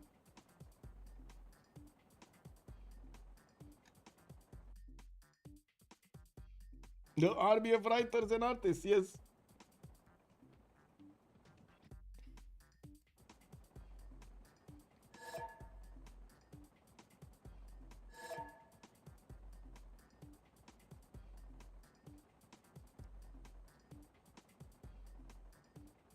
Okay, let's see. We definitely need a lot more fighters if he wants to fight Scythia. Oh yeah, there we go. We got these things. 2 these things immediately.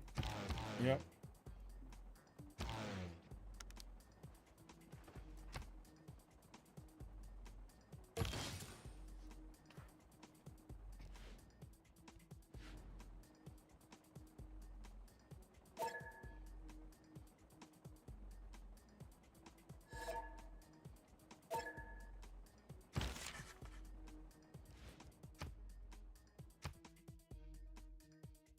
Yep. Baptiste could use some encampments. Yep.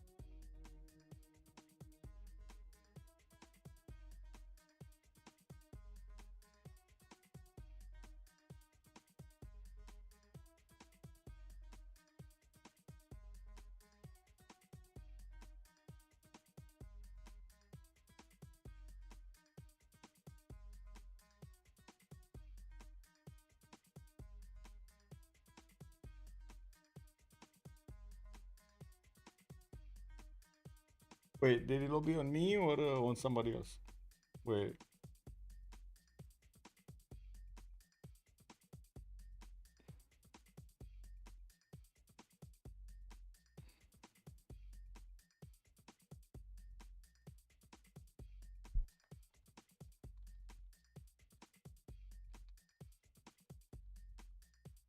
I'm asking. I'm asking, is it the lobby on me or someone else?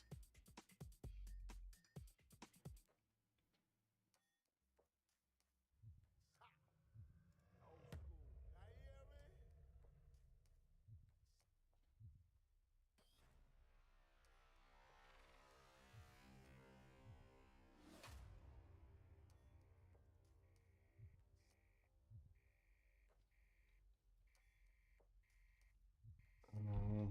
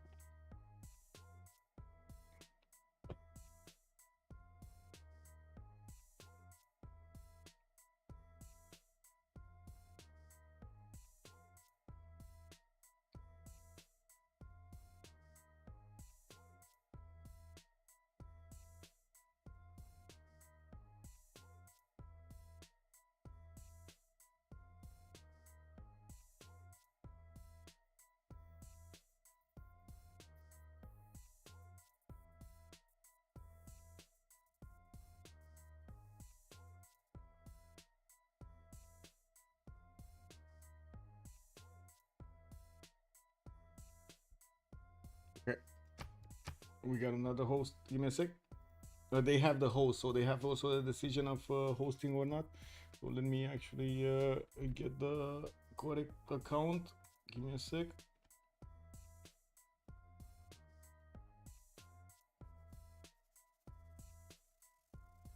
There we go. Joining back in.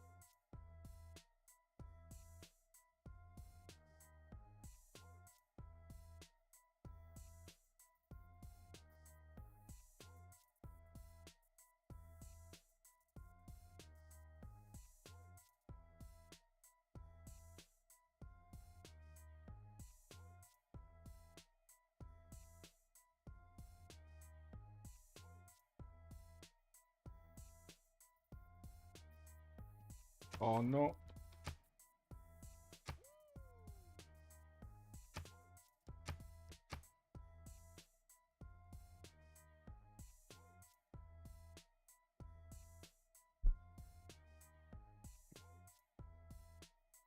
Okay, there we go.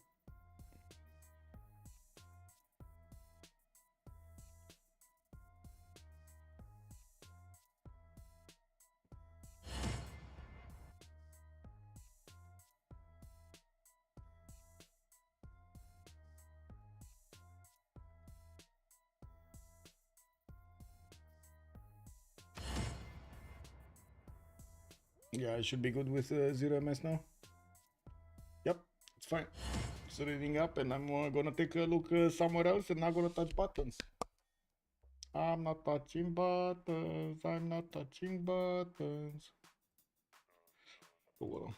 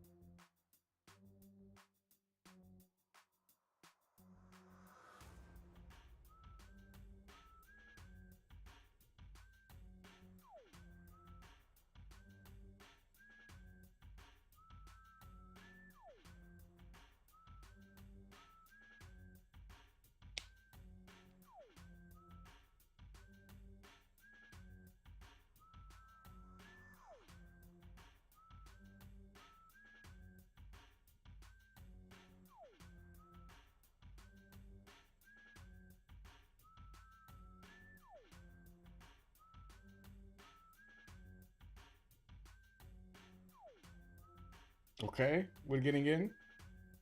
I just hope that little ball over there is not gonna freeze.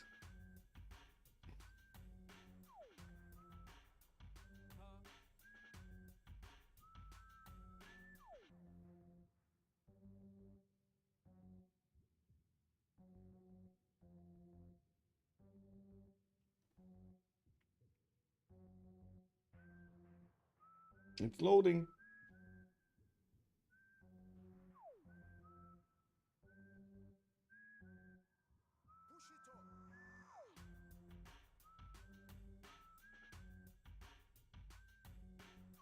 Yep, there we go. We got it. Okay, perfect. So, we do need to see what's going to happen here. If Spain can actually push through, it does seem like Mali does manage to get his tank armies connected on the east and can actually hold for a while. We're going to need to see the bombers try to chew through the cities of Mali as hard as they can, while I'm pretty sure Zulu is going to bring more military to the fight here. We do have a Scythian fighter also being deployed to the northeast of Zulu, although Zulu did manage to get his anti-air guns up in his cities. We did have Zulu chew through the Persian territory, and now he's actually going to need to get his units, his chickens in order so he can get to the city of Jen here. Yeah, we do need to see how this thing is gonna develop. Okay, I do wanna take a look here though. Give me a second. Uh,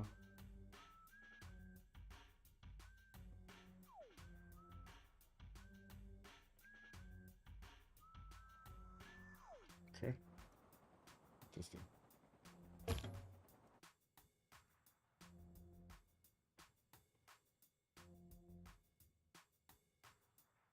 I don't understand. Like I received something and I don't understand what's going on. Wow. Lol. Anyway, whatever. Zulu coming up here with artillery armies going towards Jen, and I do see, of course, his artilleries are going to be helped out by the drones of England and Baptiste.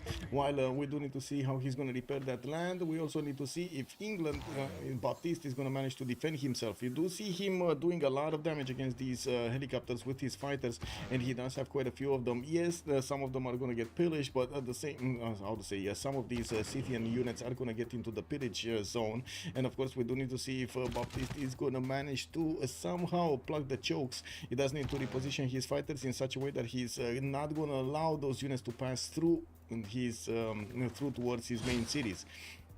Starting to upgrade a few tanks. I would imagine he does need to actually get those get a line here between Bradford and the mountains. I'm a bit surprised he actually chose to deploy the fighter here instead of repositioning it on the 2-4 tile earlier and on that theater square. We do have him with more theater square projects finishing up in the north. So let's actually take a look at his tourism. He jumped up to 1400 points of tourism with 51 out of 140 points to get there. I'm pretty sure he's gonna get there quickly. More fighters getting built. I do see 80 crews are also coming out from Bradford. It's a line of units from Scythia is making its way towards his borders, but first they're gonna start to take down the borders of Lugdunum, or I should say the walls of Lugdunum. We do see also Spain is gonna ravage the city of Kangaba. While he's working on the city of Gao, all of these Zulu helicopter armies are starting to also get into the defense, and by the looks of it, Spain can't do much about it. Let me actually try something here. Give me a second. Let me try something. On my Discord, there we go. Kick. Oh.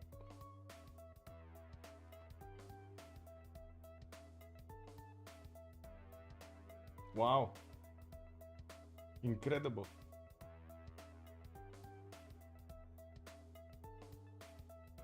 Anyway. It's off by default. I heard they played with it some time ago or tested it or it's worse. Wait, what do you mean? Why turn sync setting is... yeah, the problem with turn sync is it freezes during the turn. So what the turn sync does is actually freezes all of the PCs that are already loaded into the turn and allows the ones that are still loading to load, basically. But it's unusable, as in you can't even move the screen. It literally freezes everything. How far away is Eleanor from GDRs? We do have lasers coming up next and space race. I'm not sure exactly where he is on the tech tree, but he's close. He's close to GDRs here. If he's getting lasers, he would need guidance systems and satellites for robotics. Okay, we got a timer here from Spylke. I do also notice SunBro is getting in with more units, a lot of helicopter armies and quite a few fighters that are not getting challenged. We do not have money with an air force here. I also see the same thing on Zulu. He does not have an air force. Oh.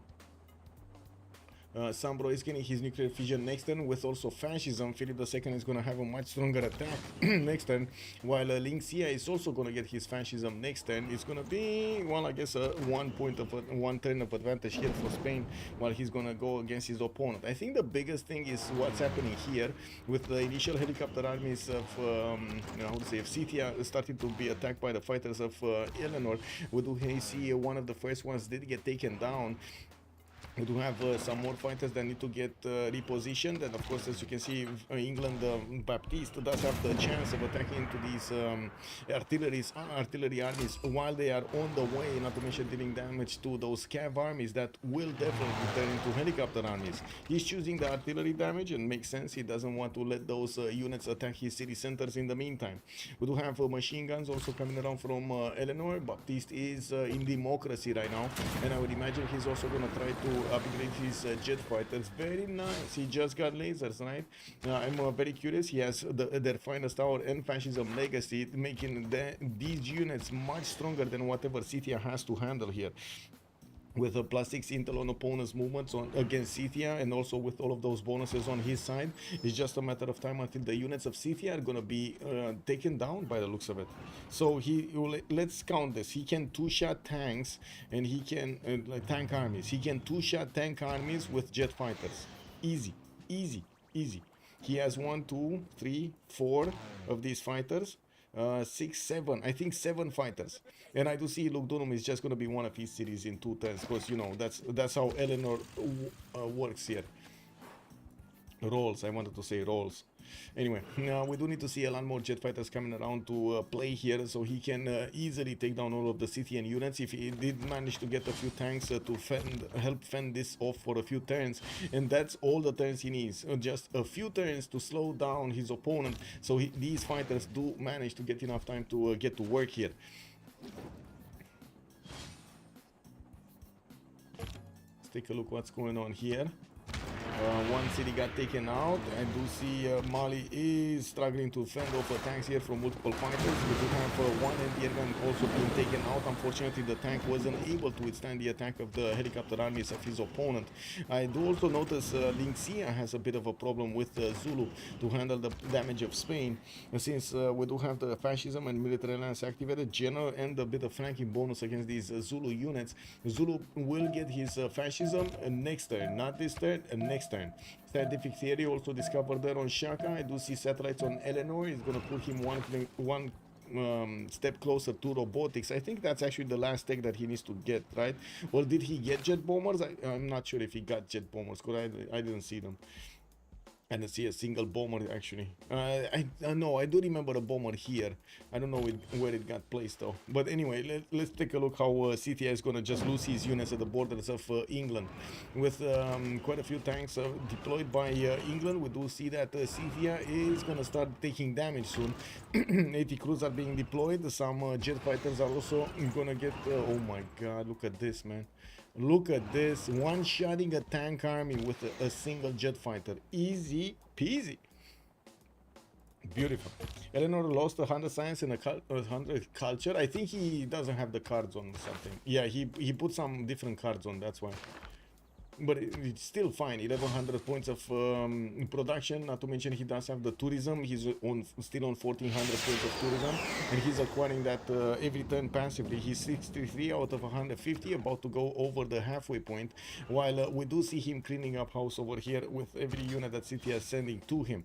Scythia will run out of units at this point, right? He doesn't have any more units to send, and by the looks of it, he has 2, 4, 6, 8, 10, 12, 14, 16 units that will need to be taken out by England. So in like 5-6 turns, England is just gonna kill all of them. And more jet fighters coming around, machine guns to also take up the defense. I do see missile cruisers also coming around from Baptiste, while we did see him rolling in the great writers, great artists and so on. Those are starting to get to retreat into his border, so he can actually fix padding his culture points. We do also need to see what Zulu is going to do here against Mali. Looks like he did take out the initial defense of Mali and slowly working on the gen defenses.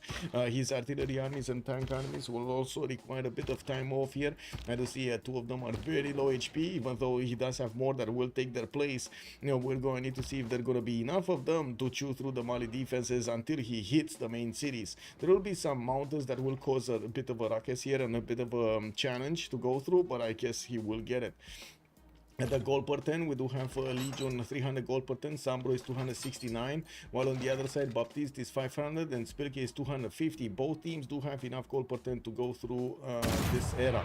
I do think Gen is going to be taken out quite quickly, even though that artillery army is going to get it. I do notice he's just going to replace it extremely quickly.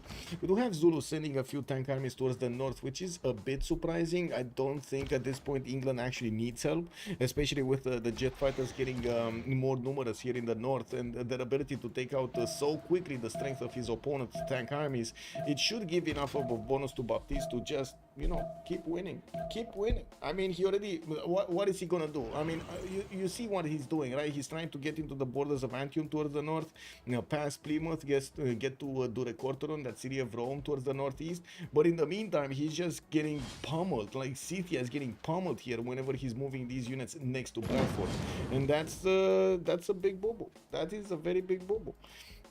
Lugdunum just turned into English city, and of course Xpli is going to need to get it back, while I do see Scythia is pillaging as many times as he can. It's not like he's hurting Baptiste that much. Slowing him down a bit, sure, yes, he's on 1422 tourism, and he's not getting the projects for his how to say musics right now, for his musicians. But just look at these jet fighters dealing the damage, cleaning up house over here, taking out the artilleries, prioritizing taking out those tanks. In the meantime, it does look like Scythia at the moment is running out of teeth to actually go against England. Looking at also here, Gao is going to be taken out, even if Lin Xia did send so many helicopter armies to handle this threat. It looks like the Spanish armies are a bit too strong right now. Zulu did manage to get his fascism, and he does equal out the fascism of his opponent of Spain. Still doesn't look like it's gonna be enough. Yeah.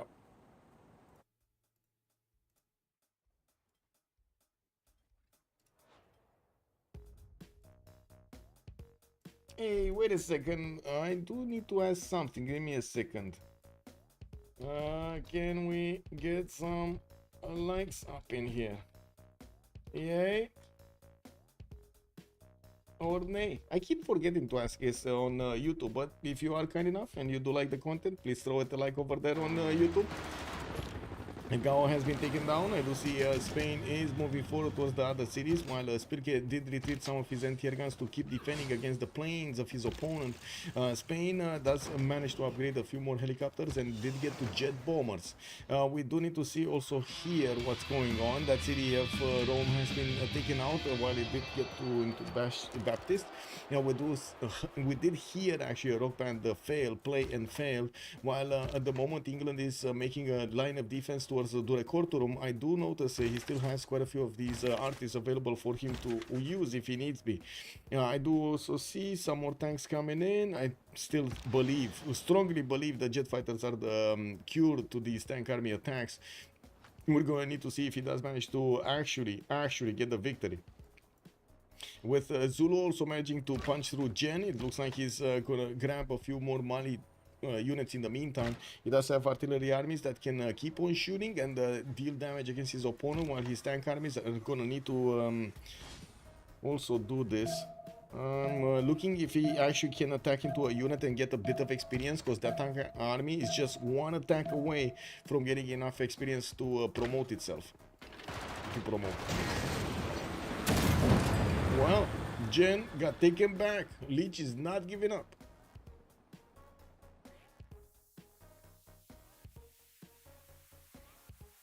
How far is Eleanor from Nigeria? Eleanor lost. We did that. It's over there for the Takasho. Yes. Yeah. Baptiste could definitely use some encampments. I don't see him benefiting from an encampment, but I guess it's fine, right? It's fine. Right now it's fine. Unless Scythia can actually pull off a lot more units, and it doesn't seem like that's going to be the case. He does have some jet bombers that could try to attack, but that's a GG right there. Xpli exits the game and says that's enough. GDRs coming in from Baptiste would be too much. We do have Golden Age managing to get the victory over here. Why don't we see the victory screen? Oh my god. It is what it is. Anyway. Let me get into the voice comms with them. Switch my sound settings and everything.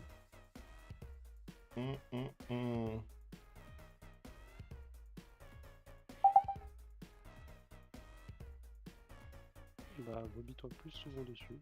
Oh, GG, well played. GG. Thank you. Man. Zulu is still Zulu. Yeah, what can I say? How did you feel with Mali, by the way?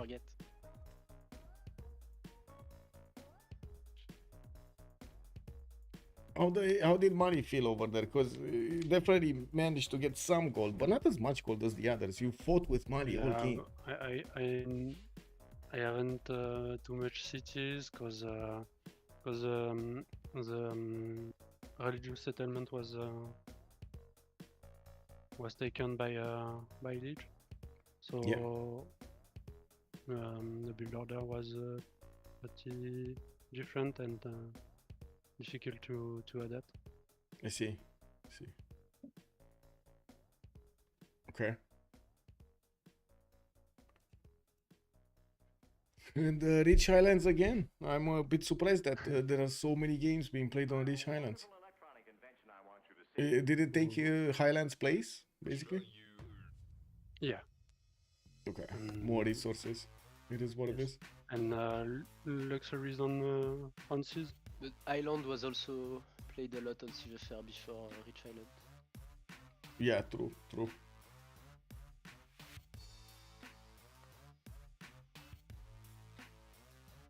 Where are the big boys here? Lege, SunBro, Xpli, they're just sitting over there in the top channel. What are they doing? Should we go there or we wait for them here? Can go. We can go top. Yeah, if we wait for them, we might wait a while. Yeah, I'm thinking, Lege is not gonna move. Yeah, let's go.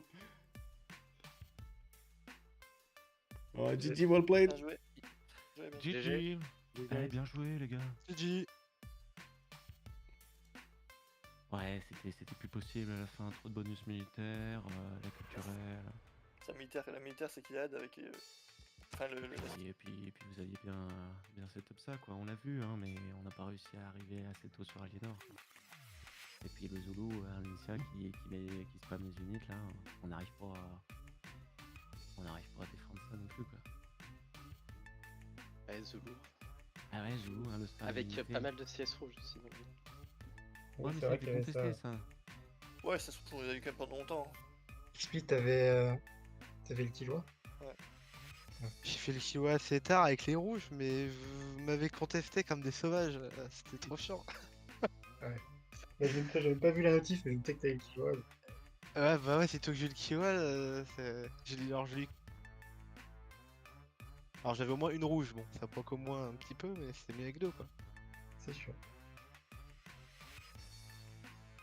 Et c'était quoi sur ton spawn, Lege, pour les stats C'était comment ça s'appelle, la crête. Ah, Bien. oui, ça avait l'air sympathique ce début de game. Je me suis dit qu'il fallait faire quelque chose pour... Bah ouais, mais après j'ai essayé de contre-attaquer, je sais pas si c'était le bon choix, je pense que c'était le bon choix ce que j'ai fait en vrai. Là j'essaie de me remémorer assez rapidement les games. Je pense que si je vais pas un go assez rapidement sur un général et je ne fais pas dépendre des calous, bah je pense que c'est un peu plus compliqué parce que tu vas toujours avoir la proactivité, tu vas resettle assez facilement et oui, tu je vas pense revenir que sur moi. tu m'as au moins empêché de faire des coursiers à gauche. Puisque j'ai du prod en permanence. Tu m'aurais peut-être envoyé des coursiers sur l'Espagne, généralement j'y pensais, Ouais, mais c'est ça. Ouais, voilà. j'avais des pointeurs de scout à m'envoyer, mais là... Et c'est ça fait que c'est sûr que je touche pas les tanks avant qu'Xpli. Je pense que c'était bien ouais, le shoot push comme ça. Bah, t'as le fait. Ouais, pense ouais, que je c'est me bien. demande. Même si c'était dur, enfin le land était dur, ça se voyait que ça allait être dur, mais... Il a mis un bon campement et après voilà. T'as pas de général du premier et tu m'as l'impression de se reposer. Quand Et j'ai après, eu le Victor double tir, ça a bien changé là-dedans. Ouais, c'était vraiment chiant. À un moment j'y ai un peu cru, mais c'était pas assez le build de up, enfin de fait, et après de up directement quoi. Mais je pense que si j'avais réussi à faire 5 ou 6 chargeurs de plus, ça aurait été bien. Parce que j'avais mercenaires, j'avais alliance, enfin j'avais un timing de dingue. Ouais, sur le timing d'up, c'était assez tendu de notre côté. Ouais, heureusement que j'avais aussi une bonne game aussi. Bah ouais, pareil, t'as eu une bonne game toi aussi. C'est ça aussi la vérité, c'est que toi Ouais, aussi il avait une t'as eu une bonne 4-0, game. 2-3 sur cap, hein, ça Oui, marche bien. Et donc du j'avais coup, 3-2, 2-3 sur la B2 aussi. quand j'ai demandé Calou, 3 tours plus tard, je crois, t'as chevalier. Pas directement, il n'y a pas de problème. Enfin, j'ai l'impression, hein, je me rappelle pas Oui, bien. bah c'était sur le fil, hein, mais Ah j'ai ouais. oui, si char lourd, le tour où t'arrives avec le handicap. Et pareil pour balistique d'ailleurs. Balistique, pile. À chaque fois, c'était sur le fil. Ouais. Ouais, je me suis demandé si j'allais réussir à te mettre justement la différence comme ça, mais après sur balistique j'ai eu beaucoup moins cru parce que Oui, j'avais une perdu. fois qu'il y a les canons de campagne. Bah ouais, et puis j'avais perdu les trèbes, j'avais gardé les 3 bombardes là. Ça aurait pu être bien, mais j'ai perdu le 2 trèbes un peu bêtement. J'avais pas forcément à trop siège, j'ai pris beaucoup de risques sur le siège à chaque fois. Donc j'aurais pu conserver un peu mieux les unités de siège, sinon bah, je trouvais ça correct en vrai, notre match-up là, ce qu'on a essayé de faire chacun. So as much as I want to keep on going, I do want to actually finish this stream. I do want to also finish my, promise earlier. I did ask the stream if you guys want to actually see a little bit of Satisfactory. We've worked on the save quite a bit, and I gotta say we're starting to terraform the map. What can I say? Look at this map. It has so many things.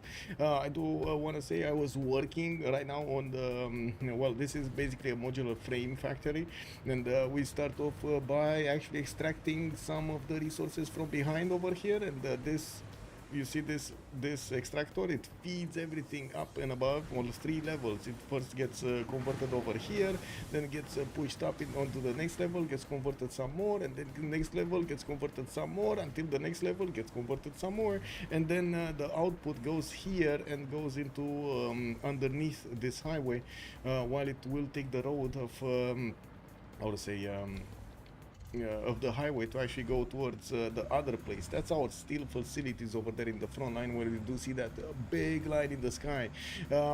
I did try to take it slowly this time around with the save, and I did try as much as possible to get all of the details done, as in have pathways, have the energy where we need it, connect everything with belts, have transport systems and so on. I did prefer actually getting trucks or buggies or something like that over tunnels, just because it makes it more fun. And I do have to say, this is the steel facilities with also the Crystal Palace right there in the mountains. You can see actually the things, or I should say the windows. Slowly, I still need to work a little bit on the details of this bridge, but you can see how it slowly starts to look when we're getting closer to the main base, where everything, well, most of everything has been finished. Steel facilities, I think they're actually finished. I did actually try to cover as much as possible of the machines, so you don't get to see the work being done underneath. Actually, this is a massive maze of stuff happening in the underground. We do have so many machines in the underground underneath those roads, and we're still gonna add stuff. So you saw the facilities that I just saw. This is the build that's coming from those facilities that will feed into these, and we're also gonna get some more how to say, some more machines around this, so we can make this work. Everything will go on this belt, and we'll take the road towards the main facilities, the main base over there. Let me actually get back into the truck so I can show you the other ones we did, the other areas we did. This basically, the game is starting to be how to say, getting into the last phases. Even if we did unlock most of the technology in the game, we still need to actually get everything automated, and that's the biggest challenge that we have right now, to get everything proper and also automated at the same time, not just make them by hand or try to do anything else. I also did try to put a bit of a personal touch on each of these, and thought of it as in how would it look if we actually build how to say, build a base that is kind of from a game, right? I wanted to have that feeling of it being a game. Let me actually park the car here, and not just a factory game, just a game that in which you actually get to do stuff. Okay, there we go. Oh, nice and tight, nice and tight. Okay, let's go here. And still, we didn't to expand the storage space, and I'm pretty sure we're gonna expand with another level. We're starting to run out of possible containers for our supermarket. I do notice, let me actually see over here. Oh, by the way, building, as you can see, you can move around even with the car around the building, and this goes down another 2 levels. We're gonna keep on adding stuff to it. Surprisingly, I can't believe how well these fit over here. It's insane that they actually fit exactly as they needed to fit. Now, while let me actually go and take a quick road towards oil. That's our oil processing facility, which is again gonna need to be bigger. I'm preparing another level above it so we can get going, but in the meantime I did want to get 2 things going. First of all, the connection. This is the connection towards the main highway. Again, the same thing, tunnel, highway. Coming from there, I can actually split it up if I want on multiple belts, but I wanted to have it right here, right now, until this actually gets overloaded. This is the entrance to the oil facilities. Looks big, looks awesome. Let me actually get into the building. This is the building basically. It doesn't have one of the sides. I didn't want to actually put walls over there where you do see so much nature, but other than that, it's everything is walled up and proper and balanced. Yeah, it works out as it should. Okay. Massive difference, by the way, from the start when you seen me just, you know, having rocks in front of my face and not even managing to get a few panels down. Now look at it. Now look how much this transformed everything. And slowly, like I was saying, we'll get going. We're gonna get all of it transformed. Good evening, Closing. Thank you so much for stopping by. And let me actually double check if the boys are still here. Yeah, they're still here. They're talking about something. Yeah, this is satisfactory. This is it. Slowly but surely getting the big factory going. We did have also the busy stand and Jimmy managing to get all of the roads going, and this is amazing. I know they didn't actually do them on the same, I would say, on the same grid as we do, so they can't really connect proper with our own lines, but this is the roads they're starting to build, and they build them everywhere, and I think I showed them once. Yeah, this is the backyard basically, which is gonna turn into a big front yard, but sure, we'll see. Cars everywhere and roads everywhere. Building a game into a game. It's amazing. It's amazing. Anyway, have a great evening, everybody, and I do hope you enjoyed your time with me tonight. I do hope we're gonna see each other next time, and we're gonna have tomorrow the Rooster Cup qualifiers of session 1. I'm gonna need to double check with the players to see exactly who's gonna join us from the list, and of course we're gonna see tomorrow who's gonna grab that who's gonna grab the 3 qualifier slots that are available. Thank you for the likes, much appreciated for the subscriptions, much appreciated for the gifts over here, and I do hope you had a wonderful time with me tonight. Thank you so much for the bits. Let's see each other next time, and don't forget to like and subscribe the channel. Bye bye.